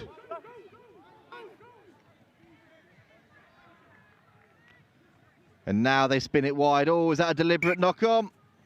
Yeah. No, the referee is happy. He's in the channel, he could get it. It's got 2 hands. That was a genuine attempt to intercept the pass. Make sure you stay on. Okay. Hampton will still have the scrum. Eyes. Crouch. Miles' eyes as well. Fine. I'll tell you. Set. Stay here, 9. Stein. Stop holding it. Use it now. Good ball again off the top, looking to see what they can do in midfield, Hampton.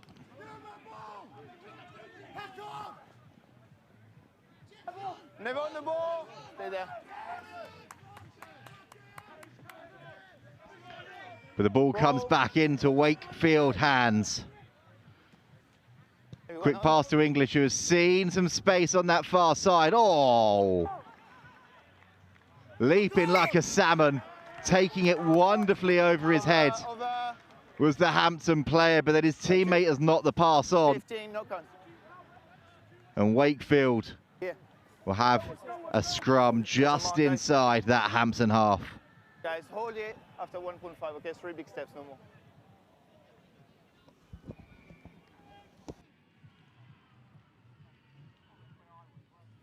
Crouch. Bind. 18, please. 8, set. Pressure coming on from Hampton. Wakefield get it away. 2 minutes left of this first half. Advantage, high tackle. And a high tackle coming in on Ewan Walsh, the ex-Trinity man. Oh, look at that fancy footwork from the number 8. That was Gibson releasing Sam Wood. And there's space here. Tesse, the second row, has a go. And then a big booming fend from Sam Dobson. English again. There is space here if they want to use it. Trying to find that outside edge, and there it is. The skipper is flying in out wide. And Will Hunter puts Wakefield ahead with a minute to go of this first half.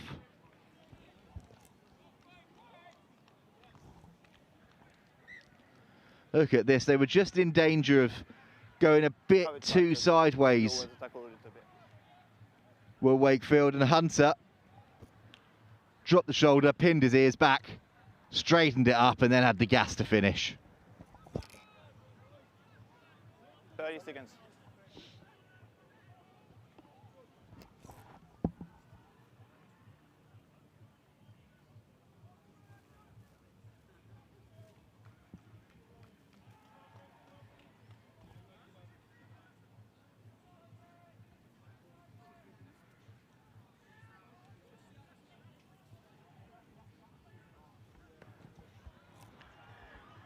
Conversion is travelling, but travelling left of the uprights. It's a 1-point game right before the break here on pitch 2. Wakefield 8, Hampton 7.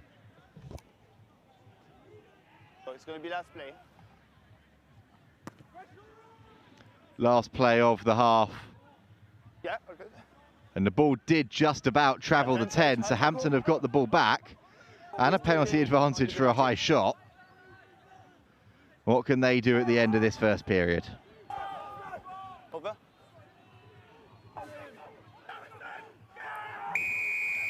You're fine, we just go back here for the high tackle. No advantage coming.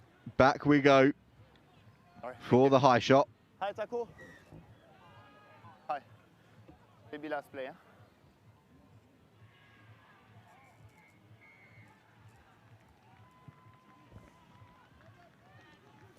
It's last play, but it's a penalty we do have to play.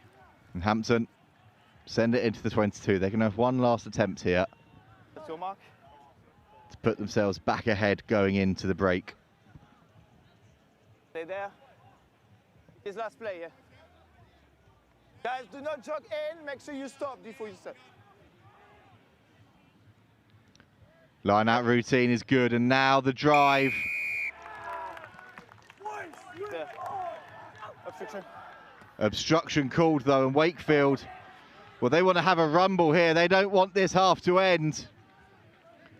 Joe McCann, the vice captain, has gone on an amazing run. The offloading game is good again. The offloading game doesn't work that time though. Interception. No hands. And Hampton now with an attacking opportunity again. It's a helter-skelter end to the first half. 2 minutes of play over. No, over. You've lost it now. The allotted 12 minutes, and Hampton looking for a try at the end, but the pass drifts forward. Captivating, engrossing, 1 point in it. We'll be back with you shortly for the second half between these two sides, and trust me, you do not want to miss it.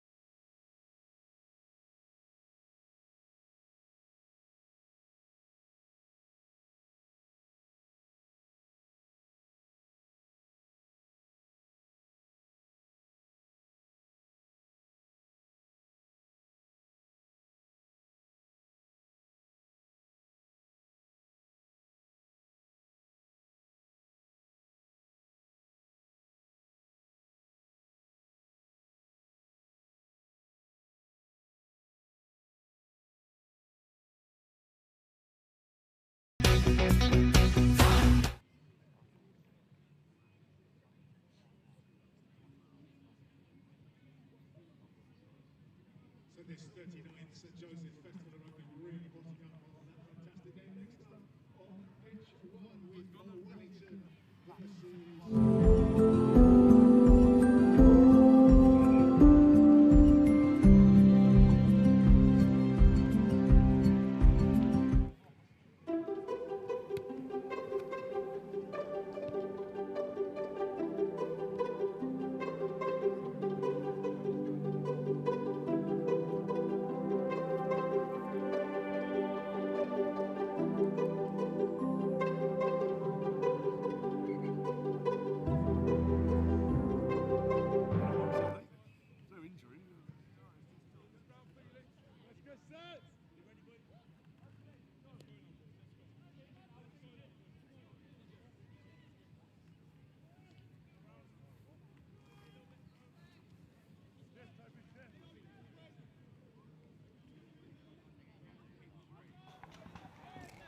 A massive second 12 minutes in store here on pitch 2. Wakefield are 8-7 to the good against Hampton.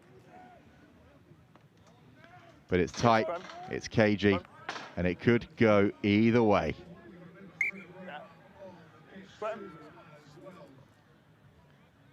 And that's the last thing Wakefield would have wanted at the start of the second half, kicking that ball dead and giving Hampton possession back instantly.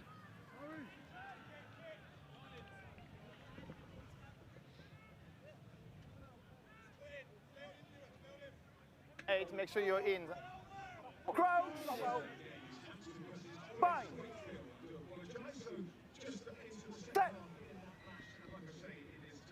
Scrum's moving about a little bit, and Hampton get the shove on. Now they look to go wide. And cut back against the grain. Big tackle coming in. The advantage is over. You can hear our referee saying.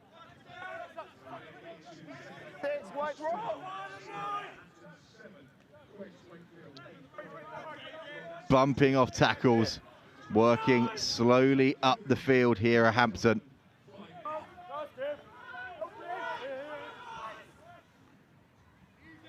A big carry coming in.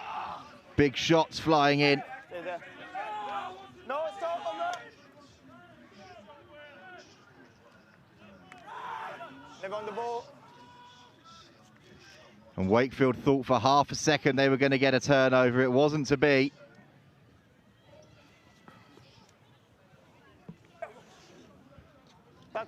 And Hampton are now Stay there. inches away from the line, looking to use that pick and go game.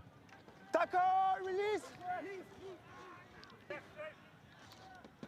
A score would put them back into the lead. Wakefield fighting for the turnover. Now they've got to defend with everything they've got.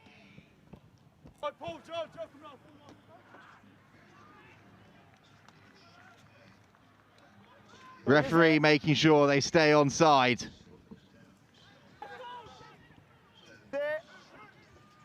Hampton continuing to build, continuing to press, continuing to probe, and they get the penalty. No, stop. You can't play within the 5.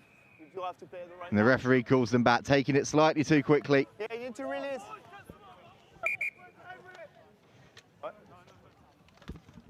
Good job. And just a bit of time off, a bit of confusion between the referee and his AR. Yeah. Post goal. Guys, the penalty is here. And that bit of confusion was the AR shouting in, they've called for the posts. A relatively simple one, you would expect. The penalty is there. He's allowed to move back. You have to stay 10. The original penalty is here. Stay on the line. The original penalty is here. You have to stay on the line. What? Probably not really. No, because it's... So penalty to edge Hampton back into the lead. But it cannons off the posts and it's bouncing around and tidied up just about in the end by the second row. And the penalty goes back straight away in Hampton's favour. They've gone quickly. 10, jog number 13, 7. And they've got the penalty advantage coming. And the referee wants to have a word here. 7 white, never 10.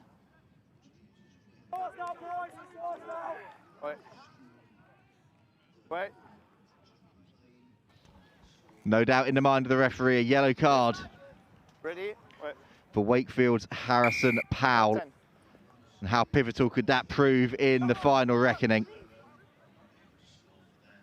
Okay, over now. Emily, watch. Stay there. Oh, short, nearly there. No hands. What Hampton. Over 22.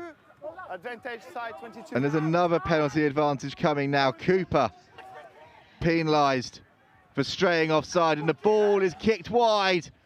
The step is good, and the try is even better. Hampton hit the front again.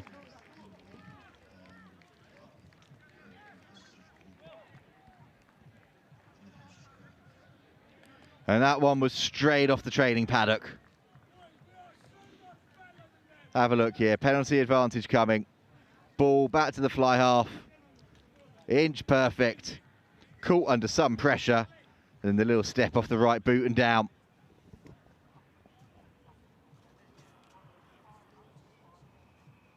.30.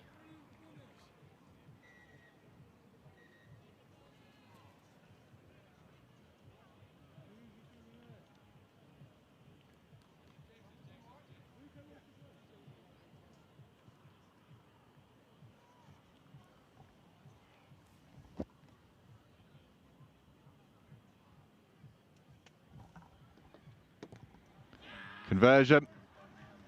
Drifts to the right. T kicked away in disgust. 4-point game. Hampton 12, Wakefield 8. Let's have a look at that step off the right foot again and over. So good. In. Retreat.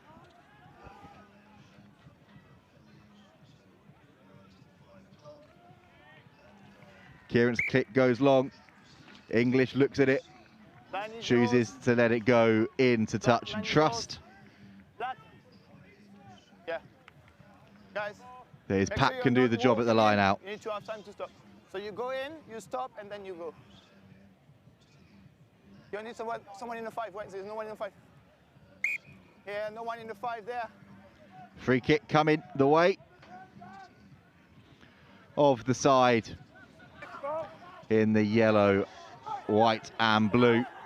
And that's a big surge through the midfield. No hands, no hands, no hands. It's all right. Number 6 is there. You can't put your hands.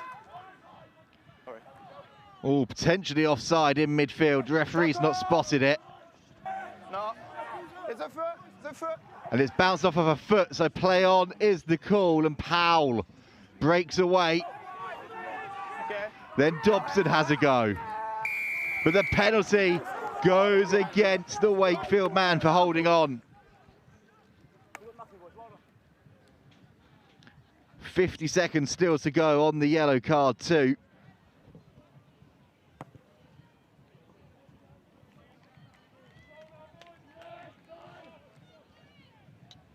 Line is middle.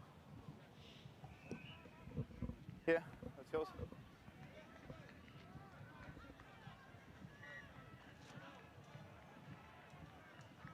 Guys, walk in 2 meters, please. Back, same, make sure you're stopping. Into the final 5 minutes. The 5. Hampton have the ball. And they now look to spin this one wide, and that is a massive tackle in midfield, but it's not slowed Hampton down too much at all. There's a big fend coming in. Another big carry. And Hampton are within range of the line again. Wakefield putting in some massive tackles. Trying everything they can to slow Hampton down here. But there's space if Hampton want to use it. And use it they do. Is that the one that clinches this game for Hampton? The right wing is in for a brace, and it's 17-8 with a conversion to come.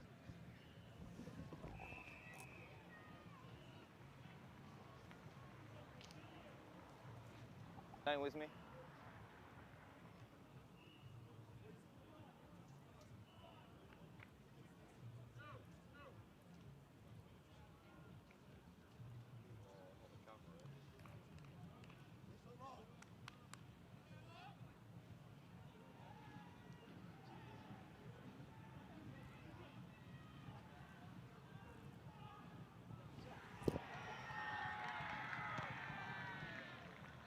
Conversion attempt is good. It's very good. 19-8 in favour of Hampton. Right again. And that leaves Wakefield with a mountain.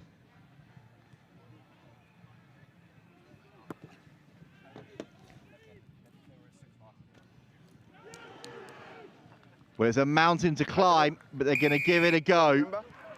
Putting the pressure on. 13, yellow card. Yeah, just a penalty. 13. High tackle. And then Sam Wood's penalised for a high tackle.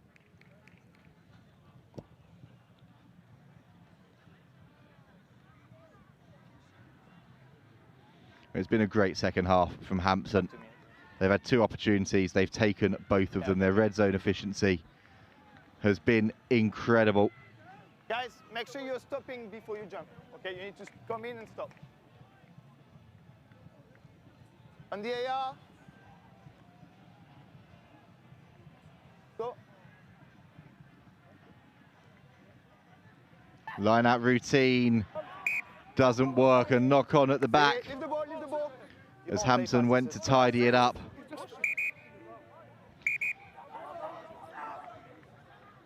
Three wide. And that's all escalated rather, hasn't it? Wakefield feeling that Hampton were deliberately slowing the game down. Yeah. Captains. And the referee's going to have a word with both skippers. Captains. Captains.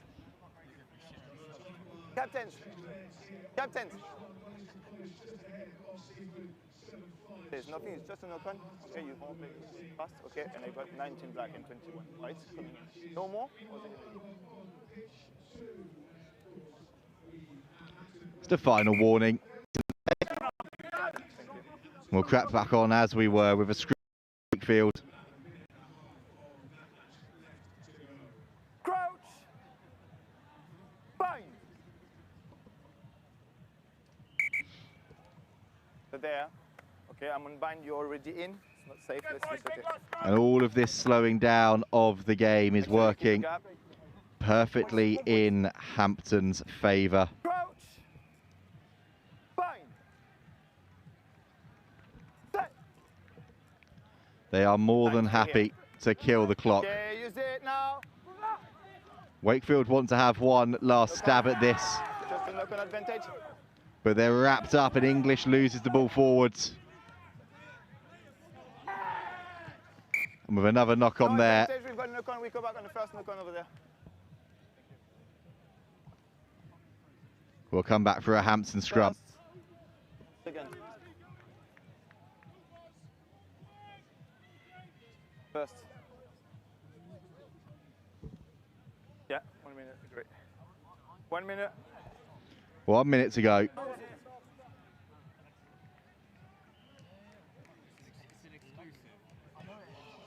Get the ball! Free cross! Go. 9.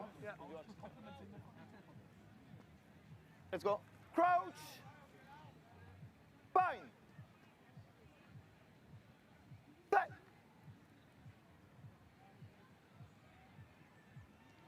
Ball goes in for Hampton. Quick ball. Retreat 6. No, 6. And they're happy to just kick that one away. Wakefield don't have the time now to turn this one around, but they are going to want to see if they can have the final say. Hit him the cry as Wood carries forwards.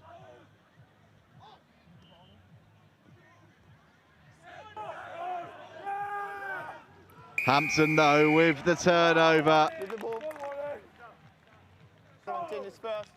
Applause all round, and that will be that. Final play of the game. They've elected to have a shot at the sticks. Finished.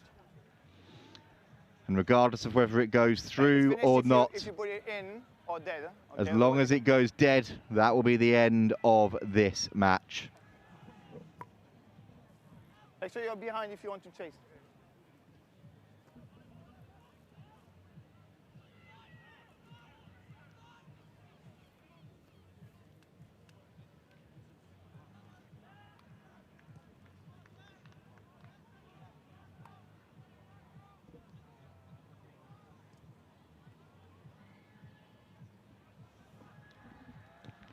Lines it up. And it didn't have the legs. Retreat, retreat. It's being kicked forwards. And in the end, Hampton say that's enough of that. Boot it out, see out the game. It's finished Hampton School 19, QEGS Wakefield 8. The matches are going to keep coming here on pitch 2. Next up, we're running a little bit behind schedule because of that penalty shootout earlier in the day. It'll be Whitchurch High School taking on Denstone College.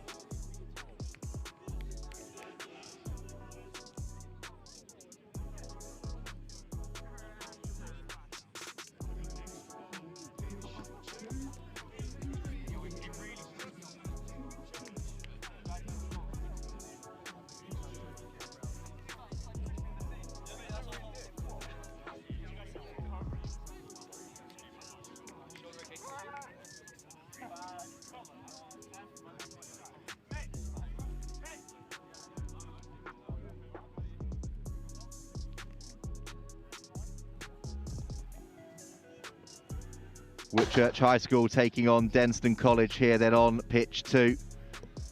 Denstone in the maroon, Whitchurch in the navy blue.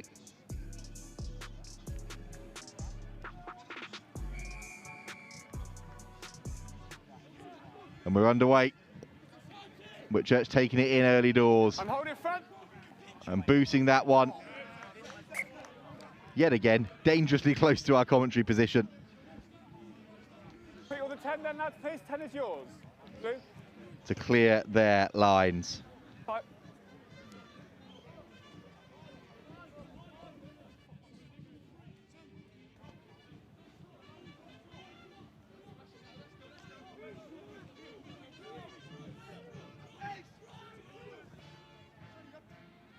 Line out, well taken That's a move. by Charles. Backwards once.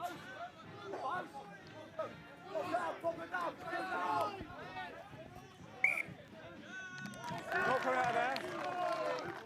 And the ball Taken in by Denstone, not used. Scrum blue. is unusable, so it's come back on the Whitchurch side.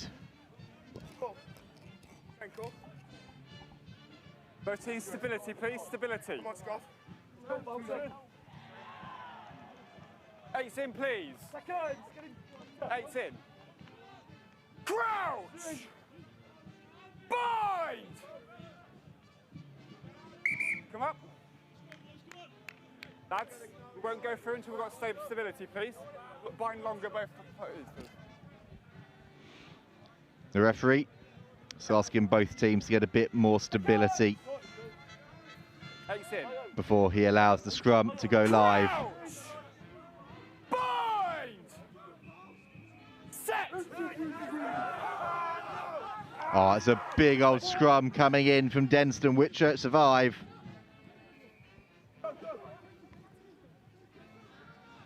And now look to launch a counter-attack of their own, but the pass is just behind the would-be receiver. They've got the penalty at least, though.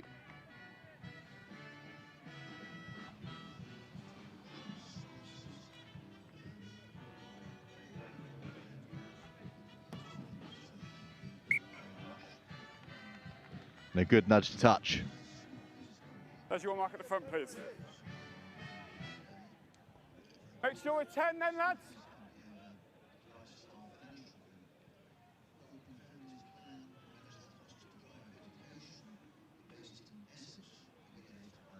Line out, well taken. Maul surging forwards. Whitchurch picking up speed. And it's still going.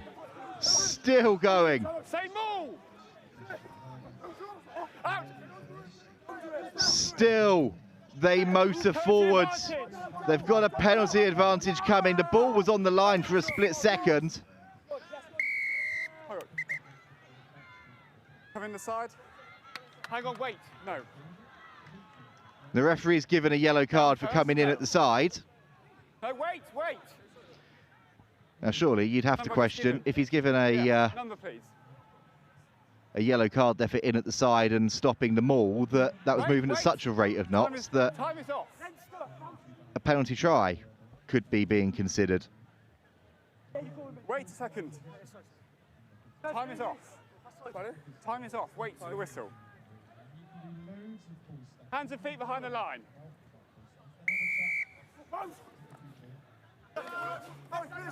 Well, Whitchurch were keen and eager to get underway. The referee was keen and eager to write down the numbers in his little book.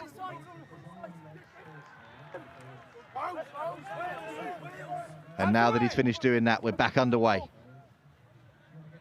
George, hands away!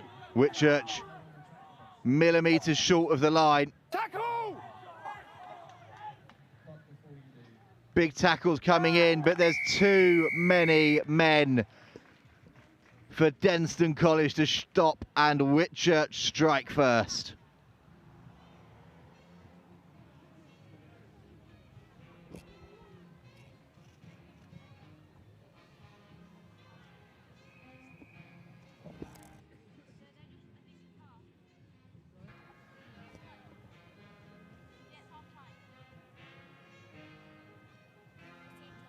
Good pressure from Whitstone. eventually creating the opportunity to dive in out wide. Thank you, mate.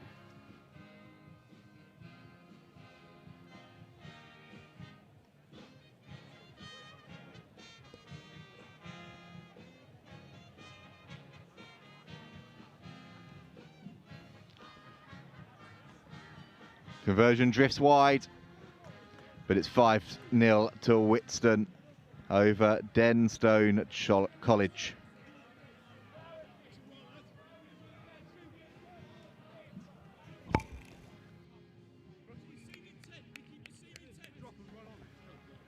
A 10 step.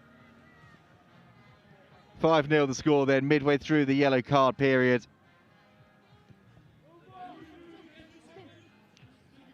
Taken cleanly by Whitchurch, that familiar exit that they have done already today, and that ball is still going and still going and going the length for a 50-22, well, not quite a 50-22, we might as well say a 22-22.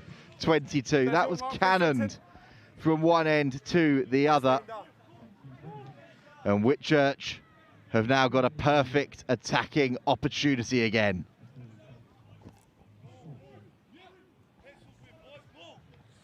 Maul is good. We saw the damage that this did last time. They fancy having another surge forwards. Denstone do well to disrupt. But here come Whitchurch again through the middle. Still powering forwards. Offloading game is good. And they're over the line. Held up though. Denstone College survive. Goal line drop out. K8. They're just checking that Finn Charles is okay. Looked a little bit groggy as he got back to his feet. No. Behind the kick out. And Jack Dimmock gets this one back underway with a goal line dropout. Whitchurch come back instantly. Offloading game again is wonderful.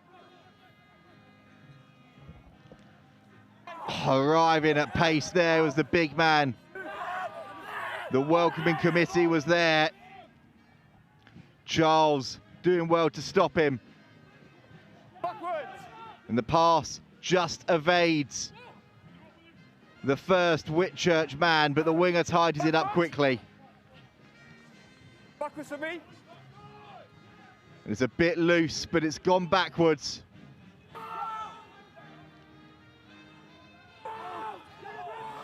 And here's the opportunity again for Whitchurch. On the edge, should be simple, is simple.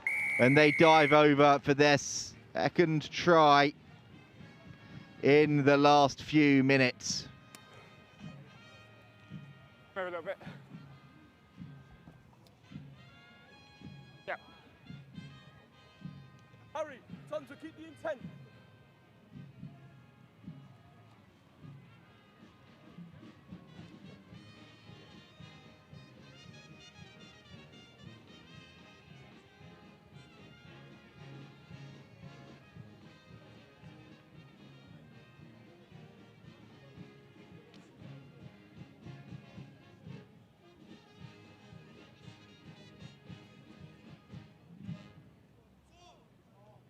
Very much. We've been the Army Engagement Ensemble. You can find out more about us over at our Instagram at AEE_band. We'll see you in difficult conversion attempt this. Giving it a fair good whack, but it doesn't have the accuracy. It's 10-0 to Whitchurch, and Denstone return to the full complement. Tom Blood coming back on to the field.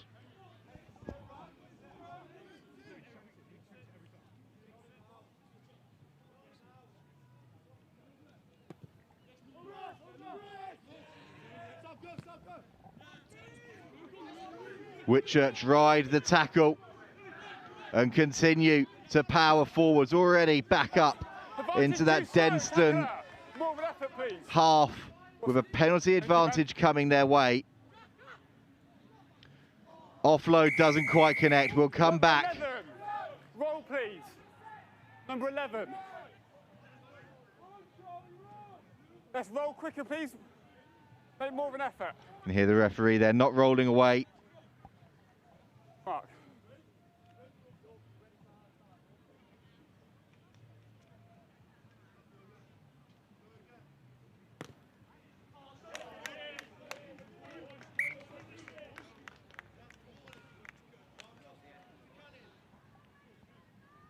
And again, that is some nudge deep into that Denstone College 22.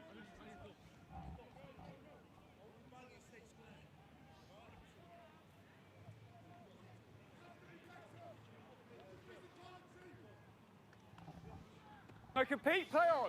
That's a maul now. The maul is set once more by Whitchurch. And they break away, look down the short side. Last gasp tackle was needed.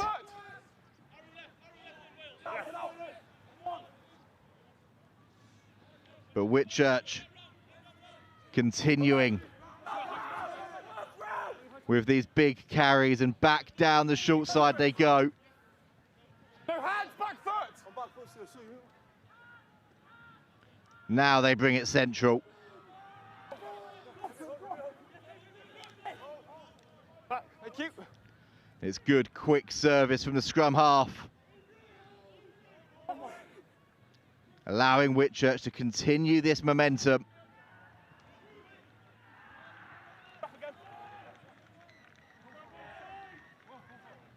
They've been slowed down slightly, but they've still got possession. They're still playing this lovely, intricate offloading game. And there's another one.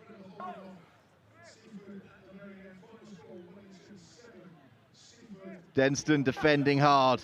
Advantage high, number 8. But Whitchurch now got a penalty advantage. High tackle from Charles. Still play advantage 9. And they're going to use the cross-field option with that penalty advantage coming. And dot down out wide, right before the break for their third score of this opening half. Whitchurch 15, Denstone College 0 with the conversion to come.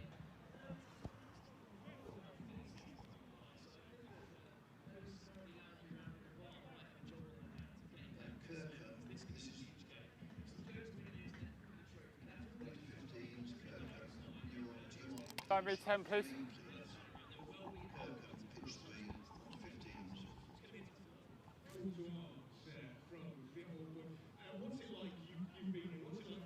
These guys cheering you on and playing with the atmosphere that you get here.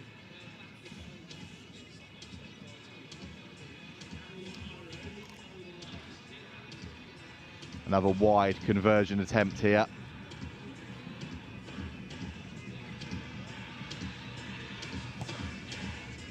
And again, not a bad effort at all, but just drifts it across the face of the posts, and that's half-time. It's Whitchurch 15, Denstone College 0. And you might have seen the pyro going up behind us on pitch 1. That means that the hosts, St Joe's, are about to return to the field.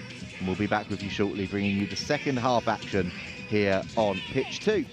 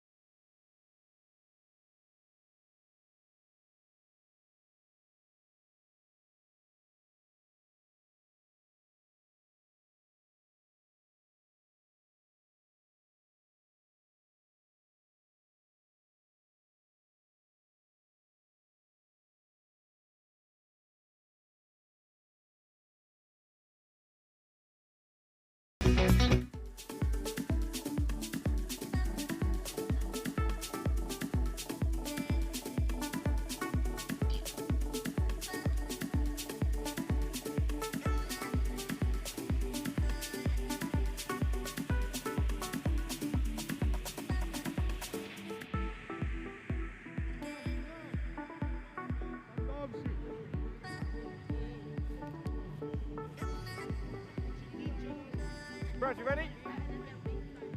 Good. 12 minutes to go in this one. Whitchurch High School with a commanding 15-0 lead over Denstone College. And Whitchurch get us back underway. Back on the please. I'll move. Denstone just asking the referee to move out of the way so they can get that pass in.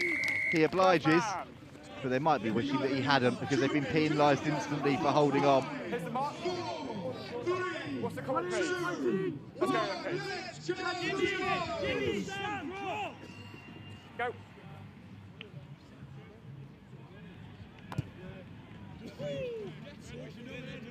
And Whitchurch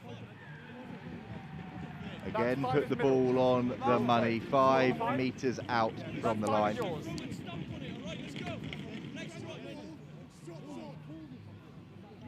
The way their driving game has been going so far in this match. Don't want to curse it, but I think we might know what is coming if the ball is clean. And after all that, it's not clean at all. It goes straight into the hands of Finn Charles for Denstone. Bit of miscommunication between the Whitchurch hooker and jumper. Tackle! Back foot! Give me a step, give me a step! And that's cleared up the field. Energy! There's your mark at the front, please, blue. Blue mark. Fine, that's your mark.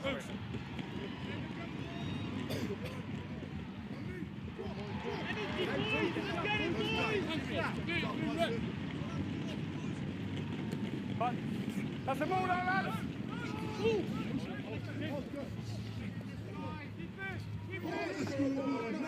Here goes that Whitchurch maul again.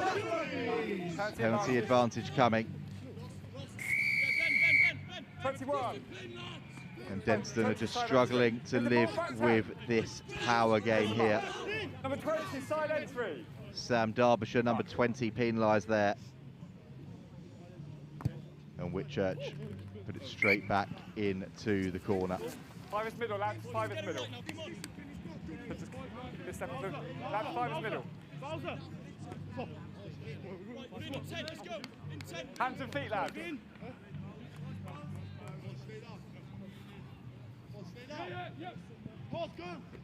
Line out is good, maul is set. 8 out, 8! Only going one way, and that's over the line. Whitchurch have a fourth. Always in control.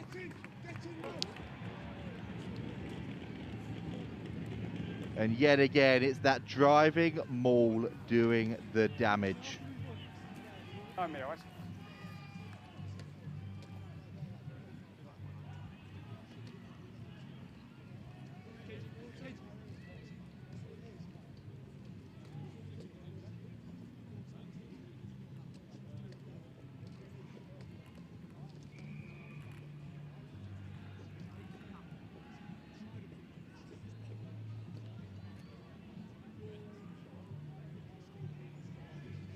Okay.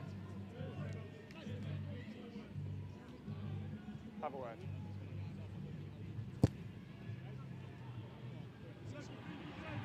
Kick again drifts across the face of the uprights.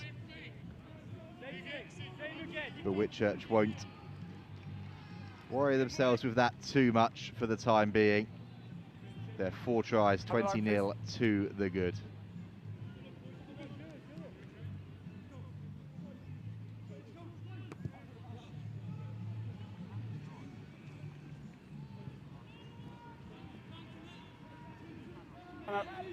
Back foot, please.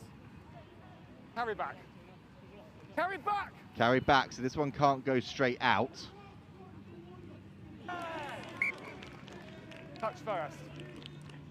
And that's an error from Denstone College and Jack Dimmock. If he'd left that, Front man. Front man.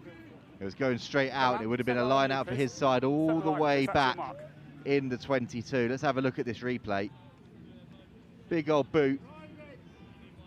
You can see the disappointment in his face. Just needed to leave it. Instead, his side are now dealing with an on-rushing Whitchurch attack. And that is the pick of the tries. We've seen what the forwards can do. Now it's the turn of the backs, and they are turning on the style.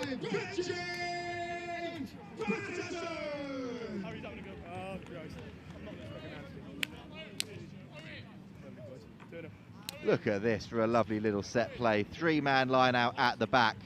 Then comes the big man in midfield with a lovely little out the back pass. And then the break, the offload, and one of the best passes at high speed I think we're going to see all weekend out wide for the winger to dive in for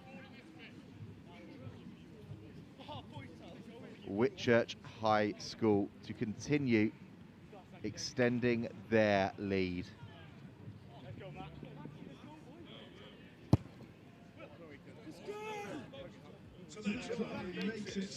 Still no success from the T in this match, but it's now 25-0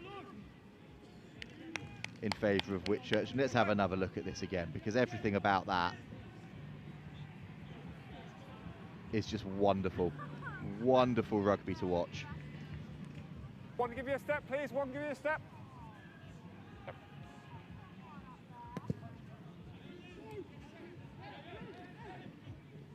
Denstone kick-off.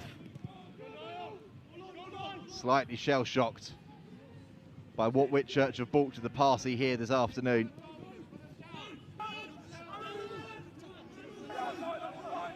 And use it! No! And under all sorts of pressure. Roll 22! 22 first roll, please. Denstone are going to get a penalty at least. Out there for the Jackler, please. An opportunity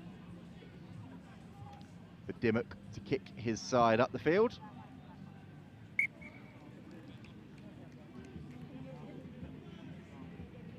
That's Mark here at the front, please. That's your front man. Just hold a sec, subs. Just hold a sec, please.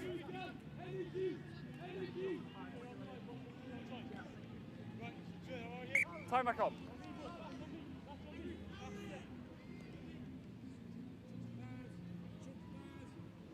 Let's go. Denstone College then looking for their first score of this match. Line out is plucked, one-armed out of the air by Charles, and his side set the maul. Right now, 17 out, 17 out! It's continuing to rumble forwards. Terry comes away with it. Back foot, please, back foot. Pim Advantage. gets the ball on, and there's a penalty advantage coming. Pim again uses his on-rushing captain as a foil. And now Denstone College are a metre away from that line. A new penalty advantage coming. Pim hunting for the ball. And as he looks up, his skipper Finn Charles has gone the other way.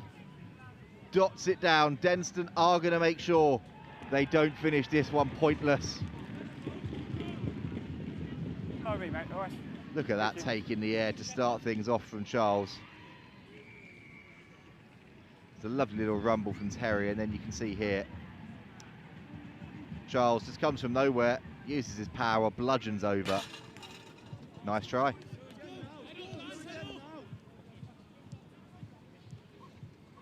And whilst we were watching that replay, a conversion attempt that I don't think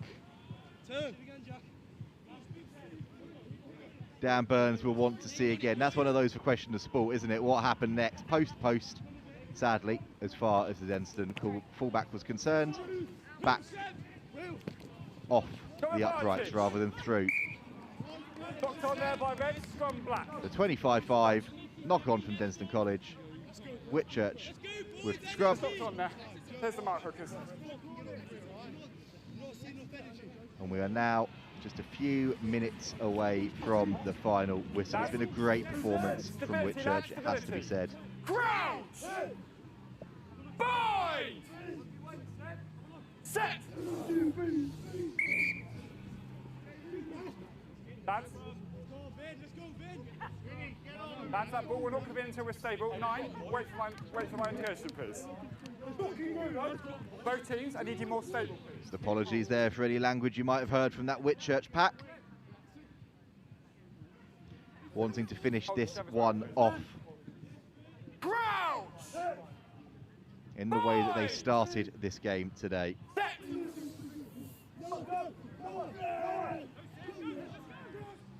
Ball comes out the back of the scrum. Little inside ball.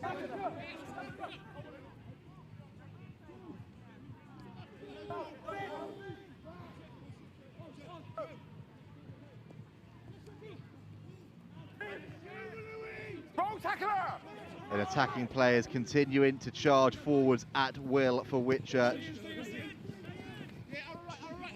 Back foot, please. Take a step. I'll move. Roll tackler, thank you. Into the final minute of this one. There's a knock on in midfield from Whitchurch. Denstone will have the scrum. Time. 1 minute. The time is not on their side, and if they want to get a second consolation score, they're going to have to go the length. Yeah. Yeah. I got it. Right. Time back up. Oh. Let's go. Crouch! 8's in. Lads, last time. Hold the wing. That one. No, come up to the mark, please. Bind up, please, Black. Referee asking both teams Crouch! to make sure they set properly. Bind! Set! And the pressure comes on to that Denstone pack. They get the ball away, and they are going to have one last little go at this. Back foot.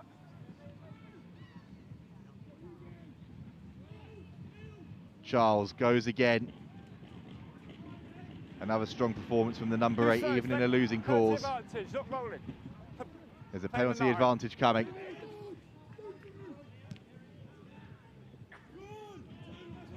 That's the on-rushing McGuffin.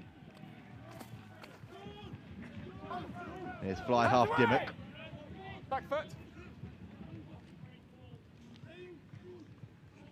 Big surge forwards comes from Joe Woods.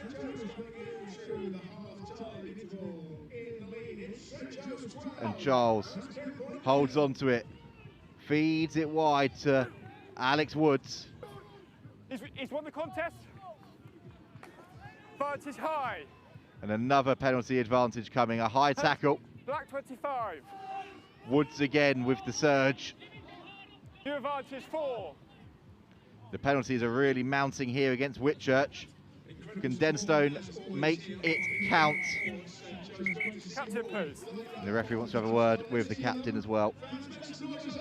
Captain, please. High tackle over there. Not rolling here. Too many, right? What's the warning? And the warning for the Whitchurch captain. We've got high tackle back there. We've got 4 not rolling here. Sorry? Yeah, 4 not rolling here or high tackle back there. Your penalty. Instead, I should say, Denstone have chosen to go and take the second penalty of the 3 that Whitchurch conceded against them in that passage of play closer to the touchline. Means that Dimmock can get a bit more length on that one. Discipline. That's your mark. Set your mark on your front.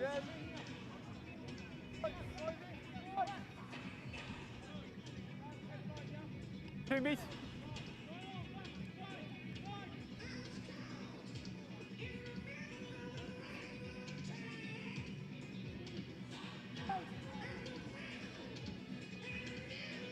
Line out thrown in. Yep. Scrum advantage. Knock on. Knock on scrum advantage. Denstone will see if they can get one last try here. Charles again with another big carry. 5 metres out now, Denstone. Looking to spread it wide. Woods still happy to truck it up. Advantage. And another penalty advantage for a high tackle coming in on Henstock. Look on there, 20 hold. 22 black. There's going to be a yellow card for that high shot as well. Penalties continuing to mount against Whitchurch here.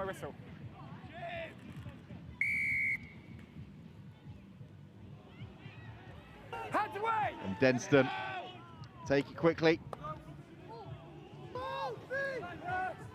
Derbyshire has a go next. To your advantage, offside. And they will finish with a try. It's Oz Smith who goes over the replacement. And it's a losing call, sadly, for him and Denstone. But at least they have the final say.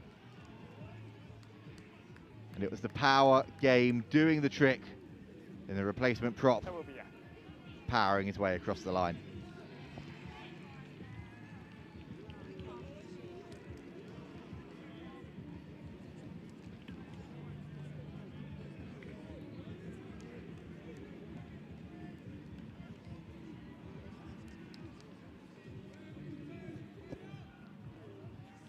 Conversion is successful, and that's that. It's finished.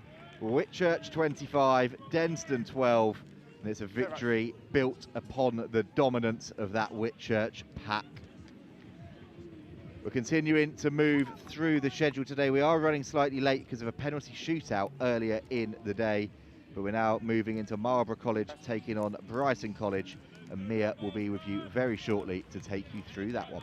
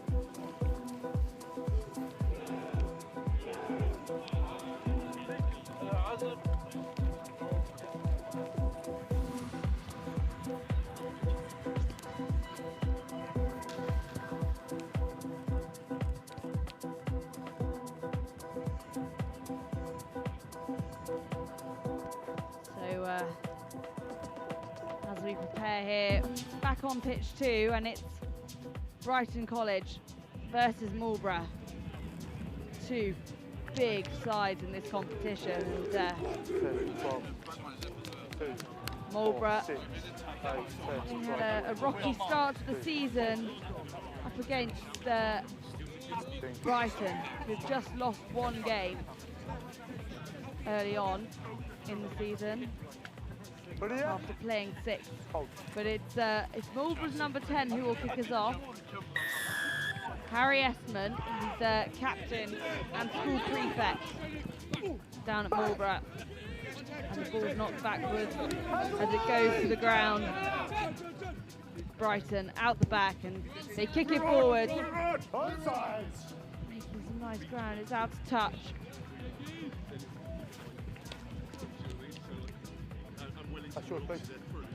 It'll be a Marlborough line out, taken by Marlborough's number 8, Alfie Lawson-Brown. Sorry, Charlie Bray for Marlborough.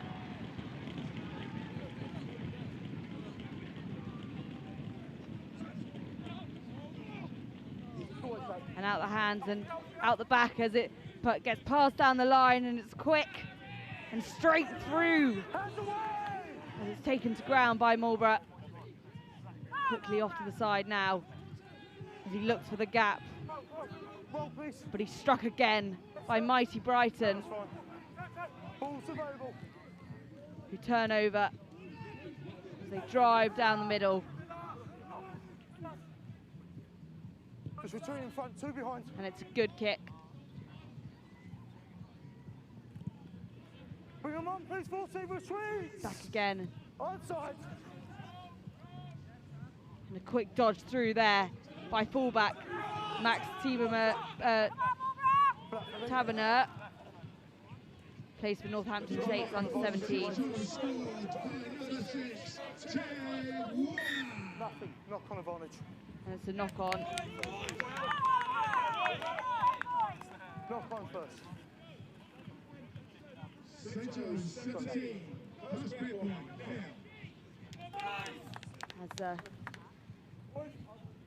they prepare the scrum.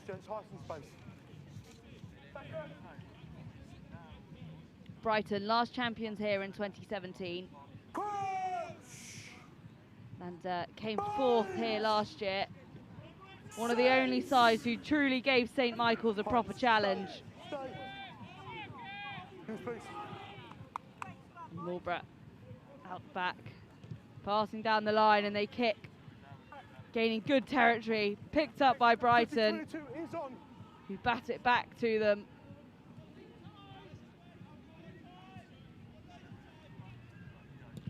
And it's drive and kick just in time.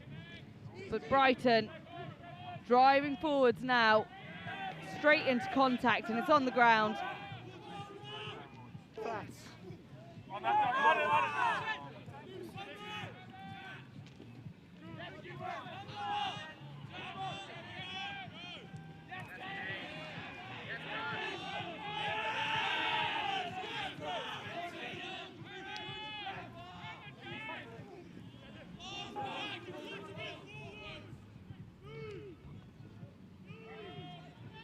Quick there by Brighton, who look for the exit, but he's met by 2 Marlborough players who latch on.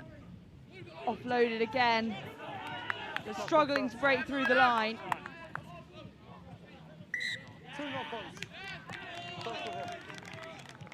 It's a knock on yet again.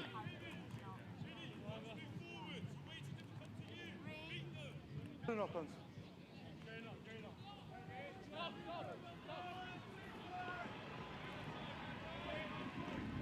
Been told by Harry that Brighton's wrecking ball is that hooker there.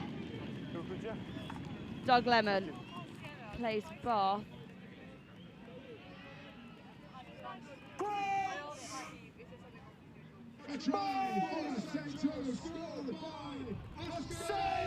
And it's Marlborough, Oscar Harrison, who puts it in. Also one of those Bath under-18s players. Currently training with Italy. And a nice little offload there by Brighton's fullback,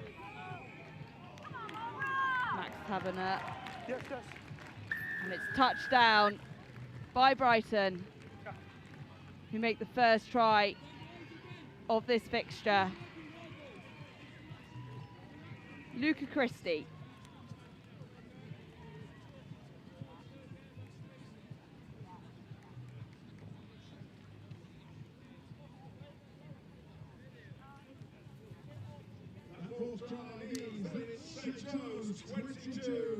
And Marlborough's coach apparently believes he's the only coach to have won Separate 10s, St Joe's and Roslyn Sevens, but also as a schoolboy winning Roslyn Park and St Joe's.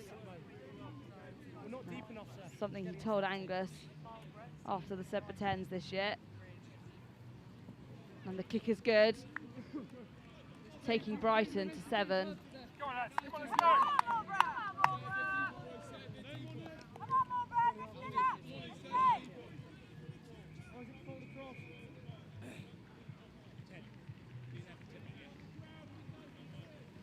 Marlborough kicking us off again.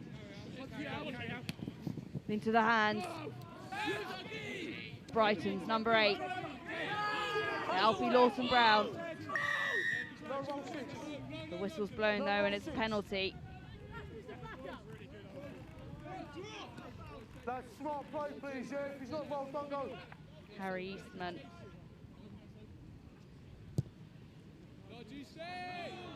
Number 3. The touch, and it'll be a line out. Yes, please. Waffle. Thank you.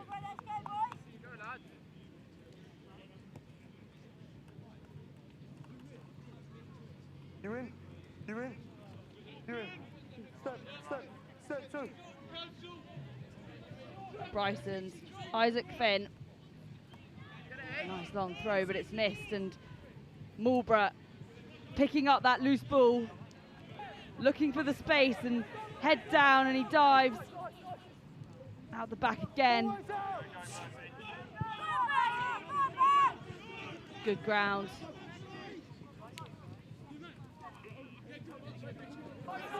Max Haberman out the side and offloaded. Nothing coming knock on that. But it's a knock on. Just step in. Step in, marks on me, yeah? Only a knock on.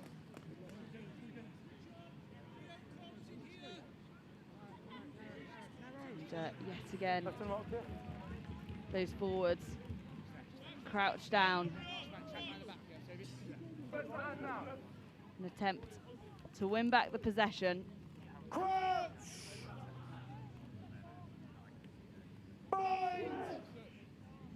Oscar Harrison ready. Looking for it to come out the back. Reset, please. Far side. It's going to be reset. So Brighton thought they had a chance there. That's incredible. Fight space, please. Yeah, fight space. Marcus on me. Brighton used to this tournament style format, so fairly well known for being tricky competitors. Here at St Joe's, coming 4th last year. And current reigning Roslyn Park champions and Sedbergh Tens champs. Out the side there.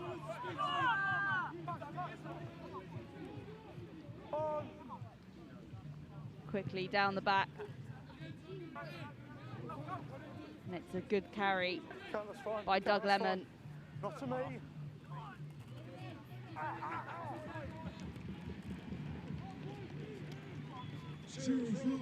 Roy Sage just looking for that space. Not able to find it, so he offloads, and Brighton right up in their grill. There's no hands wasted. Advantage over! They found themselves stuck on the 22 there. And Brighton now kicked. Pulling themselves closer to their own try line. Brighton line is yours, Brighton line is yours, yeah? So hopefully we'll grab a word with one of the St Joe's players just to bring you up to speed with what's been going on pitch 2. We had the end of the Group 3 game. Line is yours, stay, yeah? A little earlier on, that was Whitchurch versus Denstone. Whitchurch coming out winners, 25 points to 12 against Denstone. And underway now. Doug Lemon looking to throw down the line there to Jack Davies, who the ball just comes off his hand. And Jack Davies, all the way from Spain, studying at Marlborough College. I'm happy. In at number 4 for them. Penalty for a knock-on. Scramble 4. Yes, I will do, yeah. Head-to-head clash between St Joe's and Brighton for that 100% record in the Group. Things going very nicely for the home side. 2 wins from 2. Of course, big part by you, the 16th man to St Joe's. Heavy push. Now back and quick hands down the line. Kick in an aim to make some yards. And it's picked up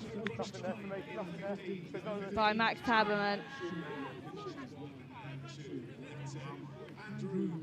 Dummy, but it's taken down by Marlborough. To attack there with their defence. Penalty given though. No roll first, I can't award.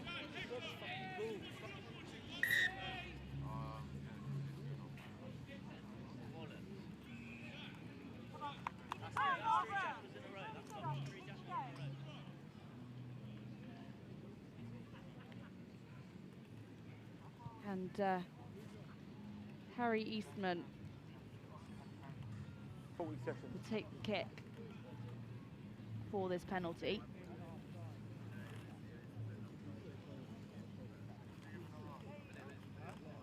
He's looking to his teammates as he lines up for the strike.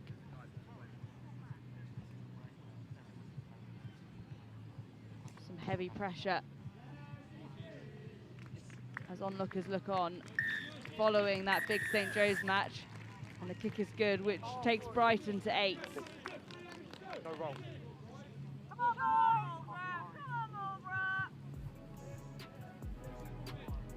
That takes us to half-time here on pitch 2. Brighton College 8, Marlborough 0.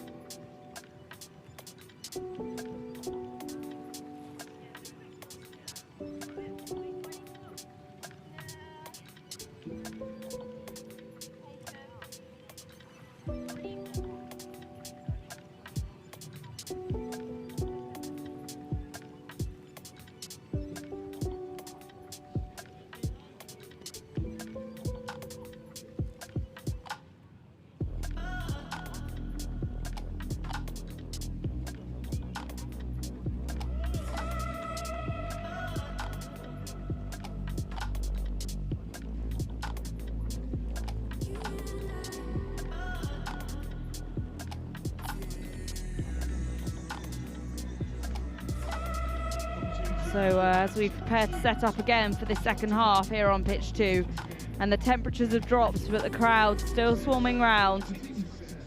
And Marlborough, fairly unfamiliar with the big event that is St. Joe's, having only been here once previously, and unfortunately came 16th in 2022. So they'll look to put on a better performance here today in these group stages.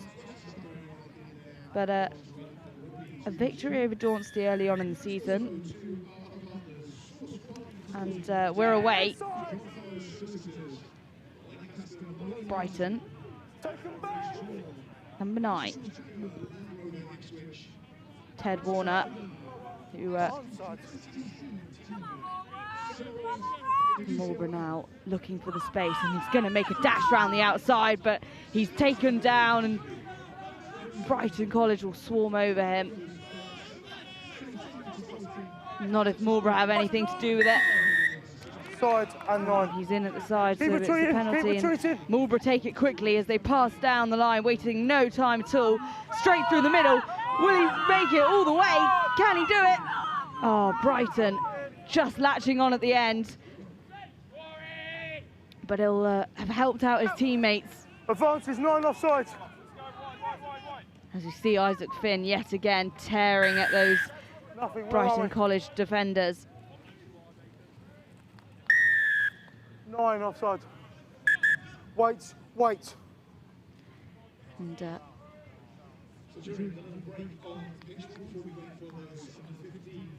yes, time off. time is off. Okay, when time's on, we'll Just go. player down, but he looks all right. He's sitting up and chatting, so boys will regain composure. Marlborough can see a try in sight. The first one of this fixture up against a mighty side of Brighton College.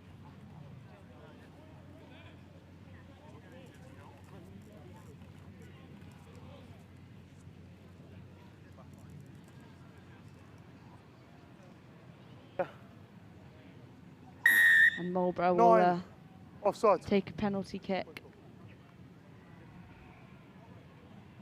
Rory Sage, captain for Marlborough.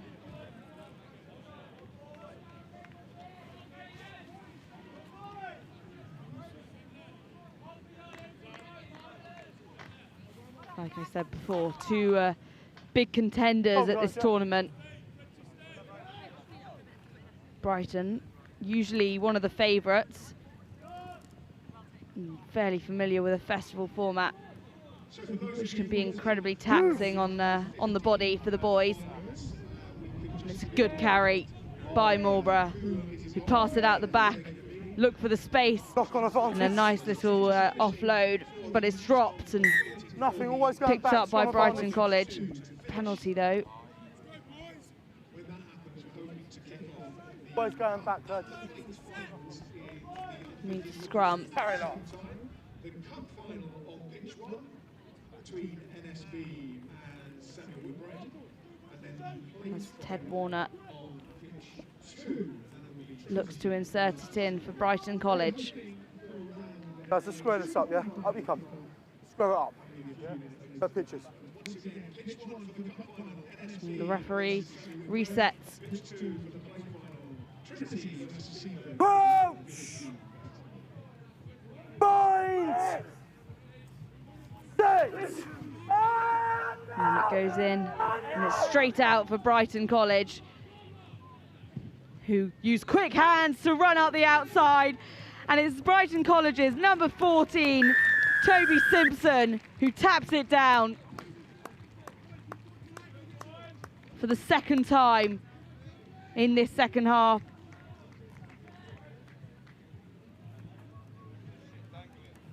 Just minutes in, and they're pulling away. 2 tries up. Oh, what a dive. Marlborough trailing behind. And they hang their heads underneath the posts as he prepares for the kick 30 seconds. down that far side. And eyes are on him as he looks towards those warm-up pitches.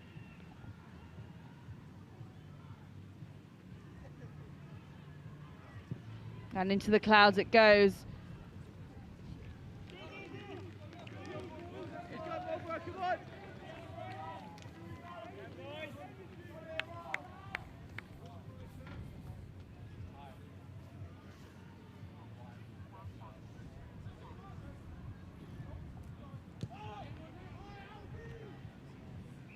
A nice flying kick there as Brighton latch onto it.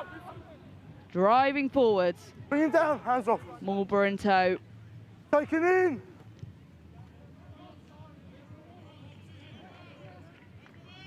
And into the hands of Oscar Harrison. Always back, thank you. Brighton ball, Brighton ball. Quickly over him, Get so rolling. Brighton are. Stay there, 7, stay there. And out the back down to Otto Donbrew. That's. And offloaded to Andrew Rourke. Hands off White. So, Now roll through. Walsing, vice captain, and Quinn's under 18. There in number 4, who Offside advantage. matched 24. onto that. And the backs working together as he sees the space, but Marlborough just hanging on as there's a 1v1 and the ball's on the ground and loose. 10. That one. The referee calling for the penalty. That's 9 taking the arm. Offside against Marlborough.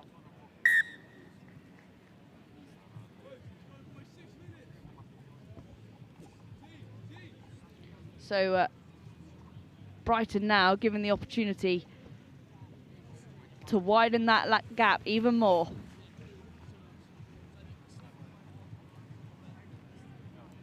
And a successful kick will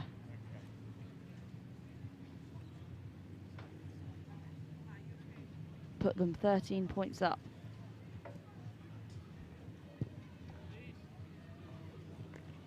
And it's through the posts. Beautiful strike.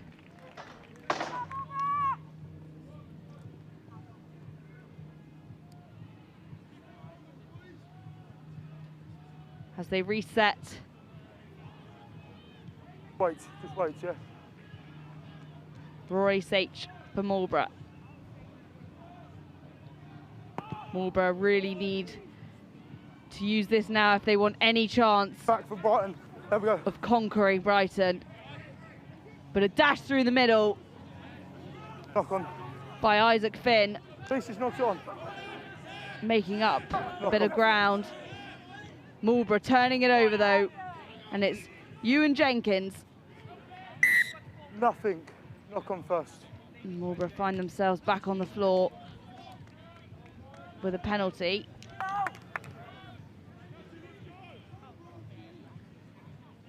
So a scrum here by the 22.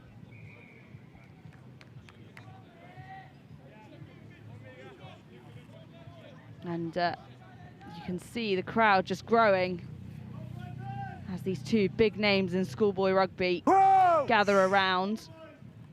5, 6. And a big heave from both sides. But it's gone in Marlborough's favour. And out the back. Passing through. Nothing. And a nice little dodge from 21. He goes. Who rips through the opposition. Set it! And into a big tackle by Milo Dark. Boxer. Penalty.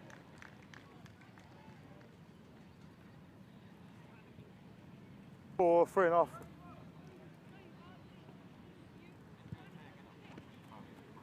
Numbers, please. A lovely kick by Brighton.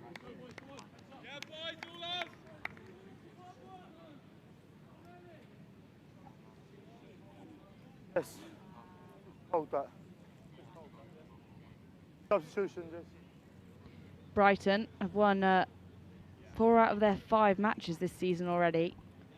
So they're off to a strong start and will be coming into this very confident. We'll just look on the AR, yeah?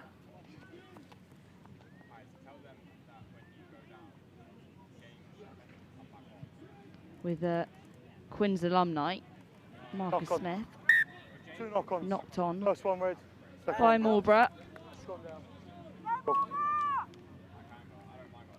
Fine now, it's fine, we're taking it.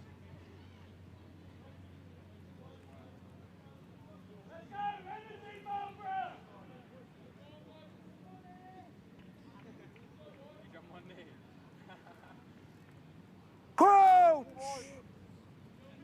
5! 6! And into the middle of the ball goes as comes out. And Marlborough. Back's going all guns blazing, but it's dropped and the ball's loose.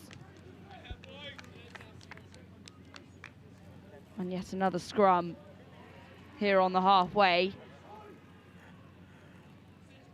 Fine, we've got 7 and 8 coming off. Opposite.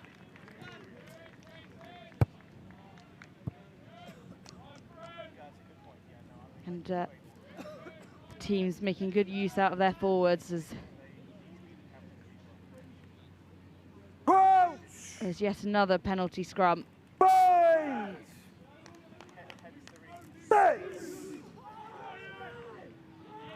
Good push, and it's picked up by Brighton's number 19, Tom McLaughlin.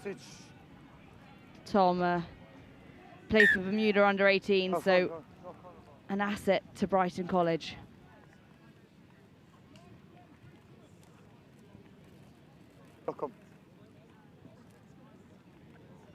Left.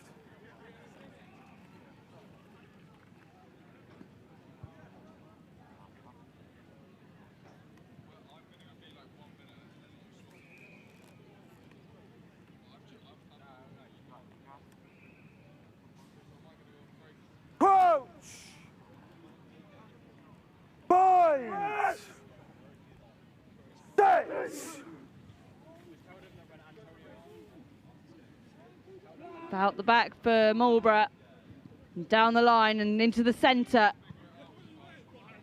Just waiting for their chance to break through. Good job. But he's struggling as Brighton come in on defence,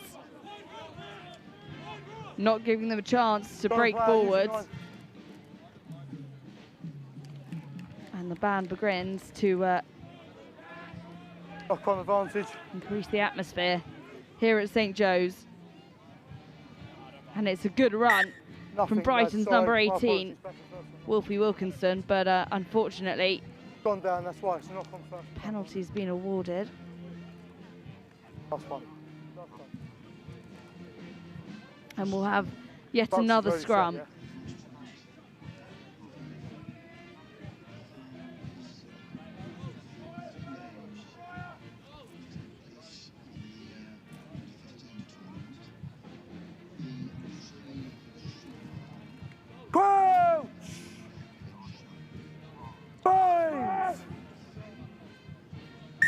Up. But the referee not happy, and he'll reset. That's the mark. You set the space and not high. As the backs wait patiently for their turn.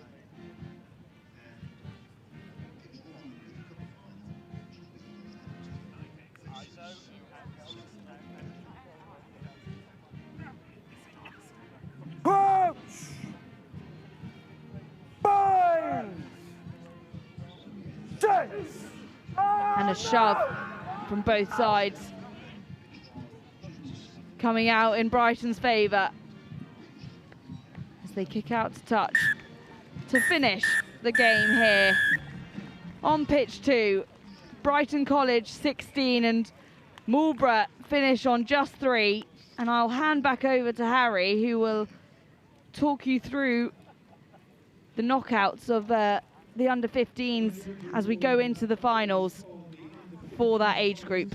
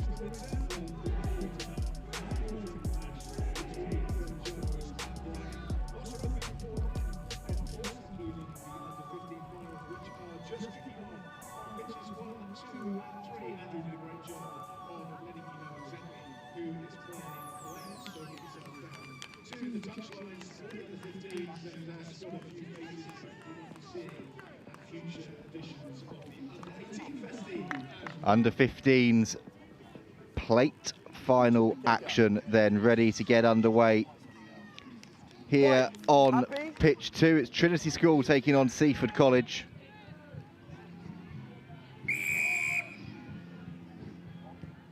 And we're underway. Trinity starting us off here. Back foot blue. Carried back.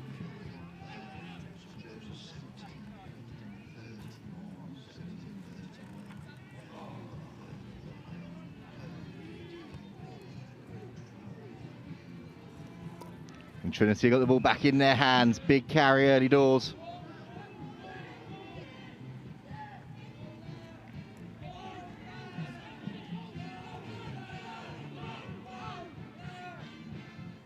And Trinity going wide early on, and it's working to great effect. Hands away now, one. Offside, playing a penalty advantage, blue. A penalty advantage coming the way of Trinity now.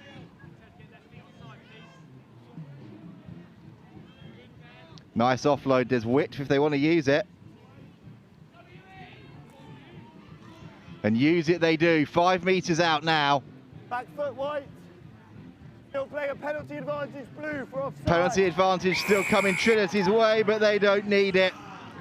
Wiggling over the line and opening the account in this plate final.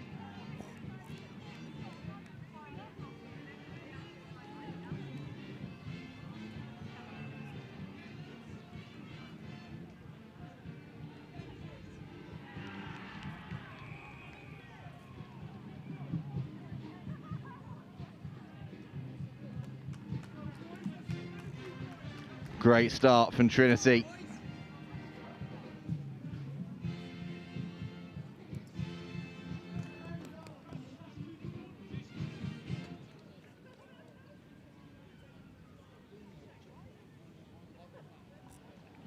Difficult conversion out wide though. It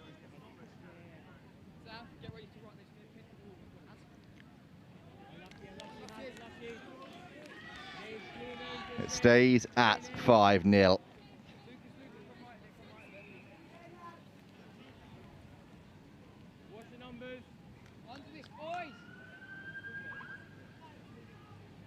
Stay behind the kicker.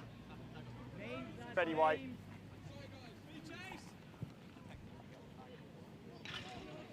Trinity take that one back down into their hands and put boot to ball. There's a lot of space in that backfield, and that was judged perfectly. Lovely kick in behind. Nothing quick, it's been touched.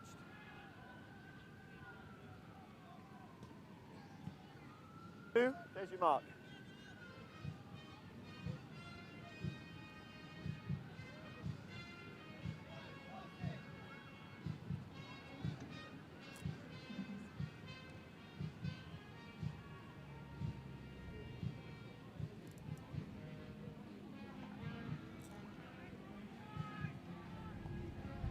Line out time for Seaford.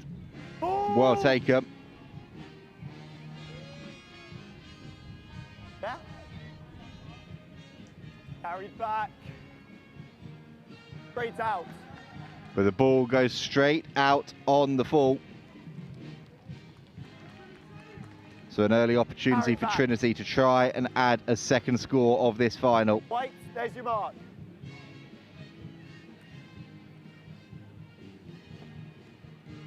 White back. Ball. Come up.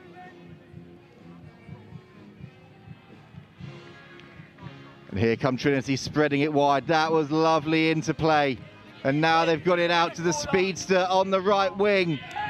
Seaford's defence holds firm.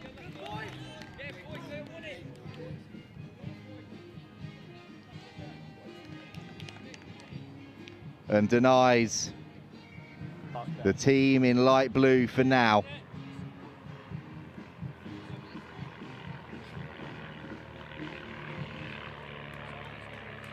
Got 6 in.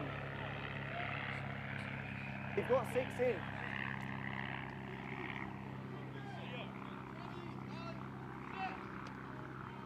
That line out had to be good for Seaford. It was, because they're under so much pressure on their own line.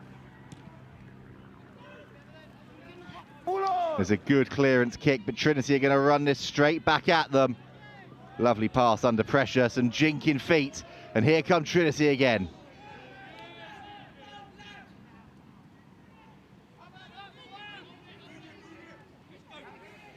Coming down this right-hand side now.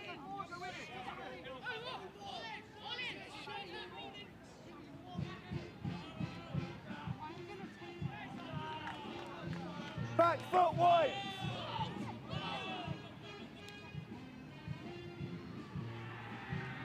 Really nice floated pass out to the left wing. It's that jinking footwork again doing the damage. Back foot wide.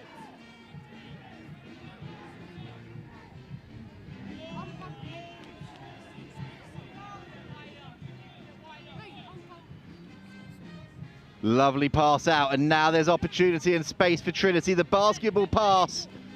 The offload out the back doesn't connect. Kept in play though. And the ball is live and a huge shot comes in. And a turnover to boot for Seaford.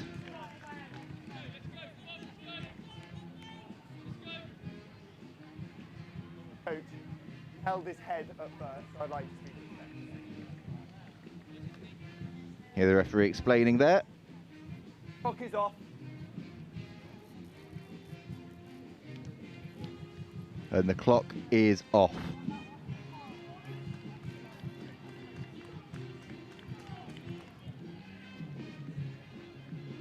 A bit of injury timeout and treatment down there for Seaford.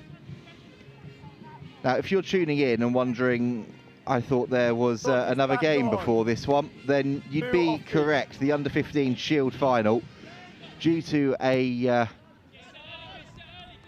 So I paused for a second. I could see a ball flying towards my face and my life flashed before my eyes for a second. Due to a penalty shootout earlier in the day in the Under-15s competition, which took about an extra 25 minutes. It was incredible drama, but it did delay the schedule slightly. So we've been running a bit behind what is down on your list. And as a result, the Shield Final has been moved to pitch 3 and is on at the moment. And we've gone straight into the Plate Final here in the Under-15s competition on pitch 2. Roll away, blue. Available. Ball's available. Ball's available here for Seaford as they look to try and get themselves back into this one. Some big tackles coming in. Forward pass. And a forward pass from Trinity once they get the ball back, so it gives Seaford a bit of a get out of jail card.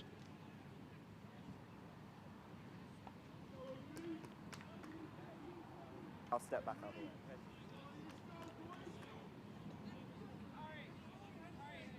Eight's in on bind, please. 9, you must be here. Back in your line. Crouch! Referee just telling the Trinity defence to make sure they all stay on the line they are supposed to be on. And Seaford get that ball out quickly. Dummy runner comes forward and a nice little loop play in midfield. It's created a 2-on-1 if they can use it. Boot to ball instead is the option, and it bounces and bobbles and drifts into touch. Committed.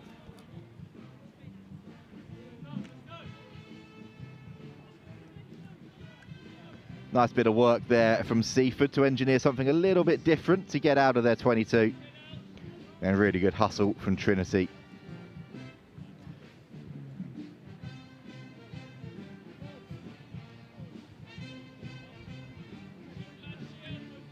Line out is good from Trinity School, and then they break away off the back of the maul and make a good 15 metres or so there. And again, they want to use those backs early doors. Seaford rushing up, putting the pressure on.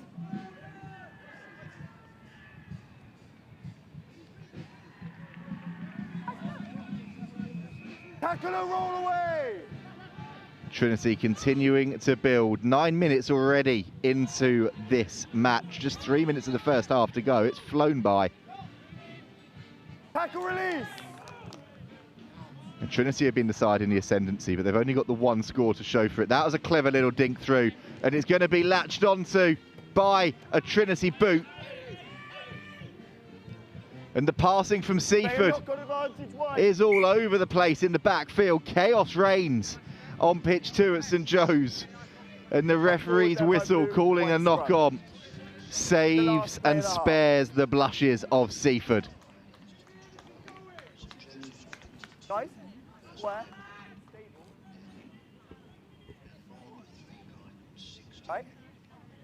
Last play and a half.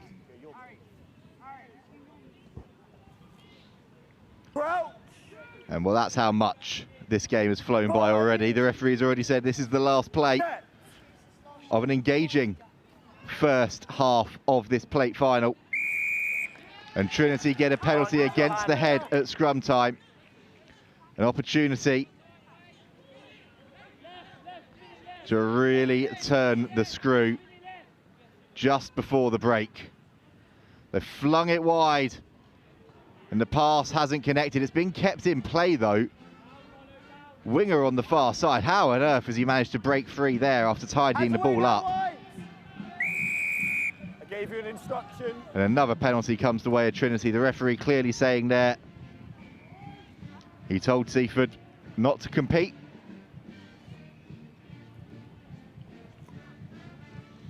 Trinity go to the corner.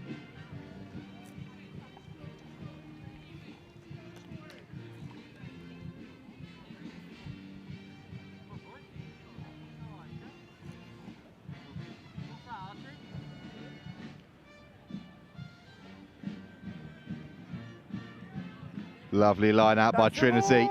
And they set the maul and they surge towards the line, and there it is. At the end of the first half, Trinity have a second and they double up here on pitch 2 in this under-15s plate final.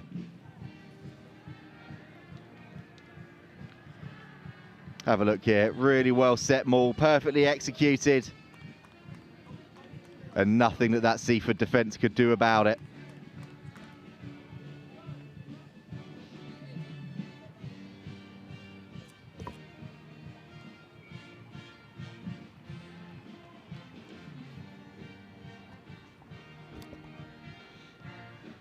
Difficult kick this out wide.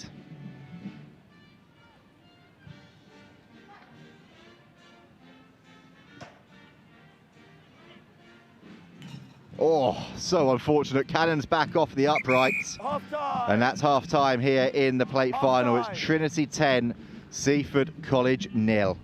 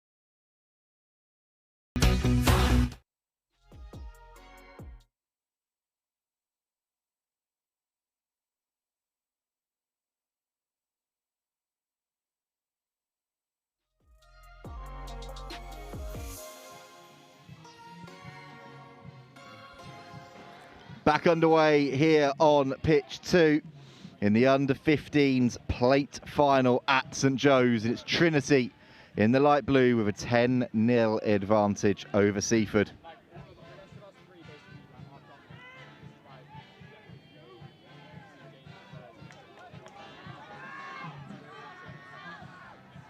Here come Trinity again, building the phases. They're not afraid to go wide with those passes early doors.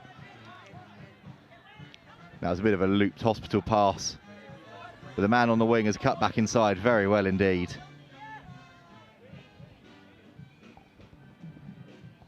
Lovely tip on in midfield, and Trinity come again. Seaford get their hands on it though and get the turnover. Superb work at the breakdown from one of the smallest men on the field. And there's a couple of tentative points towards the sticks. But at under 15 level, that would have been quite a way out. And a reminder, they are chasing a 10-0 deficit. Still plenty of time to go, of course. Let's have a look here at the replay. You can see here, straight over, wonderful turnover, and stays in the fight.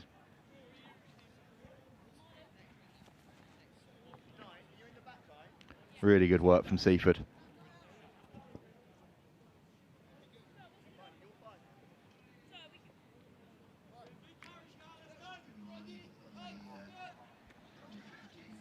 Nicely taken at line-out time. Now they look to set the maul, looking for a try to bring themselves back into this final, but they've spilt it in transition at the back of the maul. And Trinity, a few pats on the back. We'll say a small smattering of applause. And they've now got the opportunity with the ball from their scrum.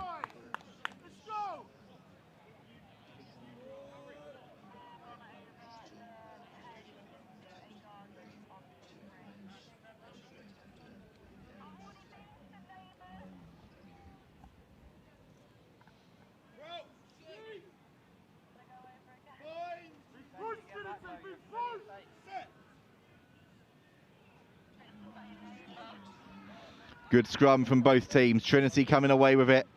Out the back ball, and now the foot race is on. Oh, that was a wonderful arcing break. The pass, it's bounced and bobbled up, and now another foot race on the far side. But the touchline comes to Seaford's rescue.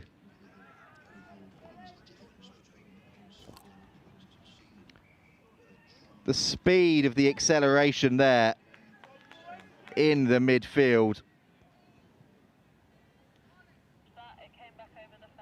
was wonderful to watch. You know, even though that pass was a bit of a bouncer and a bobbler, still a really nice idea on that far side.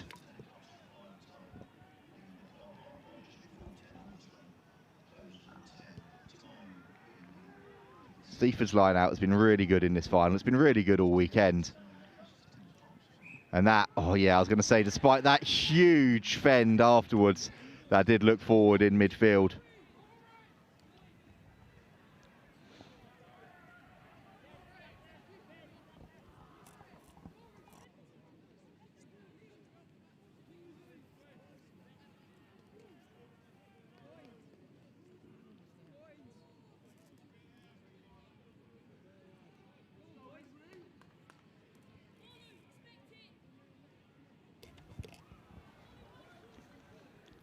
And that now gives Trinity a huge opportunity at this scrum.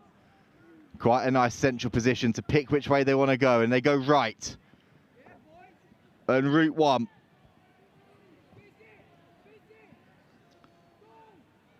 And they're close now to a third try of this final.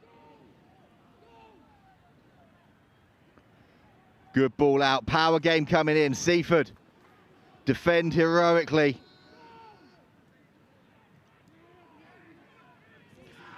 But the numbers surely are too many.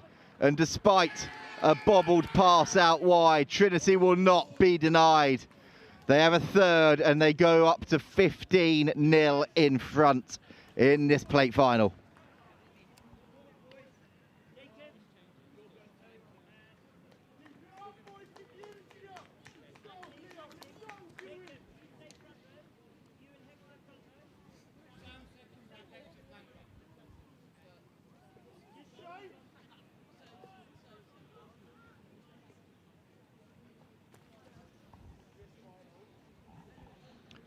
Can see the frustration from the Seaford man there.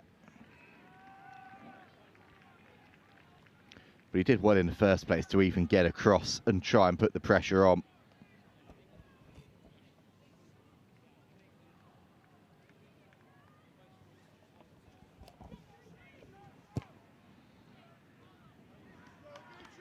Conversion unsuccessful, so it stays 15-0 to Trinity in this plate final.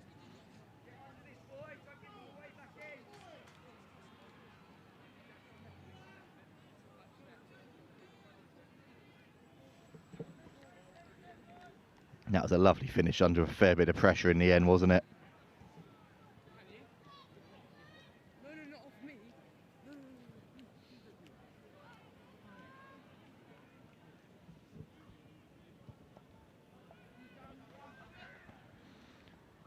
Bobbles back into Trinity hands and a high shot comes in. Penalty, an easy get out for Trinity. Looking to hammer home this advantage now.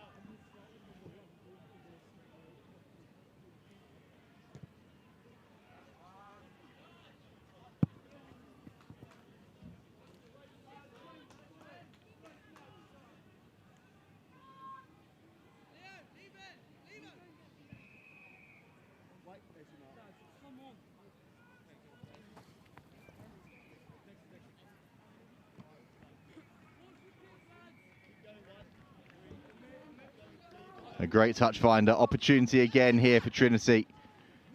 And they set them all up. And it starts motoring forwards at pace. Slows down a bit, scrum half alive to that and moves it quickly. And now, oh, a beautiful little check and go and solo run and pass out the back. It is intercepted. And Seaford thought they were gone, but there's a penalty.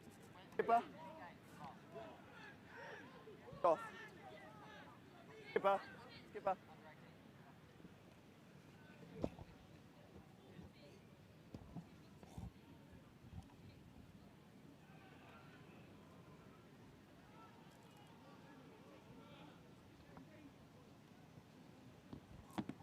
Clock is back on when you're ready. Well, we were hoping to hear what the referee had to say there. Tackle and roll!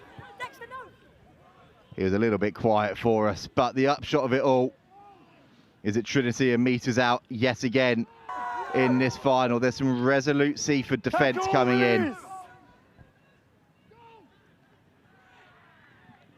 But Trinity are continuing to surge and scurry forwards, but Seaford are refusing to lie down either. Under 18. Squeeze ball the call, and you can hear there one of the Trinity players asking, saying, I thought that was allowed. The referee just saying to him, it is at under 18s, it's not here at under 15s level.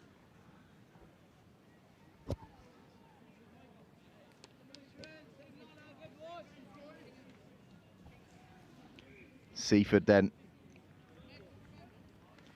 See what they can do with this one.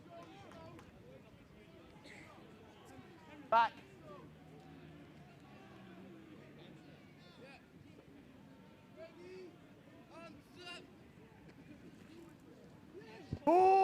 And they've set them all. Take the back foot, Blue. Trinity being told to make sure that they respect the back foot. Seaford see what they can try and launch from deep. Slightly unexpected there from the ball carrier. Heel is good. And as well as he held on to it first time round, Trinity bring in the turnover early doors, and now they look to go wide again. Oh, the hands not quite there at the end.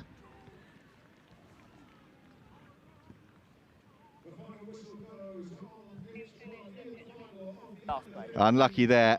You can hear the referee there saying last play. Good station mark. Last play of the game. Which means that it is going to be Trinity. Oh yeah, 10 minutes each way. Who are the plate winners this year in the under-15s competition here at St Joe's. You hear the referee say yes, it's a 10-minute each way final. Approach! behind. Have been playing 12 minutes each way this weekend, but such has been the scheduling delays. Got the burst. Huge scrum from Trinity. Seaford somehow managed to get it away. And this is the last act of the weekend for both of these sides. Trinity with the steal. They're going to want to mark their triumph with a flourish. There's a wonderful ball over the top. White back foot. Another big carry coming in. Trinity just a few meters out now. The game is theirs, but they want this final flourish. Tackle release. You were in the ruck. And they've got a penalty. White 12, playing the 9. And the game is done. You know you're not under Last play. any threat. So what do Trinity choose to do? They're going to tap and go. And why not?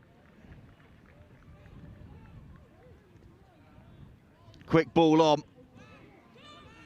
Good hands from Trinity. And now the power game. Tackle release. Fighting forwards. And it's left to the backs to add the cherry on top of the cake. It's Trinity's day here at St Joe's. They had a 4th try with the clock in the red to confirm themselves as the under-15s plate champions for 2025.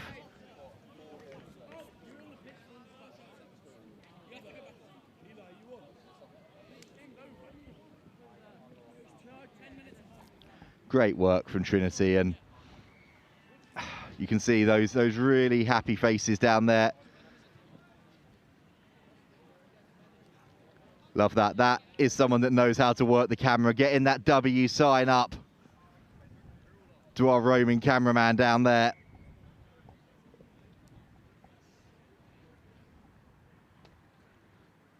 The conversion's a formality, it doesn't matter. And that is the final whistle. Trinity, your plate champions, 20-0, they win the final over Seaford College.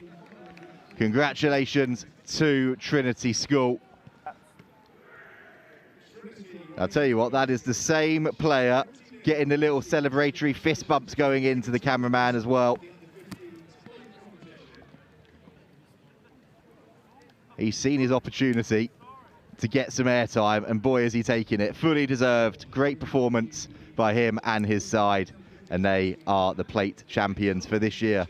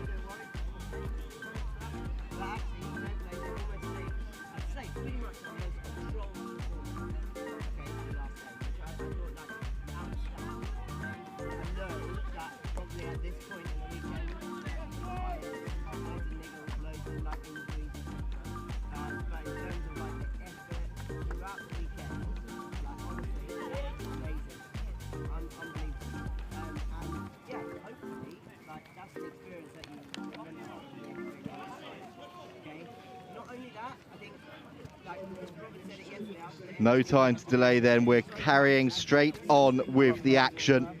We say congratulations to Trinity under-15s on their plate triumph.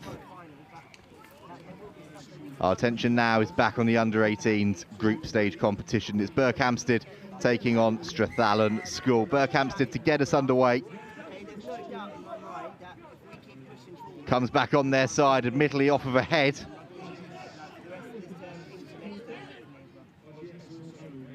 Will Ady down there at 13.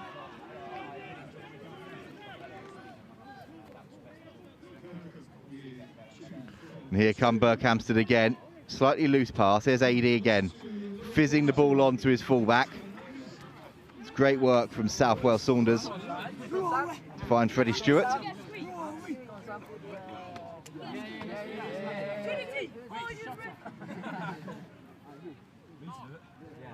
Good quick ball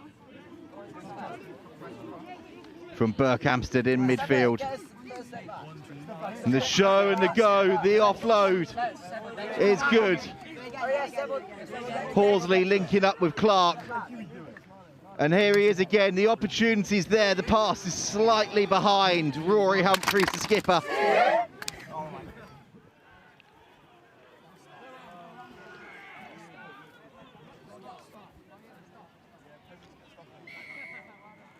Goal, offside. And you can hear there, offside, the call against Jack Clark of Strathallan. You might have also heard a little bit of celebratory noise down there. That was the Trinity team celebrating right next to our microphone. Hands up.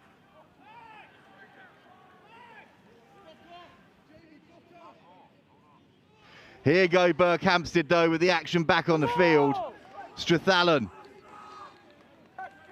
They're trying to set this up as a maul, use it as being called.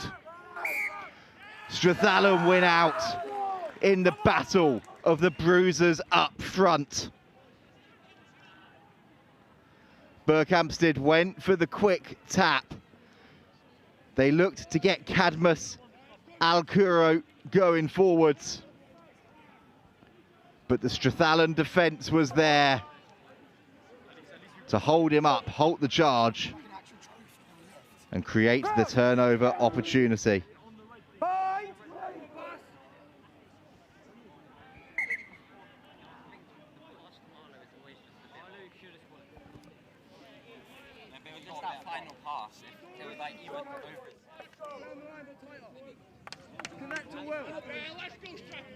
Go, please, guys, let's get set.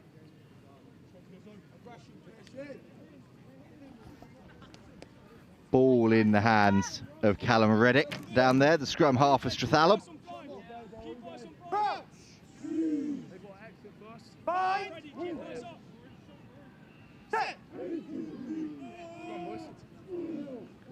That's a good, solid scrum.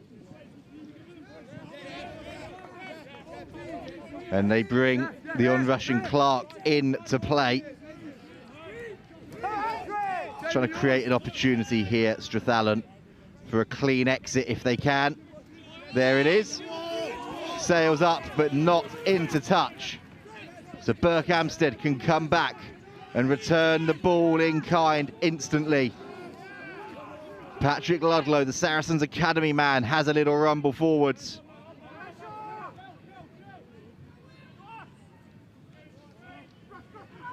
And in midfield, it's mopped up and flung forwards. And the offload is good, and now there's the opportunity down this near side touchline. Clark has a go. A penalty advantage coming the way of Berkhamsted as Cadmus Alcuro carries forwards. Now there's space, now there's width if they want to use it. They go themselves. Surely the pass from Humphreys had to go. There's a new advantage coming the way of Berkhamsted. New advantage, Red. They're right there on the line if they can find it, and they have. Opening score goes the way of Berkhamsted, and Charlie Hurd, like all good scrum halves, sensed half a gap, darted in and opened the scoring. Oh, it's really clever play, isn't it, from her? Just seeing that the guard on that far side had looked the other way, and the moment he did that, he was off.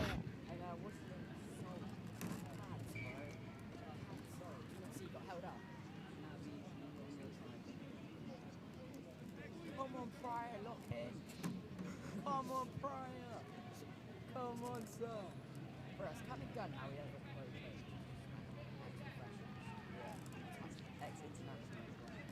Difficult conversion attempt this from out wide. It stays at 5 points. But you can see there the initial carry from Louis Clark. Monstrous from the 7, and then through the phases, and that little dart and snipe, and the scrum half was over.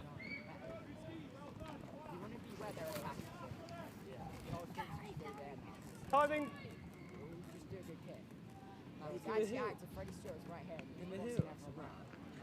Booming long kick by Strathallan.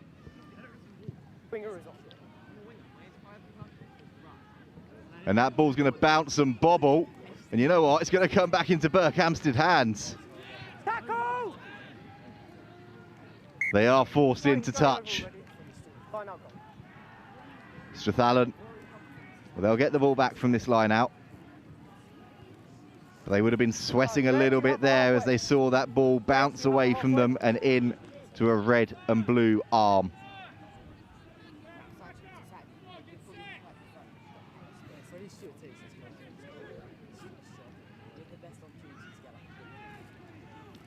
Line out is clean.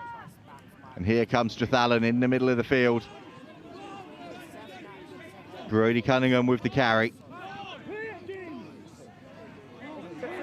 And the shots are flying in, and it's been stripped by Burhamstead. Nobody's there at scrum half. Someone needs to step in. Ollie Scard does just that. And then the synergy between the props isn't quite there.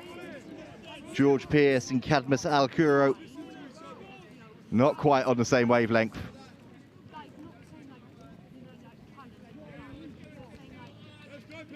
But plenty of speed, of thought in that transition play from Burhamstead.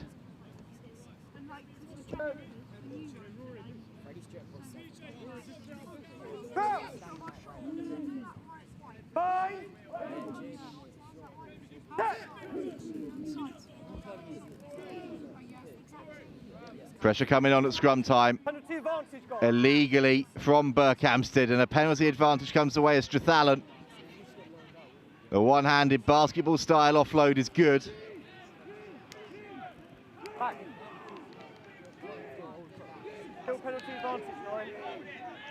They've still got that penalty if they want it, or if nothing comes from this passage of play. As a new advantage with Cadmus Alcuro offside. And we'll come back for that offside call. Got one at the scrum here, one offside on the tape. And unsurprisingly, Strathallan choosing the second penalty, the one nearer the touchline, to allow them to try and get a bit further up the field. Ball is in the hands of Finn Rooney Douglas.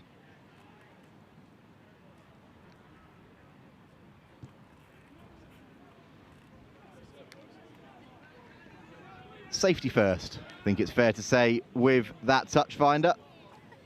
But his side is still in a really good position.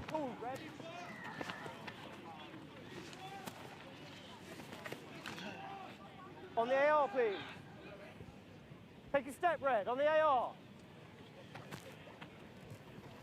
Fionn Clare warming up down below us as well for Berkhamsted, so I wonder how long it will be until he is into the action.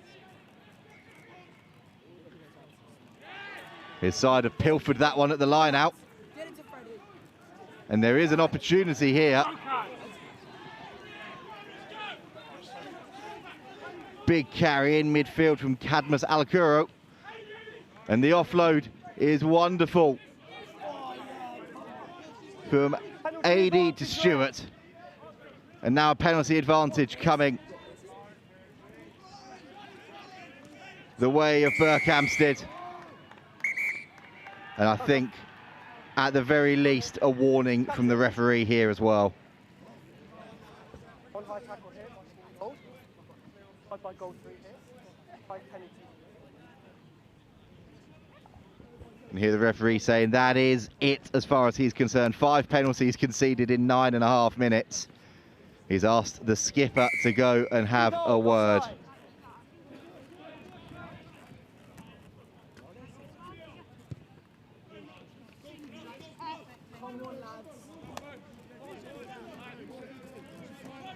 And let's just have a look here. This is where it came from.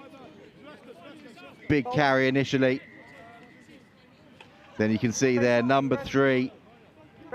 That's Fergus Gordon, nowhere near onside. Cynical play. But it's cost his side because they've now got to defend with Burhamstead dangerously close to the whitewash. Line out's good. Maul is good. It's surging forwards and it's lost. Oh, Burhamstead, all they had to do was control that, but you can hear the referee say an early transfer of the ball, an accidental offside, and a huge let-off for Strathallan. A huge opportunity goes begging for Burhamstead.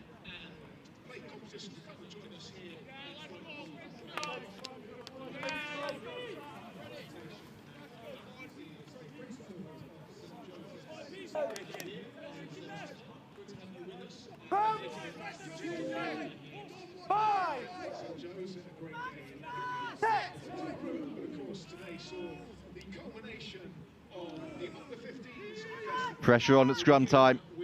Strathallan get the ball out. Oh, that's a nice little bit of looping, intricate play. Not much space to work with, though, on that far side. They've not done badly, though, with the lack of space they had.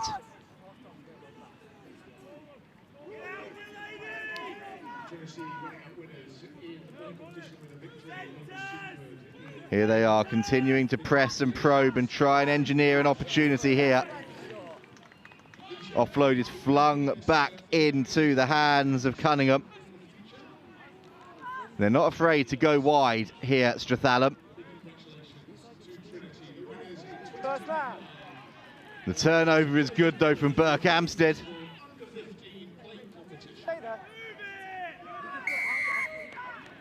A penalty goes the way of the team in red.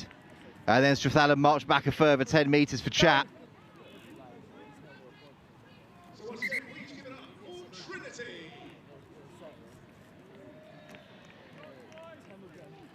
Not taken from the mark, though. Burhamstead in haste at the end of this first period. Wanted to go quickly, took it from the wrong place. They've come back, taken a pause, taken a breather. And they've gone to the corner, gone to that driving game. Let's see if they can get it right this time around.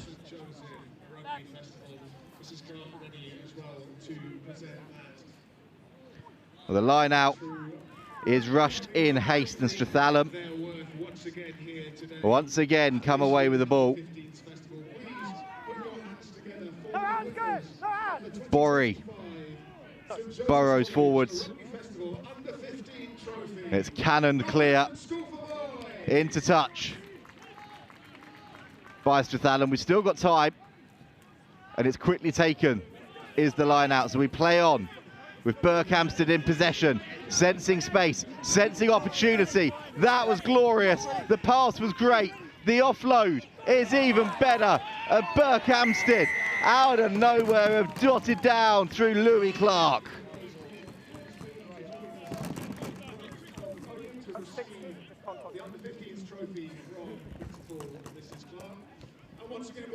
Oh, it's wonderful play, isn't it? Look at this quickly taken line out.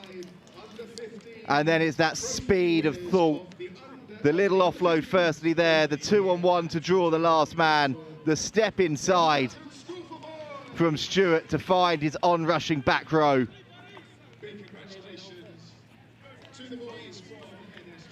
And that was wonderful, wonderful play from Burhamstead.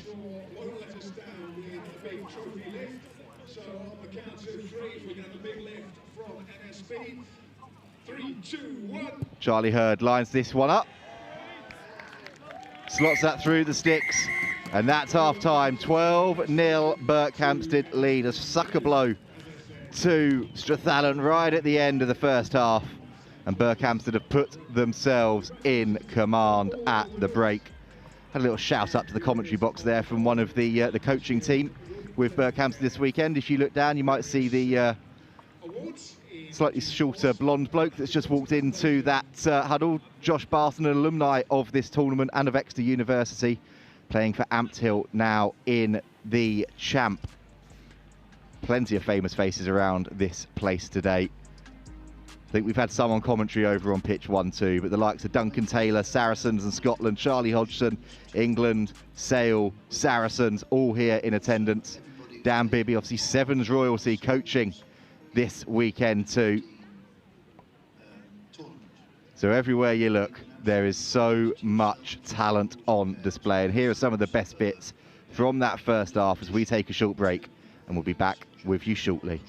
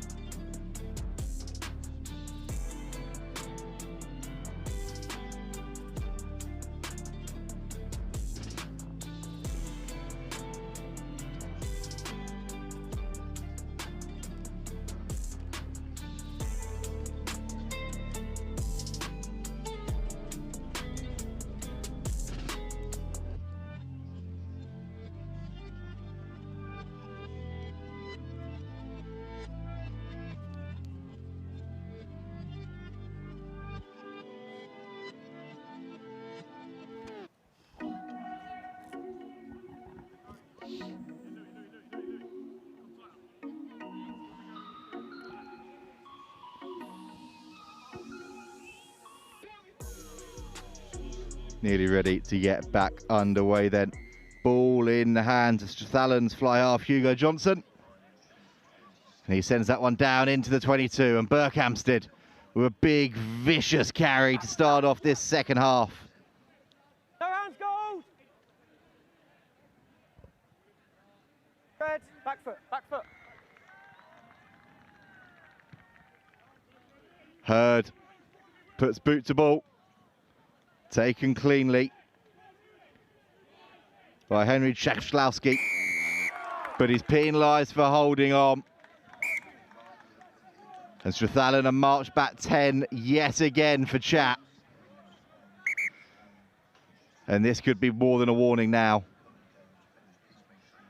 Not quite able to hear the referee, but I don't think you need to hear him to see what those hand signals are suggesting. Holding on. Go and talk to your team. This is your final warning. Red changes. Red changes. And Burhamstead, Thumbs off. well, they're bringing on their version of the bomb changes. squad. 5 players coming on ready to make an impact.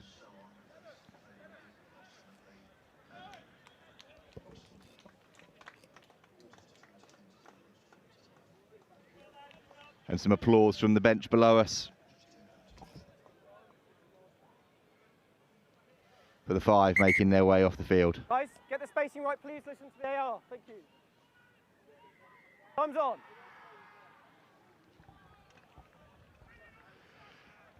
Line out is good. It's off the top.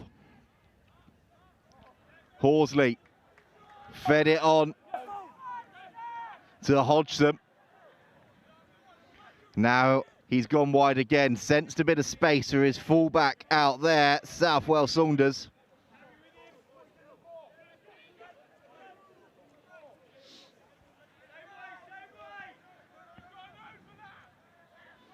You can hear them shouting, they've got an overlap, but corner takes it on himself for now. Nice quick speed of ball, Horsley orchestrating things at 10. Oh, there was no way through there for Hurd. And the maul has been called. They're going to have to try and use this one. Strathallan bundling them into touch.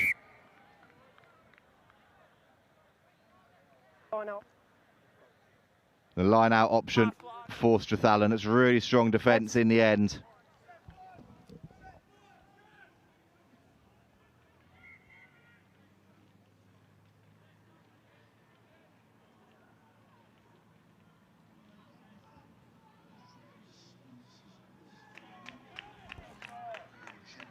Pressure is on, and Burhamstead have managed to get the penalty and the turnover. Straight off feet. Straight off feet, the call. Here go Burhamstead again. And oh, that's just silly. Charles Batchelor has faked to take the free kick, then stepped back to try and draw the penalty. And the referee, quite rightly, having none of it. Here's a replay here. You would have been able to see.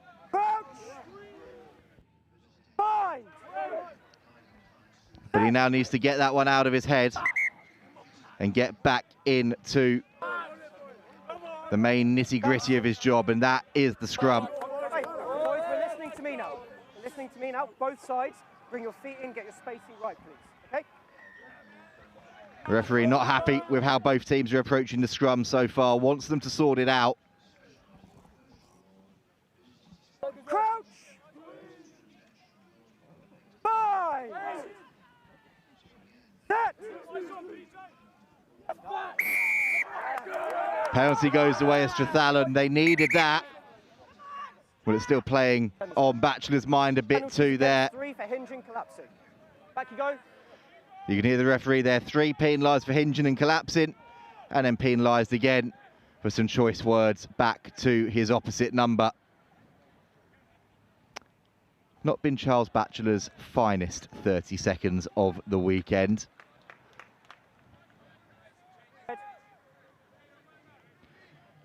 And you can have a look here. Great angle on that scrum. You can see it dropping already on that far side and bringing the rest of it down with it. As Berkhamsted down below us make another couple of changes.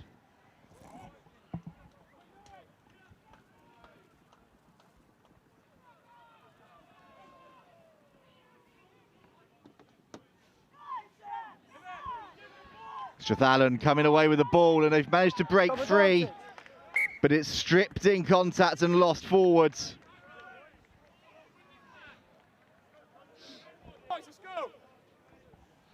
Oh, the opportunities have been there, aren't they? They're just not so far able to make the most of them.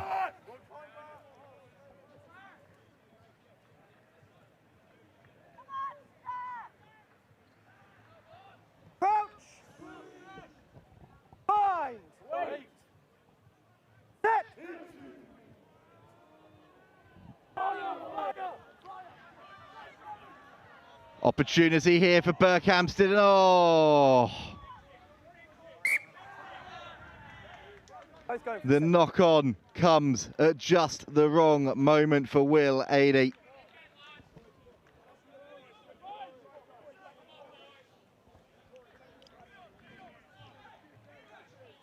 Ahead of this weekend, we asked all of the teams to give us a little bit of extra information on some of the players in the squad.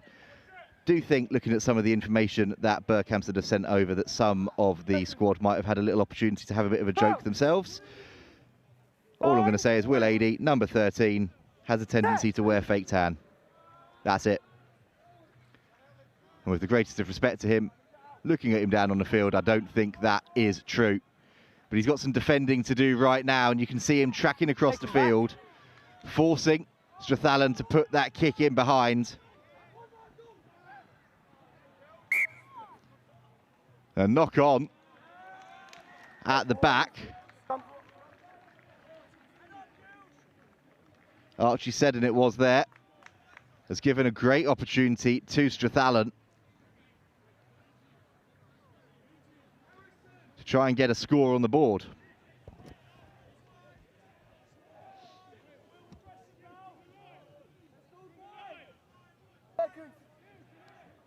Crouch.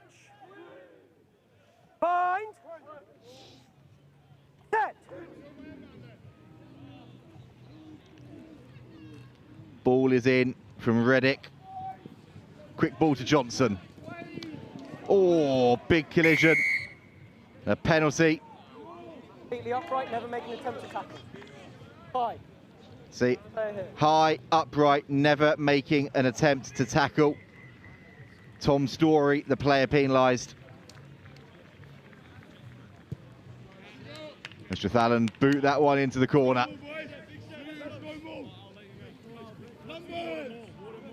Reg, you have the end here. Nice. Red.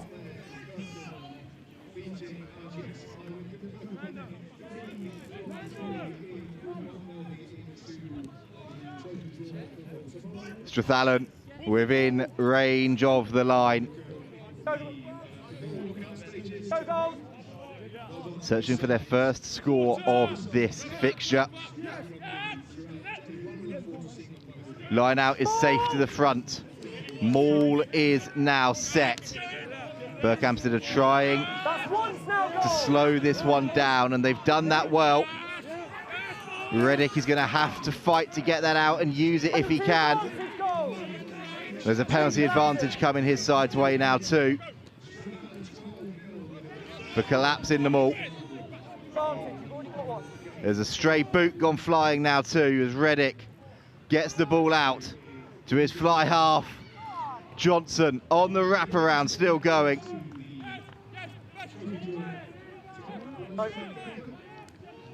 Tied it up. Again, an inside ball to Czechosłowski, who pumps their legs and still keeps going. Strathallan now looking to go wide. Comes off the boot, so it's a play on. No advantage. But no advantage there in the end for Strathallan. Got one here or one mid. One here. The line. Number 3, collapsing the maul. Collapsing the maul is the call against Batchelor. And Strathallan, they're taking their time with this one, and time is something that they don't have much of left. They've gone to the corner. 5 is the middle. Head. 5 is the middle.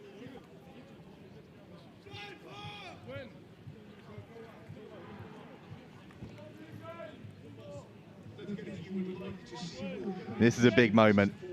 Borry to throw in, and he's overthrown it, and it comes back into the hands of Hodgson. Tackle release! Oh, the offload attempt was there, but it's now left a dogleg in defence, and Burhamstead can break free. First man. Strathallan refusing to go down without a fight though, get the turnover and take it quickly. Backwards. They shoveled that ball on and somehow managed to get it wide, and now the foot race is on. The covering defence eventually comes across to stop Murray Shaw.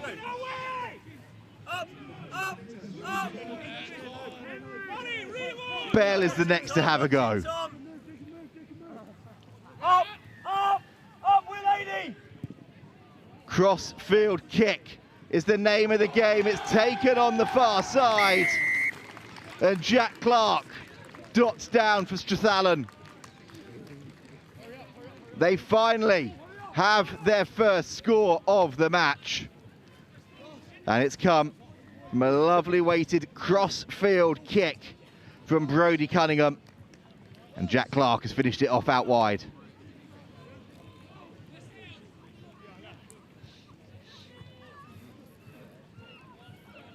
Time off, let's get going please, Red. Now the conversion was rushed, time has not been on their side, and it was missed. So 12-5 the score, 30 seconds left. So that leaves Strathallan needing a converted score to level this one up. Thumbs on. Burhamstead go long, forcing Strathallan to go the length if they want to have a sniff. And you know what? They are gonna have a go here.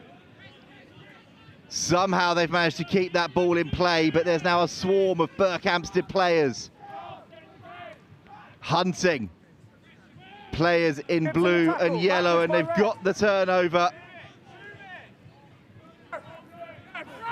They're waiting for the referee to give them a call, but in doing that, they've conceded a penalty. 22. Back.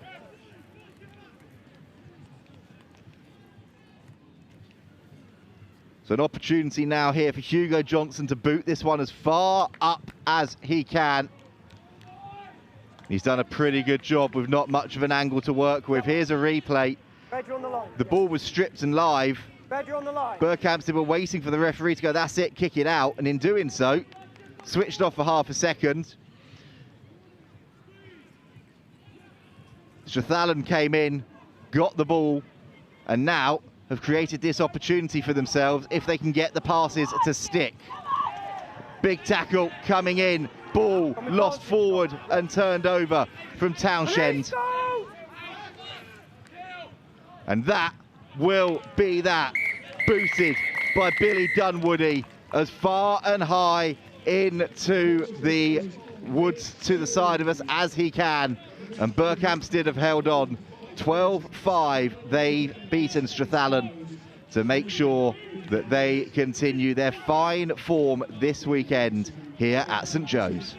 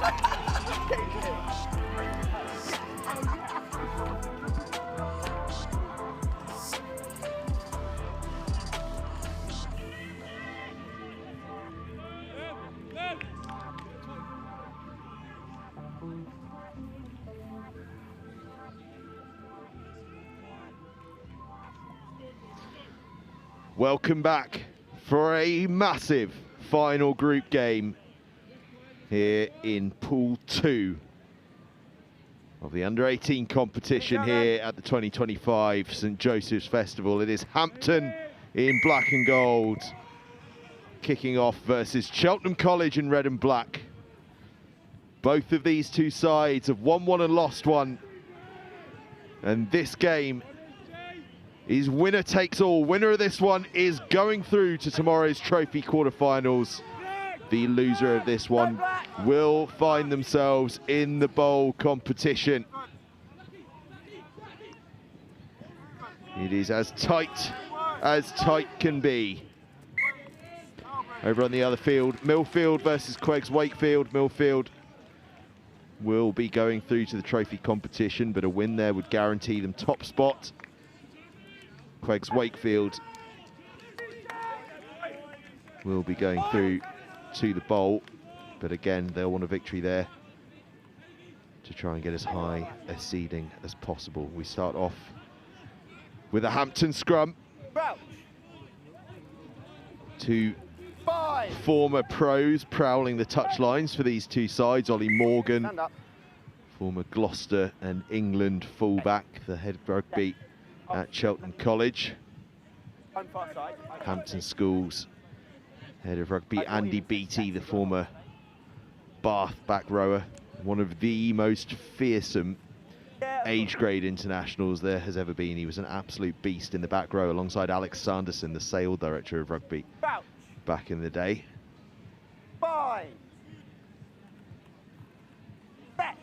Also happens to be my brother-in-law's next door neighbour. Balance. Backwards, backwards. Cheltenham College then with the free kick up towards the 10-metre line.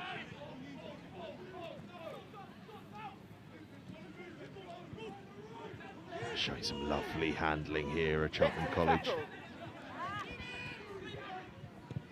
Hampton kick downfield, and there's a huge amount of space back there. The chase is on. This is anyone's ball. Which way is it going to go? Cheltenham just about getting there, but has that been touched down by Hampton? Referee says taken back by Cheltenham College. Touched down by them. It'll be a 5-metre Hampton scrum. Well, that was really anyone's. Let's take another look at this.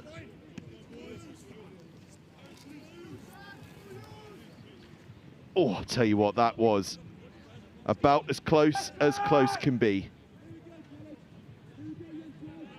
Huge promising position this though for Hampton. 5-metre scrum.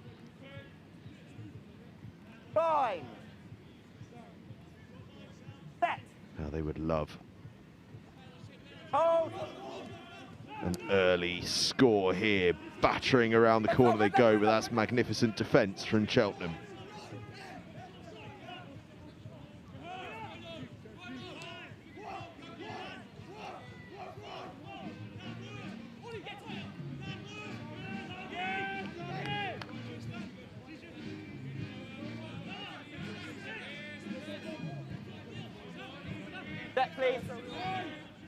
Hampton still probing around about this 5-metre line, but Cheltenham College unyielding so far. Will the damn crack floated pass over the top, ball back inside, intercepted by Cheltenham College. They survive that little wave of Hampton attack. Now the scrum half is locked in that ruck, so they have to take it on through the forwards, but he's back on his feet now and can help them clear their lines. In fact, they're going to get a penalty. And that defensive stand was resolved for Cheltenham College, and a nice easy exit for them now, but Hampton showing plenty of promise there.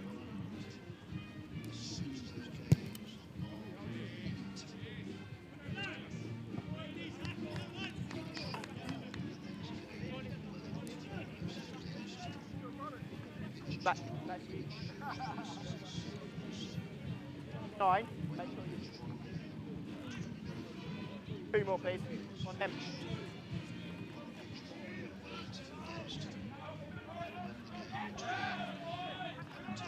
Ball is loose, but back in the hands of Hampton.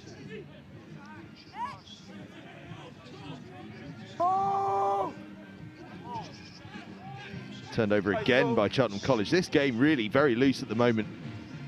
Turnover ball this way and that, but now Cheltenham looking to expand around the outside.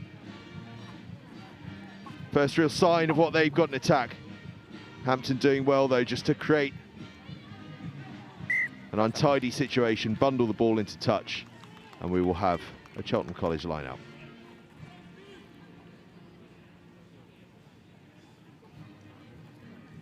Thank you.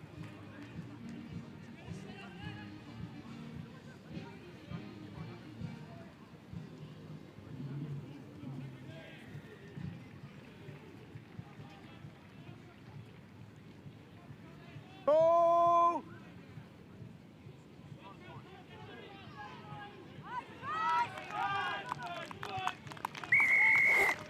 Cheltenham College get the score. A breakaway from the line out.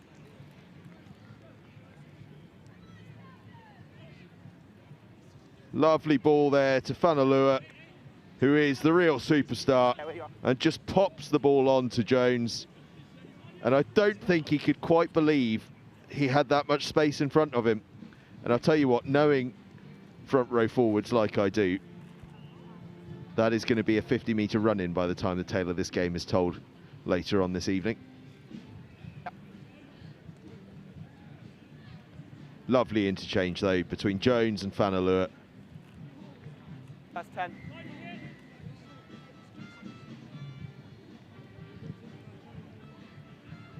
Conversion's a cracking effort, but just eases towards that inside post and then beyond it. So it stays at 5 points to 0. Look at that, Jones off the base to Fanalua running that short line, back to Jones, and Jones is almost as surprised as the rest of us to see that there's no one there to stop him.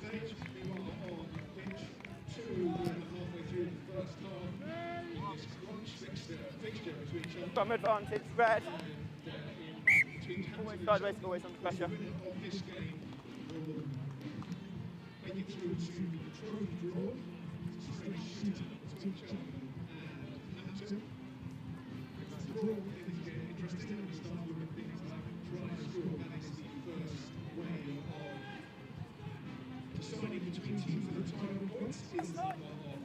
That elbow up. Lost forward off the restart, so Cheltenham College have the scrum. Fine. Set.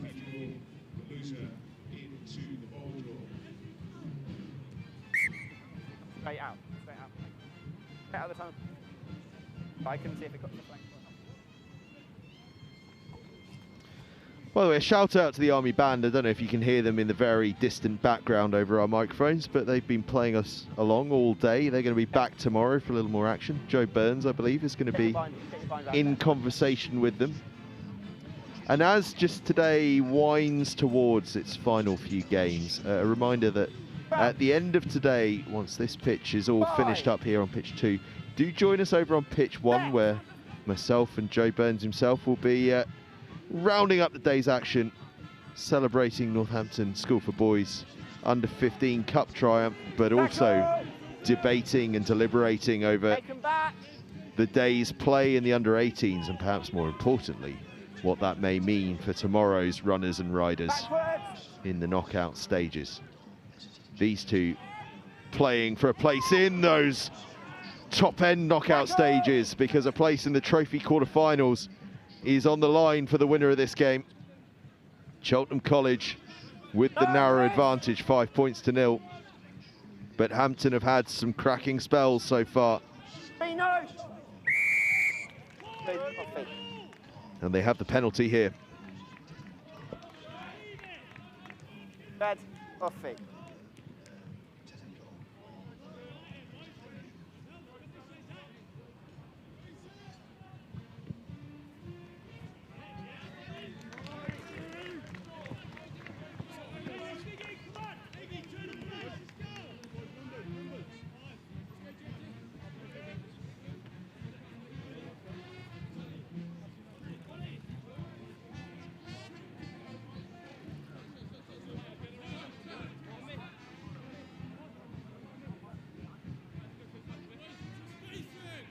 Hampton line out. Guys, Go again. they'll feel a score before half time Set and then go. would do them some good. You wouldn't put it past them. They've had some superb spells early on. That lovely interchange between Vanalua and Jones, the difference between the sides at the moment. That's good ball though from Hampton. Just had to be juggled a little though, and it's allowed Cheltenham to wrap things up.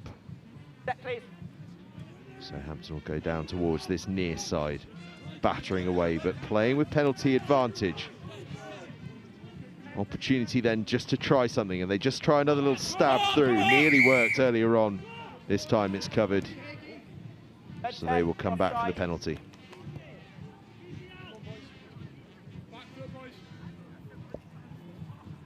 Postcode.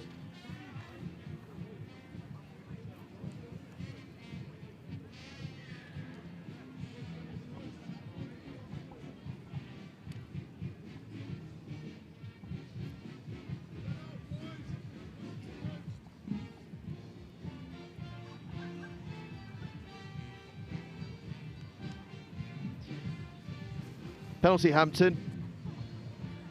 I believe that is Amor standing over the penalty. Son of Simon Amor. It's a cracking strike, but just out towards the right of the posts. So Cheltenham College can clear their lines, retain that 5-0 lead. And Hampton will go again from deep inside their own half. That's a lovely pickup from Amor. That pass just judged forward.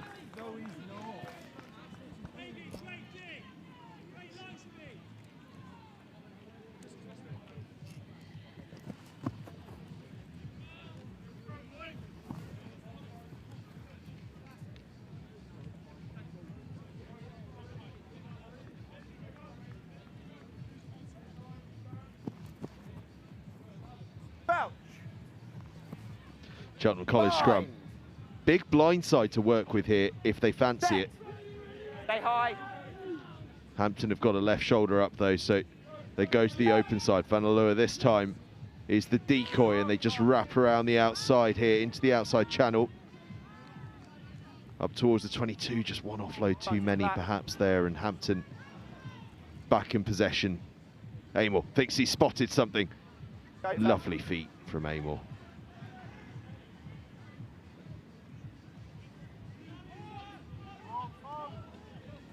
On that injury, does it head? Fine. Hampton inching forward in towards the sort of last play territory of this half. They stab a kick in. Tricky bouncing ball. Where's it going to land? It's in Hampton hands. Now they've got a bit of broken field to run into, but Cheltenham College have intercepted. Perhaps there's a little space for them to work into now. They decide that in fact there's no point playing inside their own half.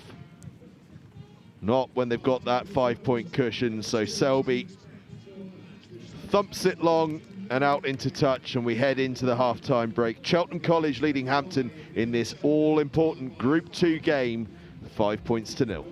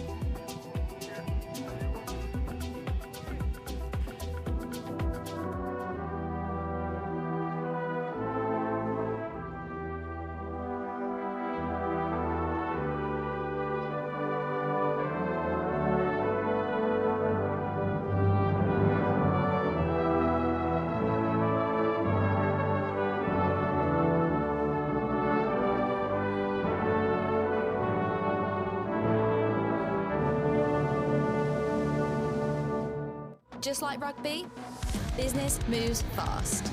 At Fleximize, we keep it simple. No knock-ons, no penalties, just fast, flexible business loans. Decisions within 24 hours. Once approved, funds are over the line the same day. Fleximize.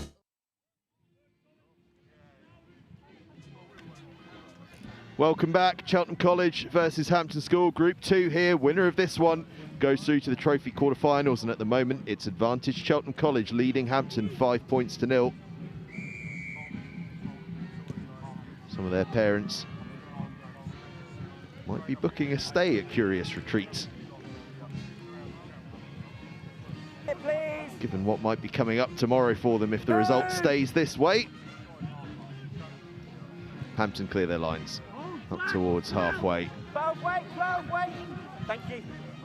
Big up and under, the old Gary Owen as it would have been called, but it drifts out. There is a little bit of wind that's actually just started to pick up towards the end of the day, and it is blowing towards that far touchline. Yeah. Camera operator next to me, he's got his hood up, protecting against that. That's the wind chill factor that's just started to sweep across a little bit. Good for those sailing boats at Curious Retreats though, isn't it?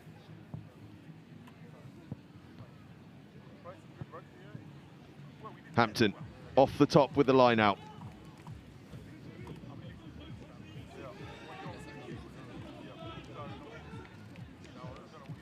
Amor stabs a kick through. That's a beautiful kick as well, nearly at 50-22. Oh, that's wonderful.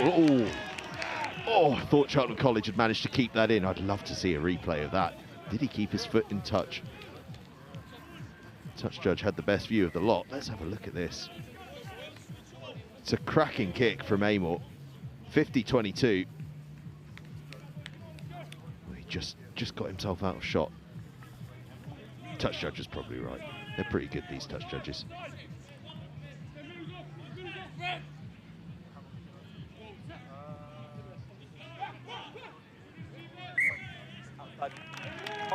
Line out, not straight though. Cheltenham College will almost certainly take the scrum here on the 15.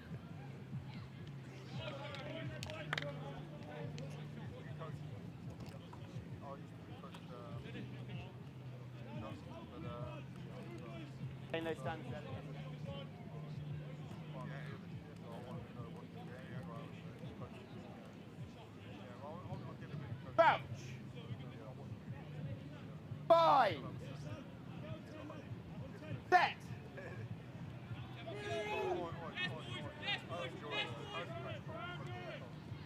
Cheltenham spread it to Fanalua, who then puts it straight through the hole. Cheltenham College go bursting through. 1-on-1, 2 defenders now, still going Cheltenham College. The floated ball out. Oh, Jones is going to be in for his second. The tight head prop finishes off the length of the field move.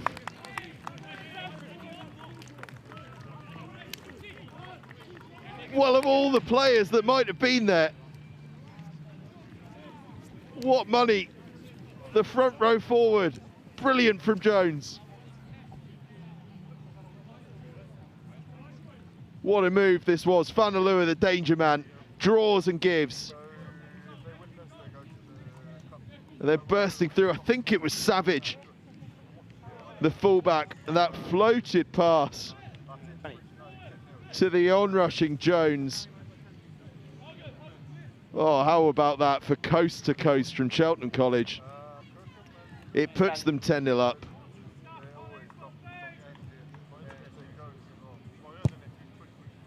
Conversion is good as well. 12-0. What a score that was. Worth another look. And I'll tell you what, hats off to Savage as well, because that is some skill. The floated pass out of contact is so difficult to stop from drifting forward. He did brilliantly there. Jones did fantastically well, simply to be there. What a try.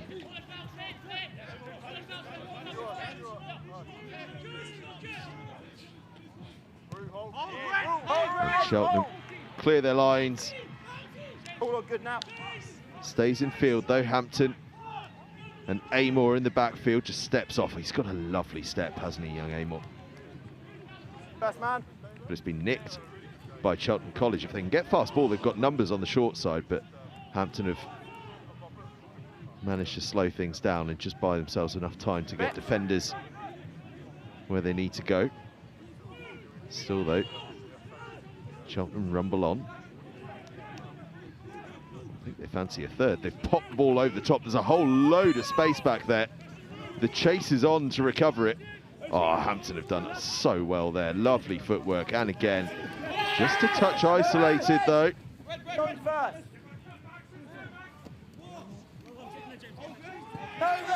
These are key moments. Turn over Cheltenham here and you think it's a very long way back for Hampton. Amor drills that one low. I think he just caught it off the toe, but turned out to be reasonably effective. Oh, long range drop goal. Oh, that's brilliant.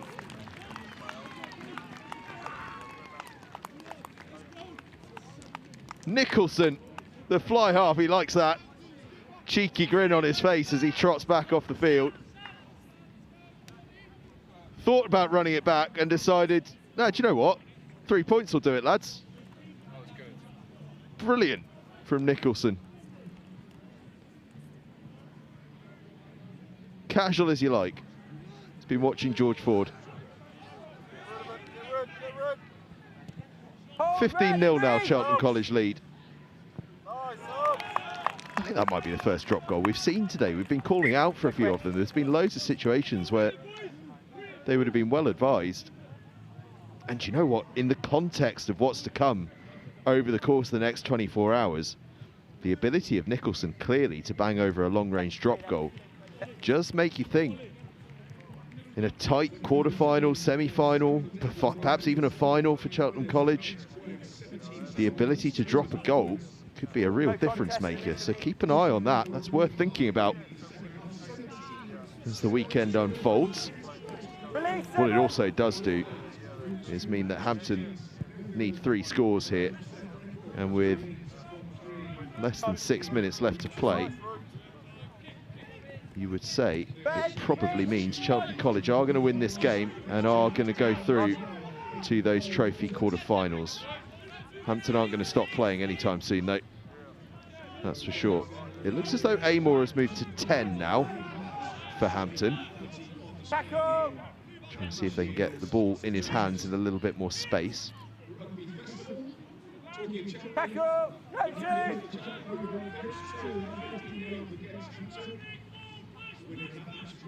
Oh, it's a beautiful ball out to the outside. Cheltenham had pressed up a little too high, so Hampton just floated in behind them. But the Cheltenham recovery and defence is good, and that's another big tackle. Cheltenham really have defended very well, because Hampton have had some nice spells of play in this game. That one's a little high, so they're playing with advantage. Penalty. 8 high. Hampton going quick, rightly so. Need points and need them fast. Amor takes it to the line, pins his ears back, gets the step inside and into the 22. Two-man chop is the cry from Cheltenham, and the two-man chop is exactly what they get.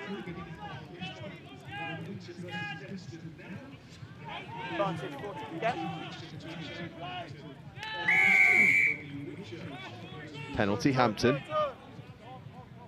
Okay. Come off. Captain. Play twice in 2 phases. Needs to be better, otherwise we get penalty. Back on. Discipline, boys. Let's go. 14. Offside. Hold him out, hold him out. Let's go. Be up. Yeah. Time, please. Hampton with the line now then, 5 metres from the Cheltenham College line. Not a lot of time to play with. They need to get a move on with this. 3 scores required for the South West London side. Ball is overthrown, but actually ends up in Hampton hands. It could work out for them.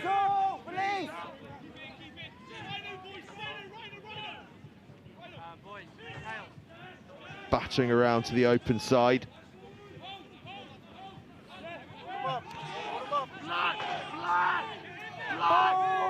Maul is called. Cheltenham College defence once again causing problems. In fact, so good, they've ripped it clean. Defensively, Cheltenham have been absolutely impeccable. But you've got to say, in attack, they've been pretty handy as well. That length of the field try, a thing of beauty. But I suspect what we're all going to end up talking about is that Nicholson drop goal. If nothing else, then I think I speak for everyone that's been commentating on a game over the course of this weekend. We absolutely love a drop goal.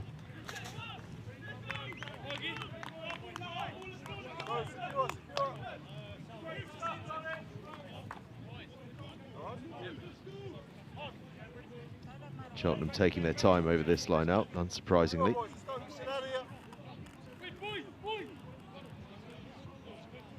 On them up, you guys set off that. Let's go, please. Go, boys. Cheltenham line out. Stolen by Hampton. Amor flings it in field. Now or never for Hampton.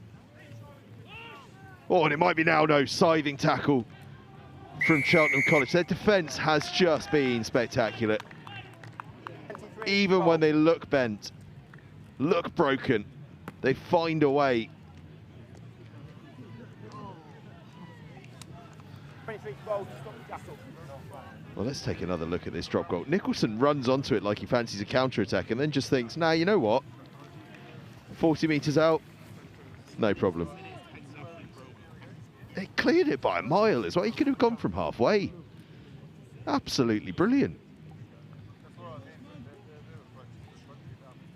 And I made the point before, that could be really important as a skill set in tomorrow's play, because we now know for certain Cheltenham College are going into those trophy quarterfinals.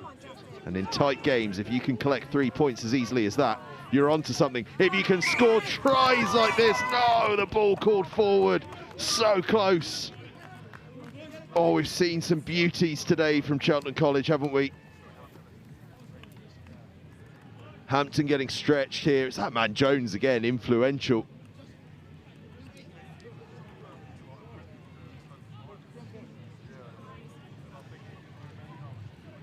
Well, to be fair to Jones, he's wearing 3, but he is playing 8, so clearly dynamic. Nonetheless, 2 tries to his name. One of them finishing off a length of the field effort. Quite outstanding. Time nearly up then. Hampton playing for pride now. And they've every reason to be proud. They've thrown everything at this. They've made very few errors. They've just come up against an exceptional side in Cheltenham College. We said before this tournament began that Cheltenham were a potential dark horse. And they absolutely remain so, don't they? Playing some glorious rugby at the moment. Just lost forward for Hampton, but they're going to have a penalty. I think Cheltenham College might just get a talking to here.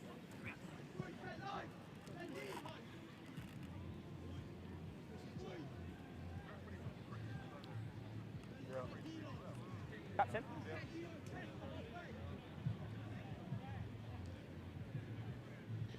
And the problem there was that there are 2 number 3s on the field for Cheltenham College. Cheltenham receive a yellow card. They had a warning previously by the referee.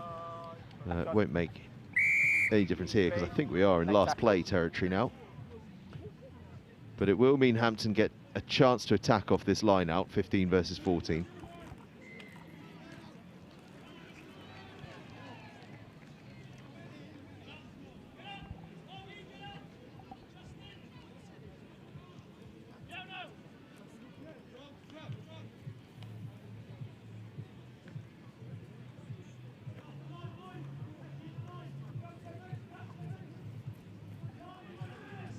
Hold.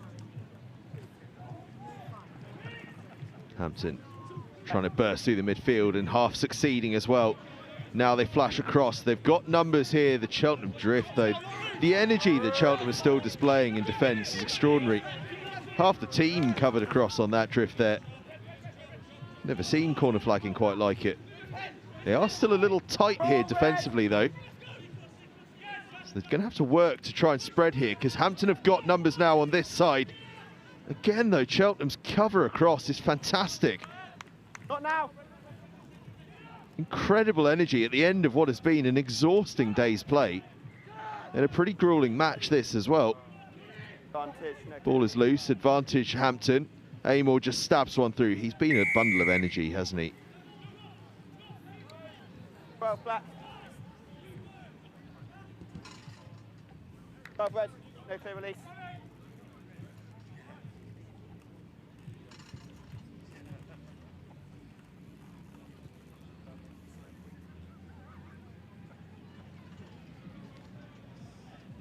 Red.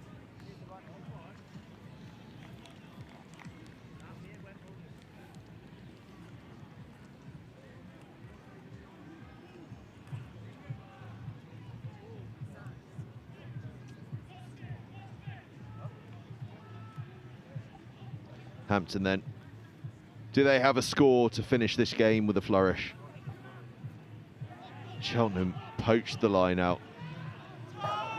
They've been relentless, haven't they? Absolutely relentless. They thumped the ball off the field and Cheltenham College take the victory. Superb display from Cheltenham. Hampton did little wrong, but Cheltenham College, they're looking pretty handy as they secure their place in tomorrow's trophy quarter-finals. Couple of brilliant tries and then that exceptional long-range drop goal from Nicholson means that at full-time it's Cheltenham College 15, Hampton School 0. And going through to the trophy quarter-finals from Group 2 are Cheltenham College and Millfield. What chance these two meet in a big knockout game in the latter stages tomorrow. You wouldn't put it past either side. Final score, Cheltenham College 15, Hampton School 0. And up next on the field, looks to me like Seaford College against Whitchurch High School. Harry Scott Monroe will talk you through it.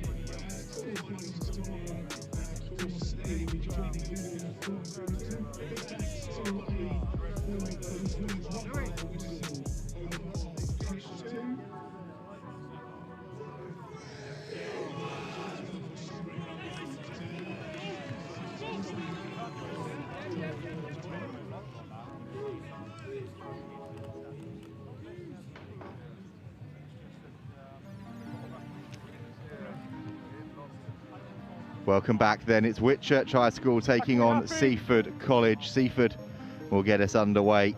Penultimate match of the day here on pitch 2. And the permutations for you are quite simple. Whitchurch win and they are through to the trophy. Seaford, well, they need to not only win, but win by 3 tries. And they will qualify instead for those trophy quarterfinals. Back is the front, please.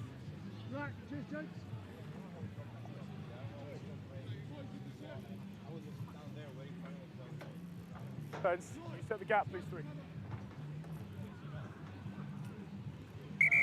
Black, can I make sure that receiver is in? Out, Black.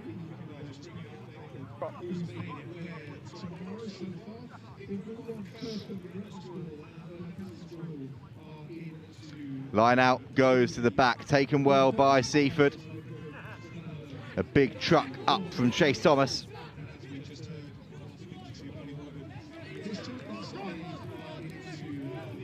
Now if we hunt the next to have a go, they're up towards that 22-metre line now. Again, they will know, having come into this one, what they will need to do as Darby Elvey, the number 24, has a little look.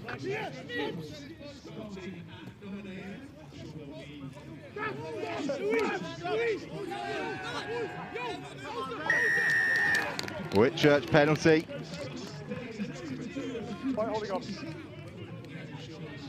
Holding on is the call.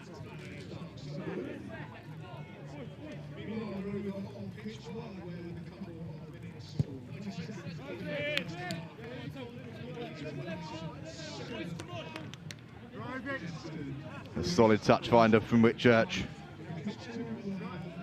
Front, please. Take the line for me, White.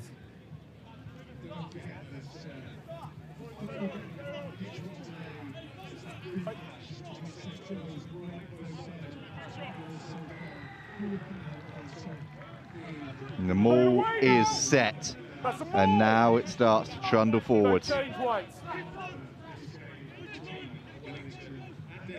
Seaford doing what they can to disrupt, and they've done it very well, in fact.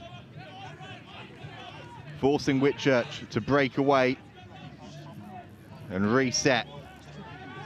The player coming round the corner at pace, he's met well. Oh, the inside ball was there, couldn't quite release the pass under pressure.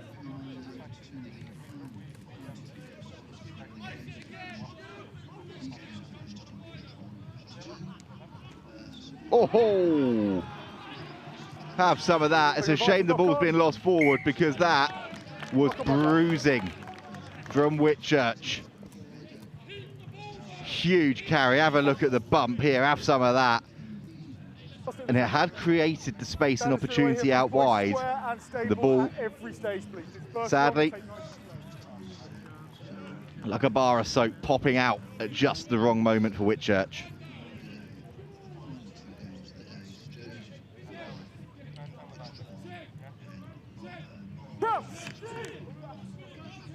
Binds. That's.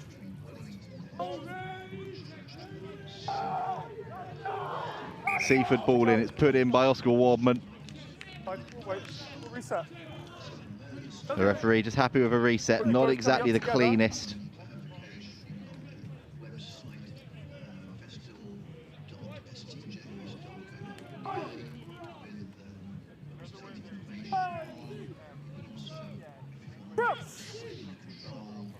Binds. That's. Wardman puts in again, and his side are going to get a scrum penalty here. Not driving straight. Not driving straight. Clear from the referee, not driving straight.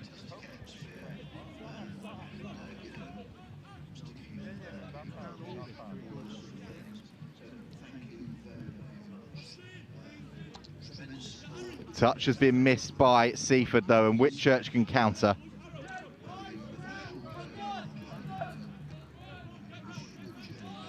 Big carry in midfield. And now they're happy to go through the phases. Forwards coming round the corner at pace. And they reload again, get it out wide.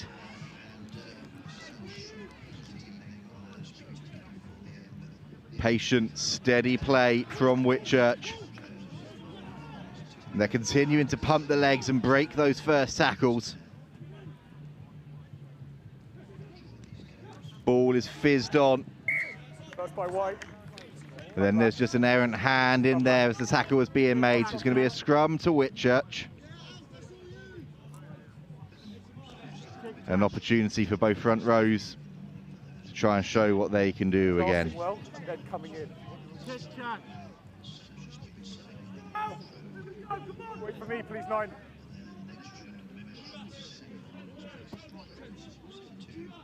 Cross. Binds. That's. Hold now.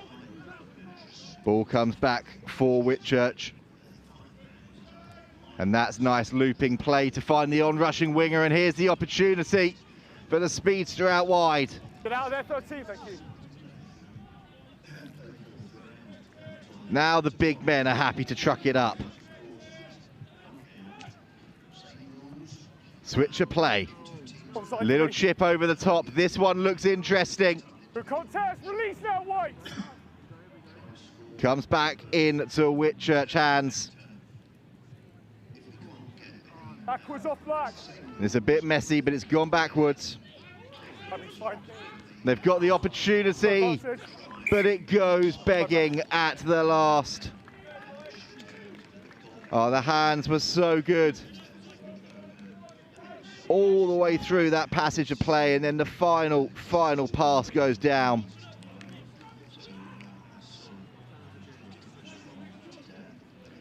And Seaford survive.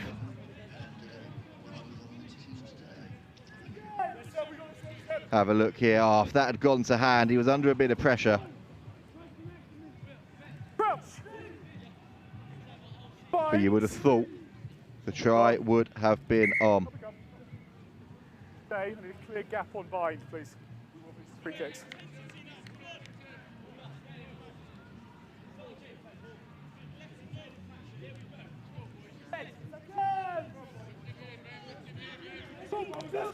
Crouch! Bind! Set! Seaford scrum. Ball put in quickly by Wadman. And out for the chip and chase opportunity. Adventurous, and it's paid off for Seaford. Backwards. You're fine. Can't then play it on the floor. But the ball is played on the floor. Penalty goes the way of Whitchurch, and they are not in the mood to wait around. Quick ball, 3-on-2. Can they execute? But it's dipping. No hands now. White, get out of there. Cover from Seaford is superb. We will play a light for a second as Cosgrove rushes back into the defensive line, having stayed down. Tackle release now, no hands. Here come Whitchurch again. Oh, the final pass goes forwards. Not to be for Whitchurch, and Seaford survive again.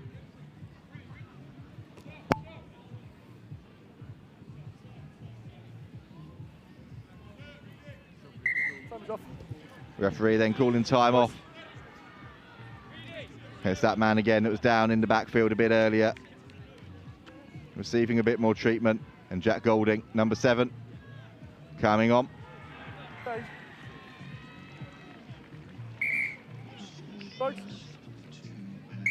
Right, let's go.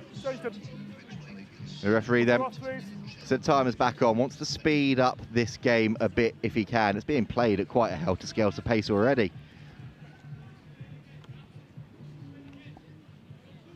So there can't be too much more speed left in it. Time back on.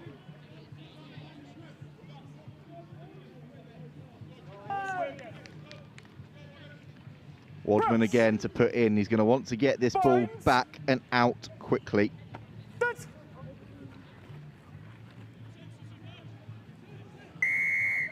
The penalty goes against Wadman. 2 bites at trying to tap that in to the scrum, and there's a penalty advantage coming. You can hear the referee asking, was that offside cynical enough to be a yellow card if nothing comes from this? Knock on there. Let's have a listen if we can. Captain.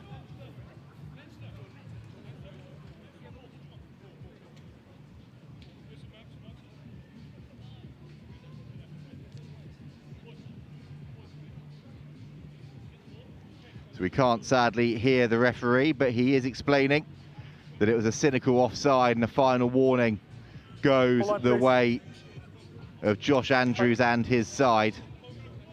Right, we'll go my whistle. Captain. 24, not 10. Whitchurch boot that one into touch, 5 metres out.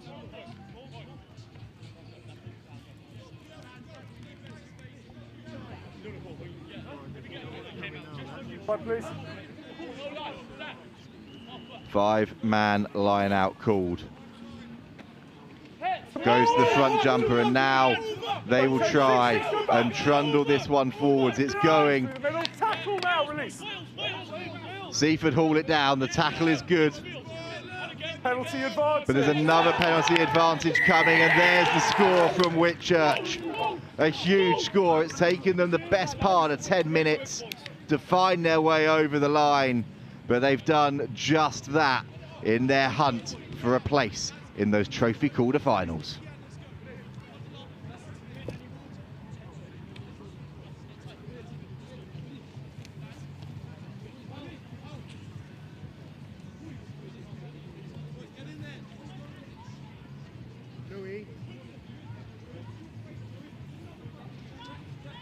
Great patient play in the end, wasn't it? And the forwards just doing what they've done throughout this day so far.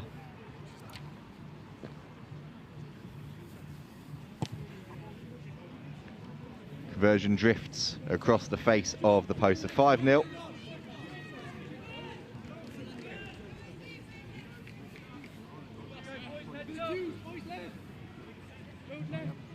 But crucially, 5-0 in favour of Whitchurch. Get over there, Cam, get over there, get over there.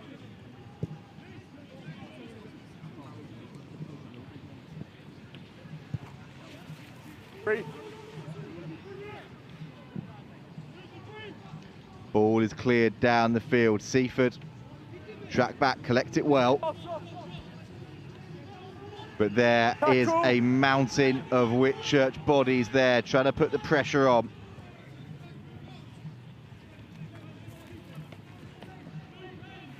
Go hands back, get over there. That's time.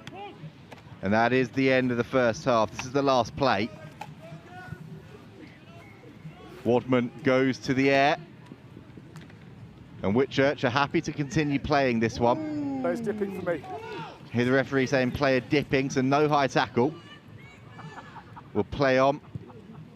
And Whitchurch decide that's enough of that.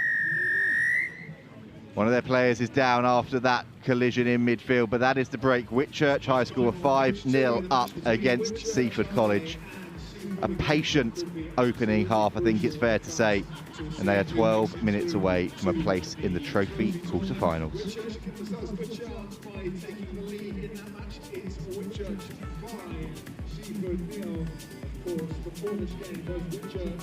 And Denstone played 2-1-1, lost 1. So still lots to play for in Group 3. Meanwhile, on pitch 1, Wellington with the lead, but it's only a narrow one, 12-8. Wellington lead Denstone. Denstone, of course, will be looking to overturn that deficit, give themselves a chance of making it into the trophy competition. So lots of drama on both pitches, 1 and 2, as the final shake-up in Group 3 comes to the fruition.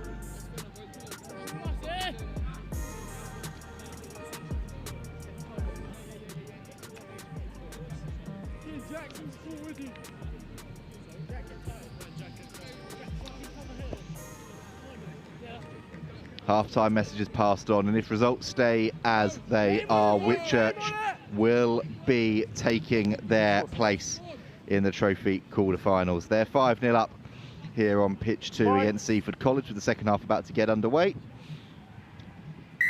And over on pitch 1, Wellington College are 12-8 up, and that is a result that will suit Whitchurch just fine. Not now, Black.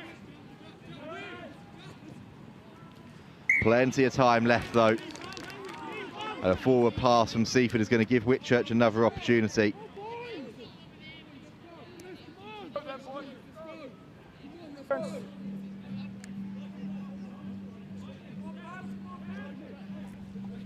Two minutes left in that game on pitch 1.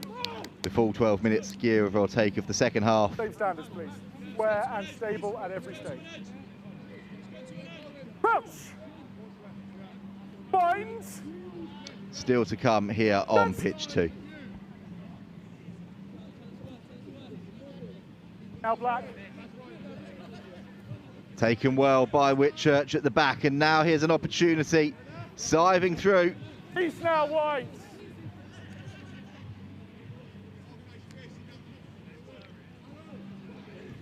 Quick ball was what they needed. It's a little bit slow.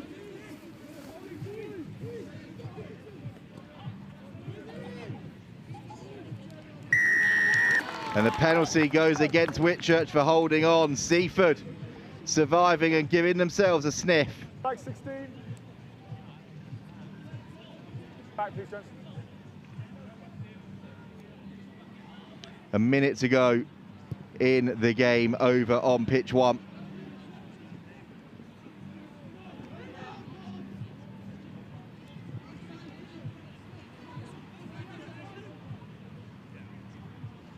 Here come Whitchurch. All they can do is look after and try and take care of business their side here.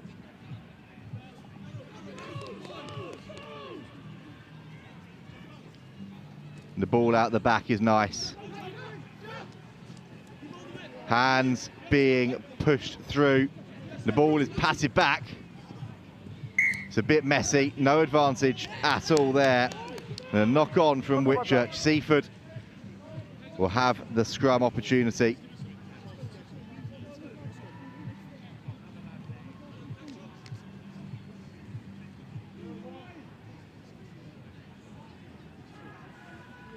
Trying to keep an eye on what's going on both pitches for you at the minute.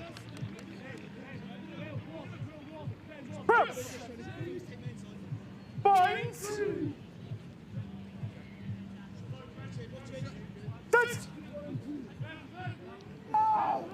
Hold that black. Seaford put the ball in, take it away quickly. It's not clean. Whitchurch putting the pressure on, doing what they need to do.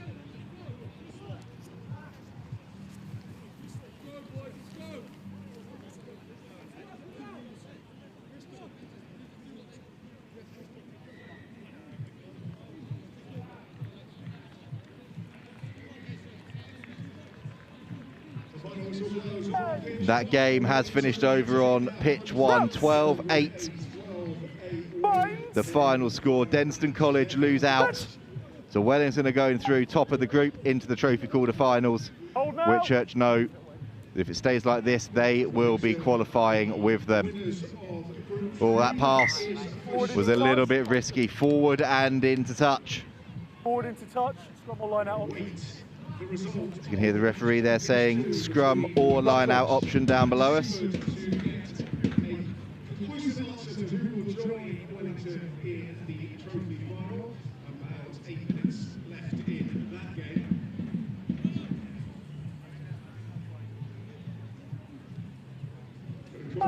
As you can hear, as the excitement builds on pitch 1, Scrum ball here for Seaford again. They are right down in their own 22. They do have an opportunity, don't forget, to qualify, but they need to win by 3 tries.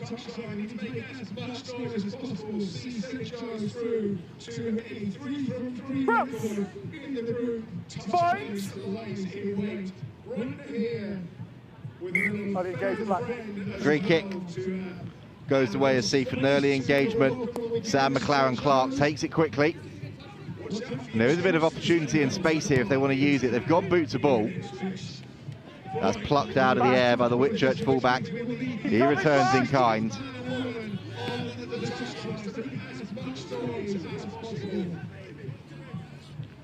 Well, that wasn't exactly the cleanest of passes, but it still worked out for Seaford. And it was nearly picked off.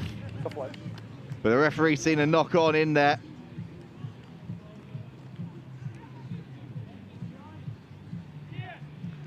It's going to give an opportunity back to Whitchurch again. Seaford bringing Josh Andrews coincidentally onto the field, number 8.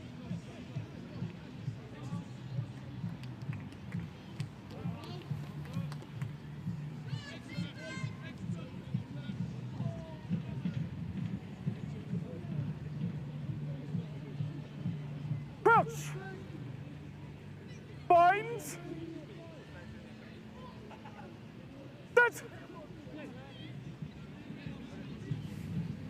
Hold now! Okay, nice. Scrum is good. Here come Whitchurch. Second inside runner arrives. And now looking to go wide, taken again, one-handed by the left winger who just refuses to be taken to ground. Little tip on pass, that was nice. And Whitchurch continuing to hunt for a second try.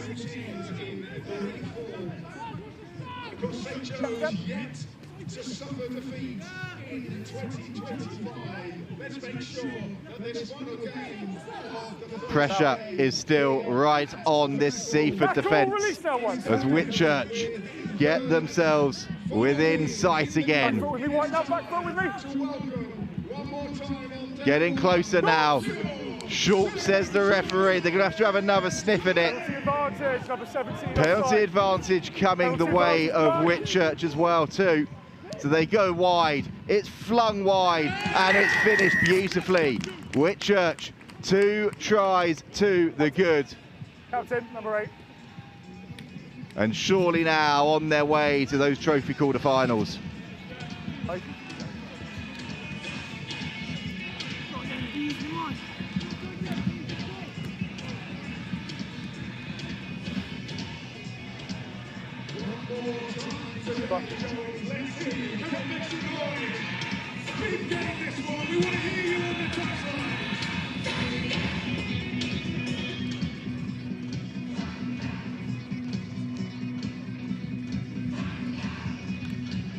You might hear that noise from the far pitch. That is the host St Joe's coming out for their final game of the day.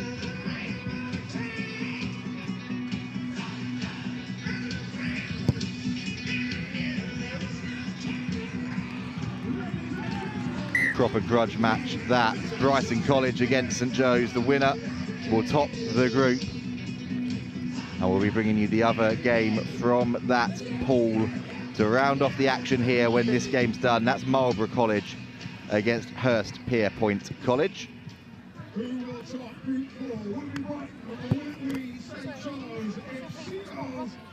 Whitchurch with 3 minutes to go. The ones in the driving seat to secure that berth in the trophy quarter-finals. Seaford can still do it, of course, but they need to score 5 tries in 3 minutes, which isn't impossible, but is highly improbable. Go hands now, Black! Get out of there! Step, step. Here comes Seaford, continuing to drive with everything they've got. Perhaps a slight hint of crossing there, but we play on. Roll 4! Go hands now to right.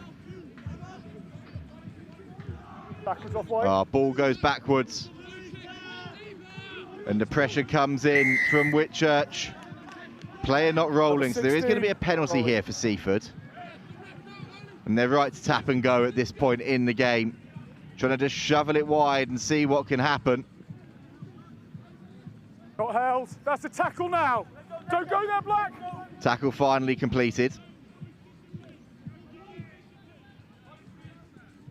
And Seaford advantage. knocking the ball on. Whitchurch come away with it, knock it on themselves. Slightly scrappy way to end this one. But Whitchurch won't mind at all. Time is off. Time is off with 90 seconds left. Kyle, can you get With a Whitchurch player down on the ground. Kyle, not now, at the end of the game.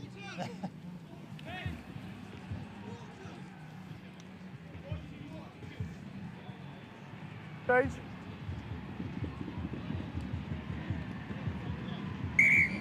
Water off then. Water off. Referee wants the water off. So we can get underway.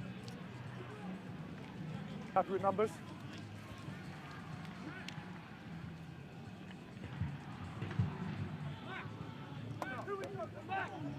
Time is back on.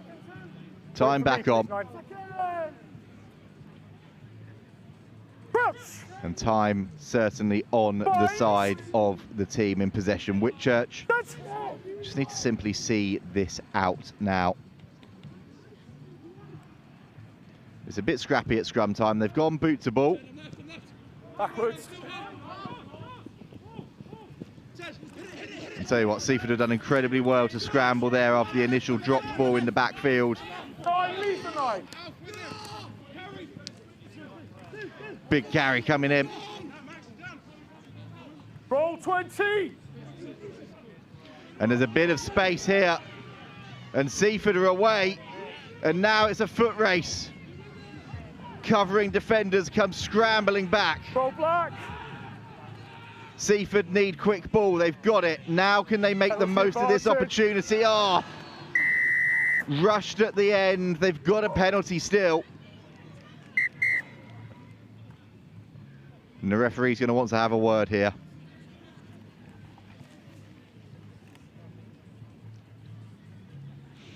Again, not quite able to hear the referee on your feed, but you can see Marks here, gents. the referee is giving a warning. Couple of offside penalties coming in now against Whitchurch. 22 black, offside. Seaford taking it quickly. Looking to finish their day with a flourish. There is space if they can use it, and they get it wide, and the power is there. They will have the final say in the corner, and it's Teddy Henry with the score.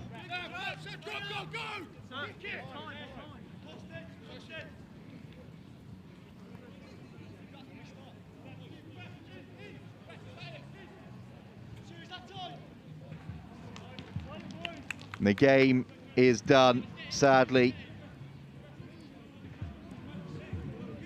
as far as Seaford are concerned. But they have had the final act of this one. And Whitchurch know that their place is secured in those trophy quarterfinals.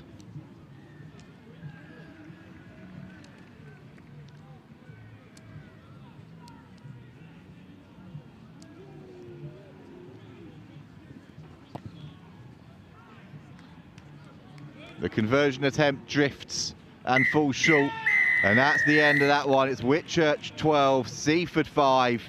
Whitchurch progress to the knockouts. We've got one more game to bring you here on pitch 2 today. We'll be back with you shortly to bring you Marlborough College against Hurstpierpoint.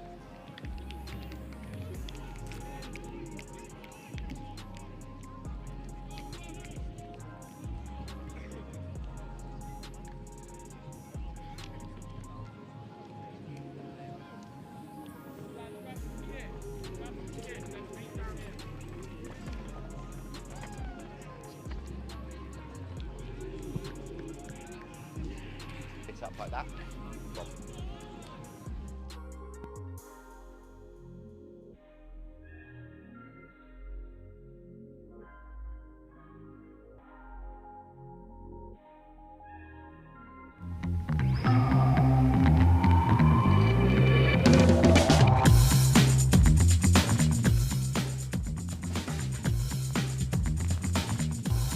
John Fowler's, your local solicitor.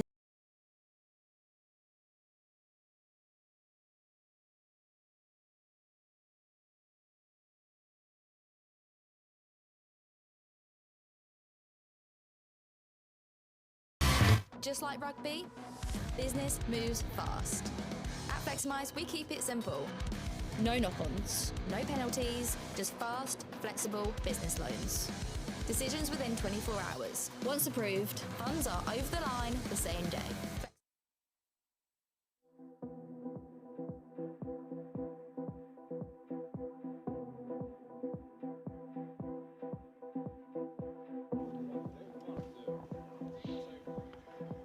Final game of the day then here on pitch 2, and it's Marlborough College and Hurstpierpoint College both going for their first win of the day. I'm going to be honest, 2 days in, my throat is slightly sore, to say the least, from the amount of talking I've done over the last couple of days. So I'm delighted to say I've got a co-commentator with me for this one, Ollie from Hurstpierpoint. Ollie, great to have you up here. Your side are going to be fighting really hard, wanting to try and get that first win.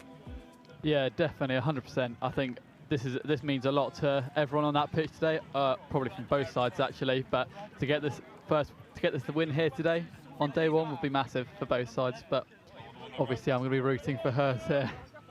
That's all right. We can work with that. There's nothing wrong with a little bit of partisan co-commentary every now and then. And there's the man in the middle, Johnny Seymour, the ball in his hands, the number 10.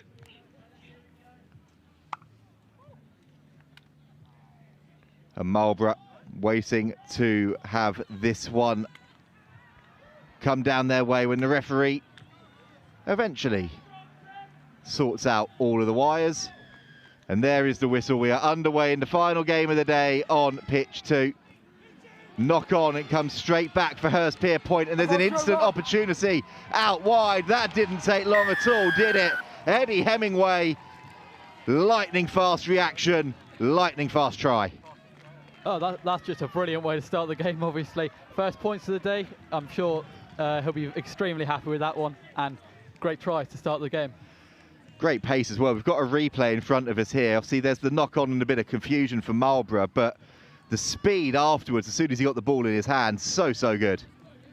Brilliant hands from Josh Dass and great reactions there to get the ball and send it straight to the wing. Exactly that. Rugby's a simple game, really. Sometimes all you need to do is get it out to the fast men and let them do the rest. Difficult conversion, though, but the perfect start to this game for Hurstpierpoint.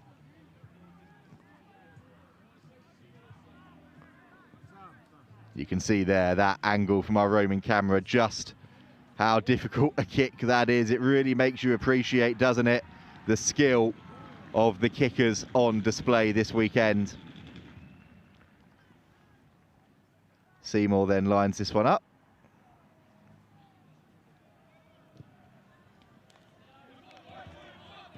Not a bad effort, but it drifts to the left of the uprights.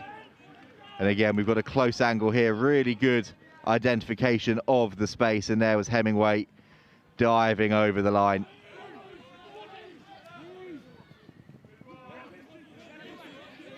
Big shot coming in from Marlborough on that restart.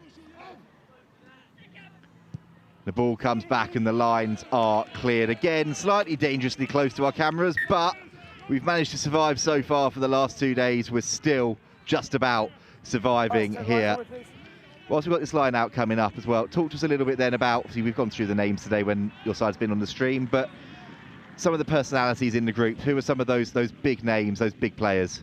Well, I think everyone's a big player in this group. I think everyone's been a massive value to have, especially on this tournament. Everyone deserves to be here. It's just a brilliant atmosphere around the boys when we're in the hotel.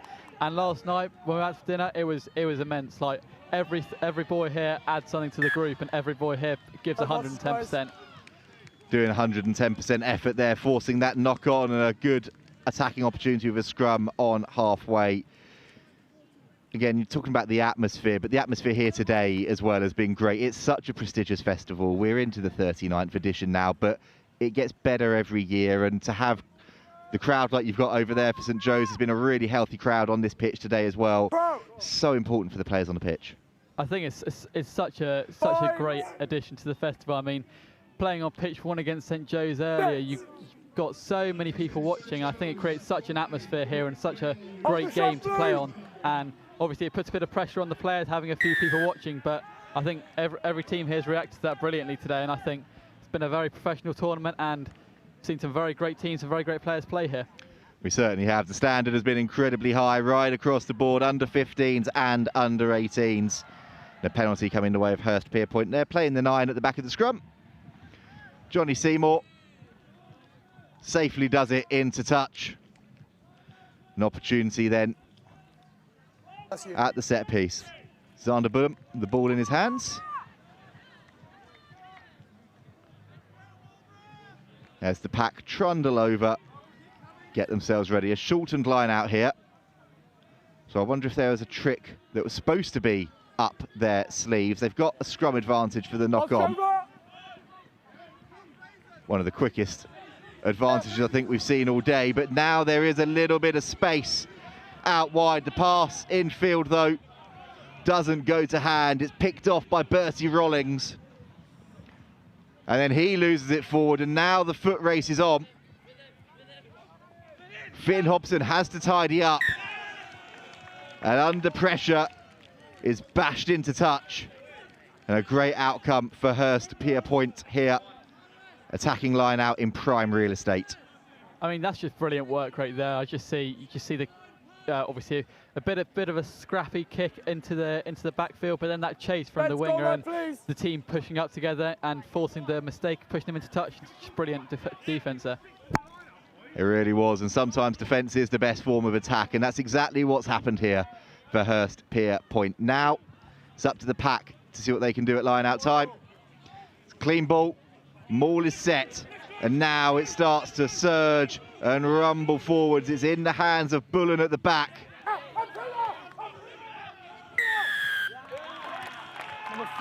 But the penalty goes the way of Marlborough, and you can hear the referee, hopefully on your stream there, saying number 4's coming straight off his feet. That's Rory Grasson that has been penalised. And Marlborough clear up the field. I think that's a big thing there. I think reducing the easy outs. There's quite an easy out when you're in such a prime position, and it's unlucky, but I'm sure they'll get another chance at it. It's a great way to win the penalty. Well, not win, but it's a great way to get the ball back from Marlborough. Exactly that. And Marlborough haven't really had too much opportunity to show what they can do yet with ball in hand. They're showing what they can do at maul time, though. Josh Larcy it was there, fancying a big carry off the back. Backwards. And that ball just about went backwards. So we go again with a little jinking, weaving hitch kick up towards halfway. And Marlborough again, the hands are just not quite working so far today here at St Joe's. And whilst they'll be disappointed with those handling errors, I think you've also got to credit that pressure in defence. Yeah, I think it's been a great pressure in defence so far, and I think they've put great D sets, and even against St Joe's, even though the scoreline didn't show it, I thought brilliant D sets, and I thought if we just held the ball a little bit more on offence, could have done some damage there. Opportunity here now to do some damage too when it comes to the attack. Big Route 1 carry comes in from Hemingway, the try scorer. And the ball is quick. Tackle! On to the on-rushing attacker. Bullen, the next to now go forwards. And the ball is being flung wide. Carlos Spencer-esque out the back, and I tell you what, it's worked. Another one, oh, not quite. The first from Seymour was beautiful. The second from Cowan, not quite on the money.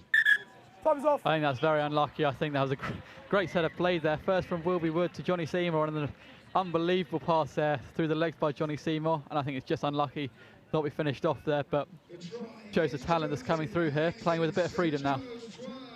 Definitely playing with that freedom. We're going to have a bit of time off here. There's a Marlborough player down in the backfield, and it looks like it's the neck. So they're just being sensible with this, taking their time, which is exactly the right thing to do in these instances. Now, commentator's nightmare. I've looked down there, and Hurstpierpoint have not helped us out at all. There's 2 10s currently on the pitch. So we'll do our best to identify them. It's a good thing I've got one of their teammates with me up here, because otherwise I'd be clutching at straws. Yeah, I think there's a couple of double numbers down there today. It'll be good to try and identify between the two of them, but it's been good so far. Good few set plays and good D, so all round good game so far. Really good game. Atmospheres pumping on the other pitch. A smaller crowd, admittedly, over watching on pitch 2, but as you would have seen there from 3 or 4 very energetic women watching on. The vibes are still great, and with time off here for this injury, both teams have gone back into their huddles.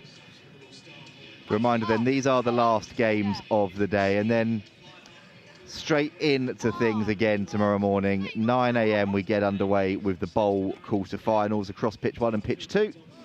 And we'll be bringing you all of the action all the way through the day, finishing with the trophy final and trophy third place playoff that will be, give or take, 4:15.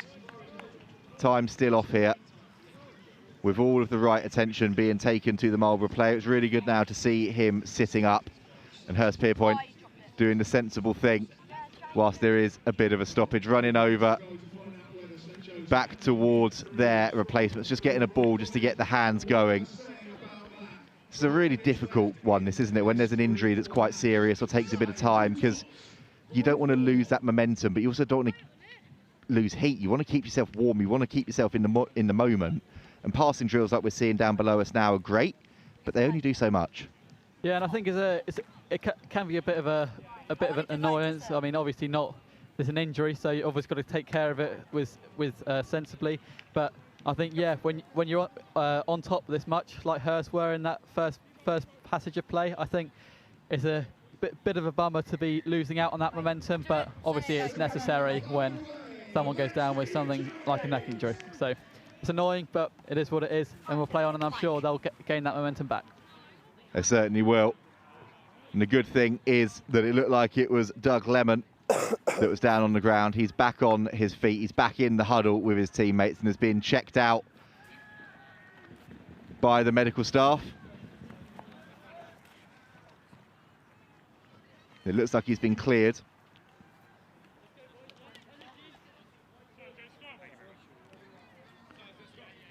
Which is good. So he is going to be leaving the field, which is not entirely unexpected, but he looks upright and happy enough. You can also see there Jack Womack just making his way off, number 18. So forgive me, Lemon has stayed on the field actually after all of that. He's in at hooker. They've brought Womack on to be on the safe side, but they don't need him for now. Huge pressure coming on from Hurstpierpoint, but illegally so. Driving up. I think it is hard for the front rowers nowadays, because when you do come up against someone who is, it can be hard to, if you're the more dominant player, to actually win those penalties. It usually goes against you actually when you're dominating them, but I think it's just a matter of getting back to the roots, making sure you don't have to dominate every scrum, but just getting the set right and then playing off the back of that. It's exactly that. Sometimes if you know you've got a dominant scrum, it's almost about taking that pressure and then looking to get the drive on. The end result is that Malborough have been the ones able to get a bit of a drive on, this time from the maul. And there is Lemon, who was down a few moments ago. Looks to be all good. And here come Marlborough, lovely tip on in midfield.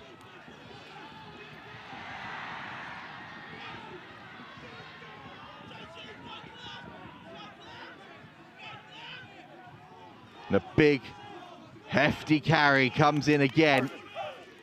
Good passages of play here from Marlborough.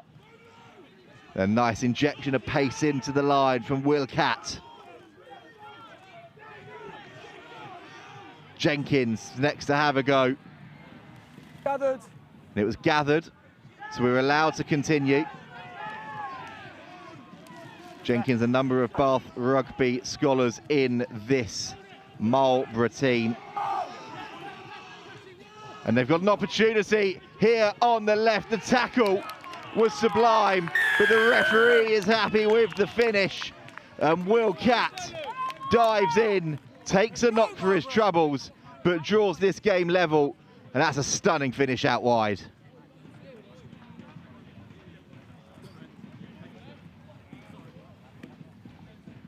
As we see Catt jog back in, we can have a look at the replay here. Talk us through it. I know from a Hurstpierpoint perspective you don't want to see it, but sometimes you've got to credit a brilliant finish. Yeah, I think you do, and I mean, they had a 3-on-1, so it was definitely the right call to go on that blind side. But still, good work rate to get across, and unlucky not to make the tackle, but it was a great finish. So fair play to Marlborough. 5 apiece, difficult conversion out wide. Go again, boys! Turn round, go again! And just before that try was scored, I was talking about the amount of players that are on the books at Bath Rugby that are in this Marlborough side. For their sake, I hope they weren't watching the end of that Leicester-Bath match about 20 minutes or so ago. That was a thriller that went down to the final kick of the game. And we are suitably finally poised here to 5 apiece with a minute or so to go of the first half. Need to see another replay there. That is a great finish under extreme pressure. Seymour then gets us back underway. And it's almost pancaked back by Marlborough, but they have got the ball. Take him back, 9, take him back. And players arriving at pace, on-rushing at pace. And boot to ball is the call. And the foot race is on. It's won by the touchline.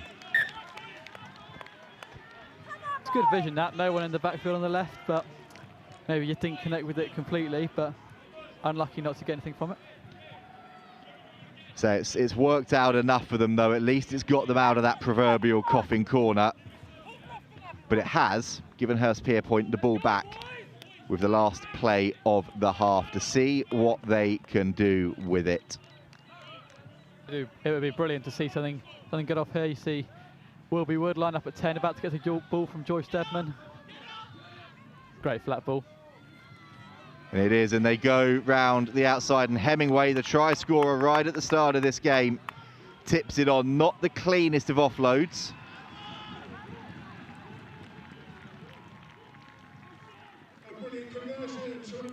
And Hurstpierpoint concede the penalty at the breakdown. Marlborough come away with it. And we're into dead time at the end of the first period, but we still play on. It is unlucky. That seems to be the... oh, they taps and go. They have. They've gone quickly. They've seen a bit of space, but it's been gathered well in that backfield by Hurstpierpoint. I believe that's Jacob Jeffries, the number 13, that was alive to that threat. Hands away! And still, we play on. There we go. Oh, nearly charged down. They were trying to kick it into touch, were Hurstpierpoint, but it was charged down, and Marlborough come back again. Bertie Rollins. And a little dart and a snipe from Oscar Harrison. Been training recently with the Italian under-18s squad, and his side have got a penalty now too. It's so important to keep disciplined in these areas, and I think it'll punish you if you don't. And it's basic errors as well, isn't it, as they point to the sticks. That's one of those where Hurstpierpoint had decided that was enough of the first half, didn't look up and see the pressure that was coming on the kick.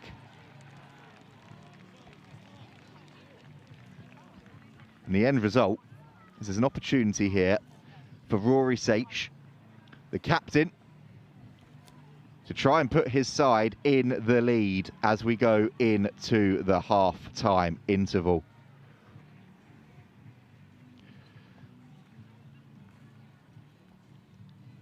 Steps up, takes his time, drifts it to the right of the uprights, and it goes dead. That is the half. 5 points apiece here between Marlborough and Hurstpierpoint. We are finally poised at the break.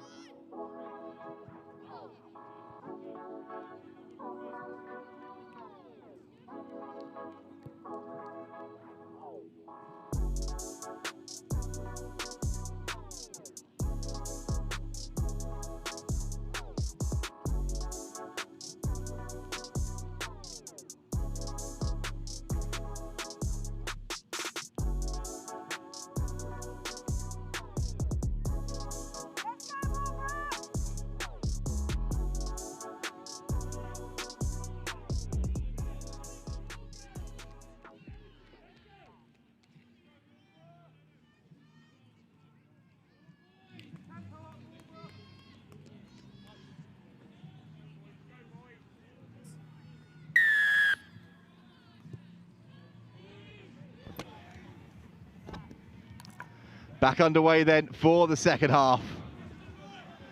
And as with the first, it's scrappy ball at restart time.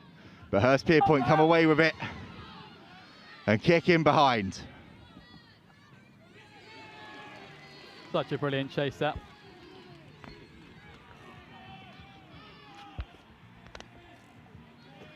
It really was superb pressure from Hurstpierpoint.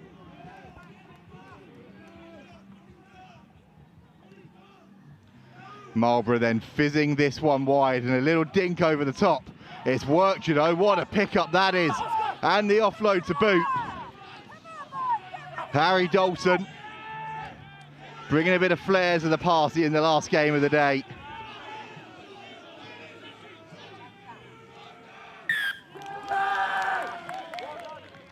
But for all of the intricacy in midfield, Malborough are unable to maintain possession when they get into the 22. Hurstpierpoint survive. That's a big, big moment. That is a massive moment, and especially off the back of a line break. It's brilliant to get a turnover ball like that. That's just hard grit and determination to turn the ball back over there, and brilliant outcome for us, and we'll see, hopefully, something big off the back of this.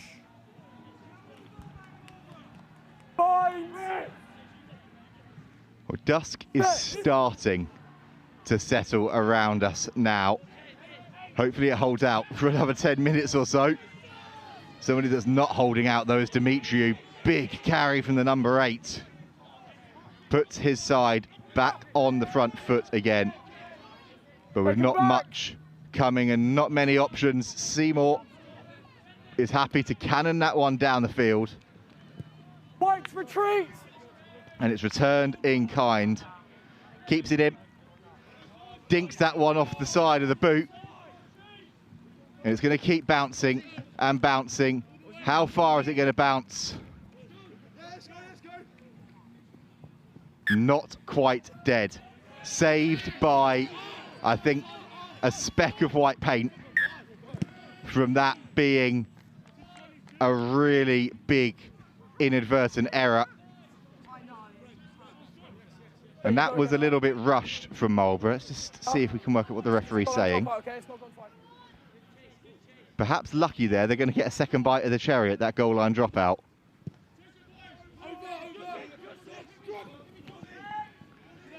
Gathered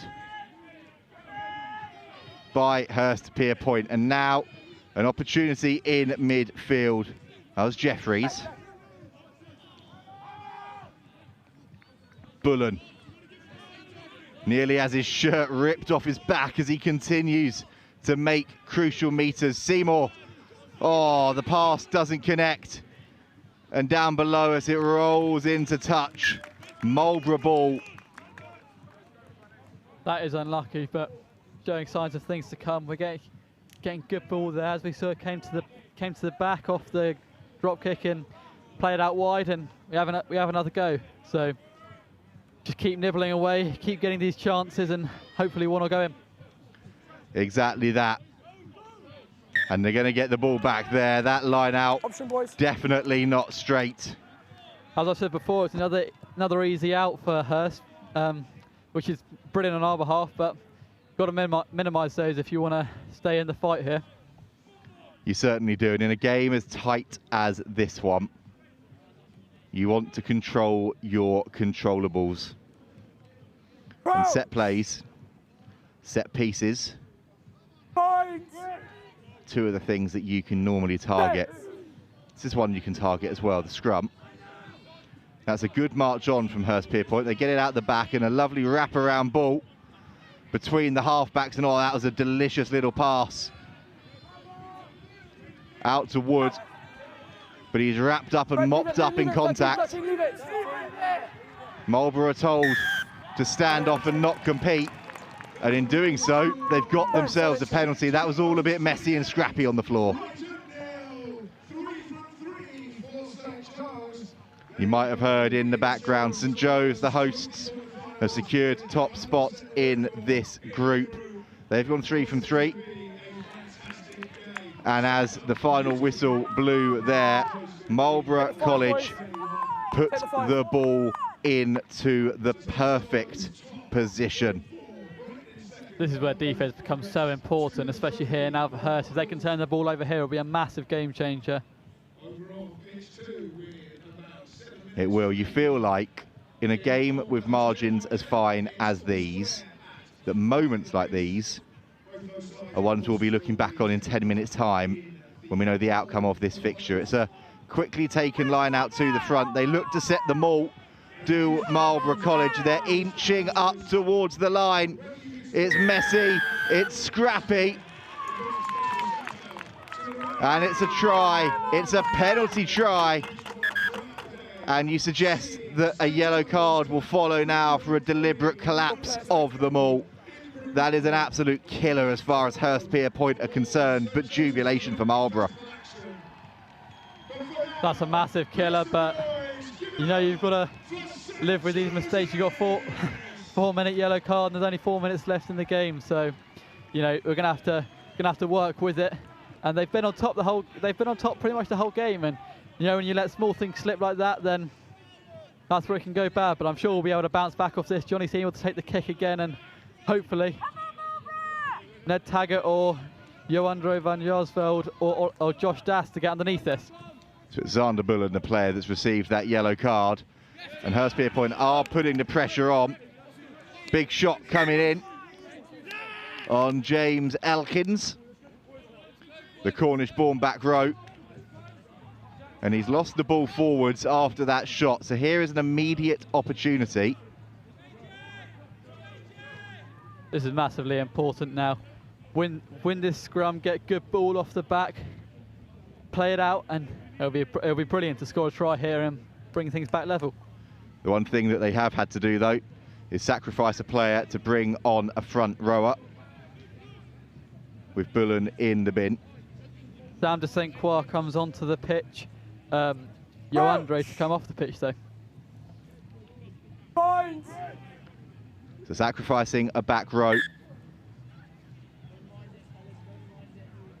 And a little bit unsteady there at scrum time.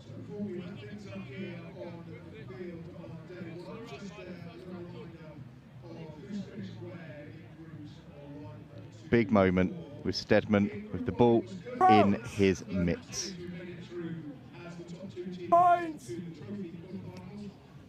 Apologies. That is why it helps to have somebody from Hurstpierpoint up. It's Finn Beecham. The numbers have been switched around again. But all that matters is that his side have possession. Beecham looking wide, and here's an opportunity with a big bruising fend. Oh, juggled, but held by Hurstpierpoint.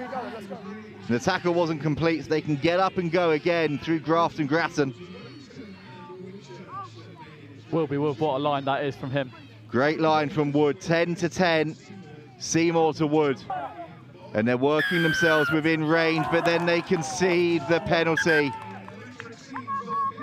Fellas, captain. And the referee is going to have a word with both captains here for, I think, a bit of chat.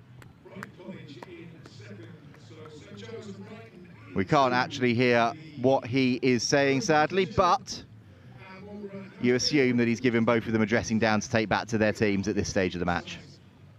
Another easy out, though. That is such an annoyance for Hurst there. Done all that work to get into their 22, nearing the try line, and then give away a penalty. So frustrating, but go back off this. Hopefully annoy the set piece and hopefully turn the ball over. And that's what it will be about. There is still plenty of time left in this one. Not much, but enough. First of all, though, the question is going to be, can Marlborough hold on to the ball at the line out? They've been solid so far when it's come to the set piece. And they are again here as they look to set that maul up. Hurstpierpoint trying to make a mess of it, slowing it down.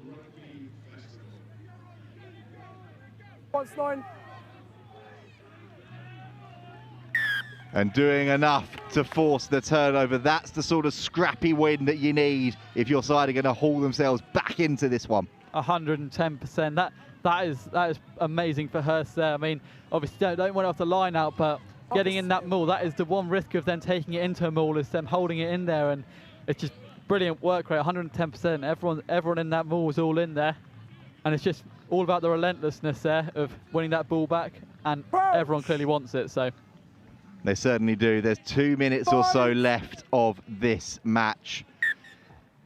A reminder that Hurstpierpoint need a converted try to draw it level. Nice and quick, lads. And a reset like this, Marlborough are not going to mind one jot. We saw it in a game earlier today. Can't quite remember which school it was, but they managed to kill about 60 seconds with scrum resets, which in a shortened 24-minute game is worth its weight in gold. Good scrum from Hurstpierpoint. Beecham gets it away. There's the try scorer releasing his centre partner. Ball's available. Good work. The ball is available for Hurstpierpoint. The pressure is on. Seymour fancies the kick in behind, and now it's a foot race. And who's going to win it? Oh, well, it was won by Hemingway, but he was unable to control the ball. So unlucky there from the inside centre, because he did so well to even get into that position. That is and great vision there from the 10 though. Lovely little kick in behind, and it's great, brilliant chase. And it's just so unlucky not to pull that off. Really unlucky indeed. The yellow card period is over, so Bullen is back on the field now into the final minute of this one. The scramble from Marlborough to get back as well. I think you've got to say fair play there.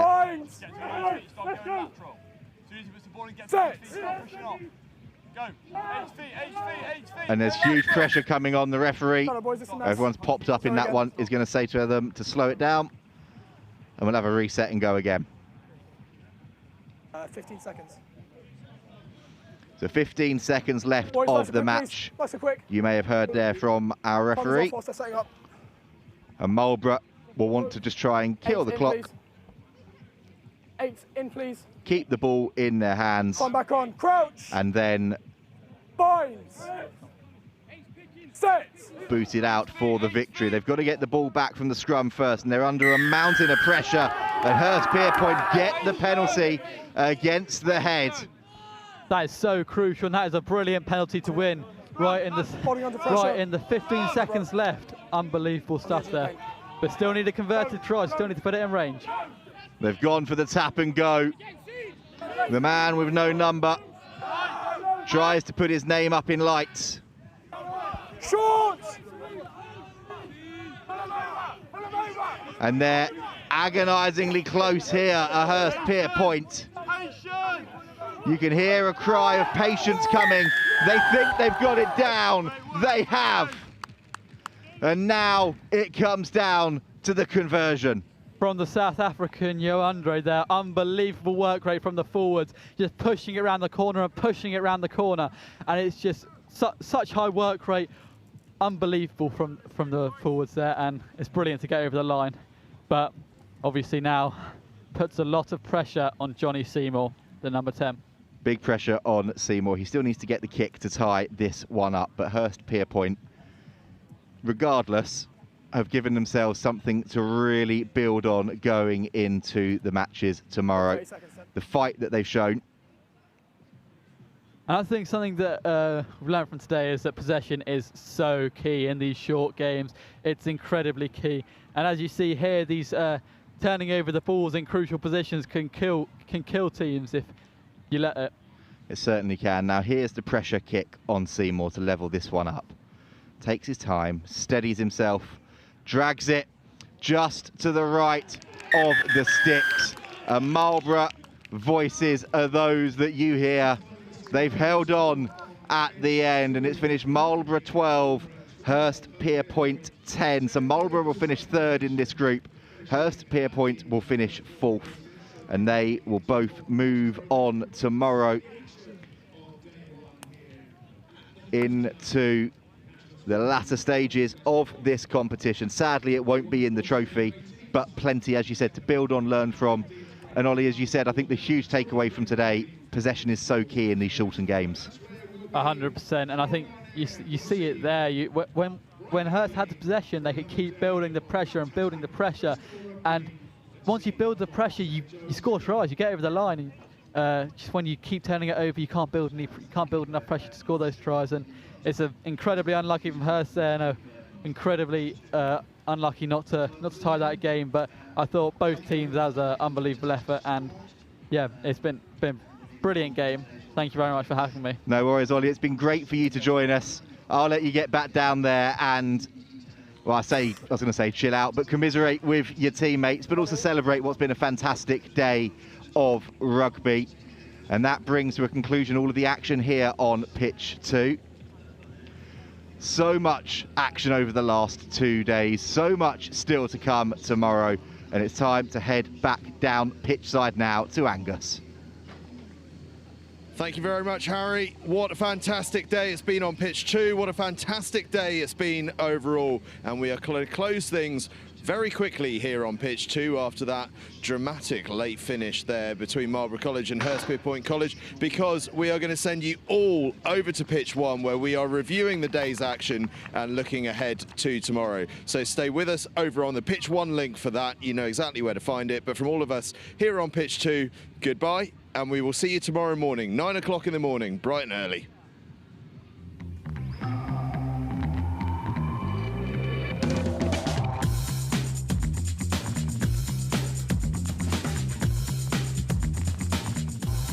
John Fowler's, your local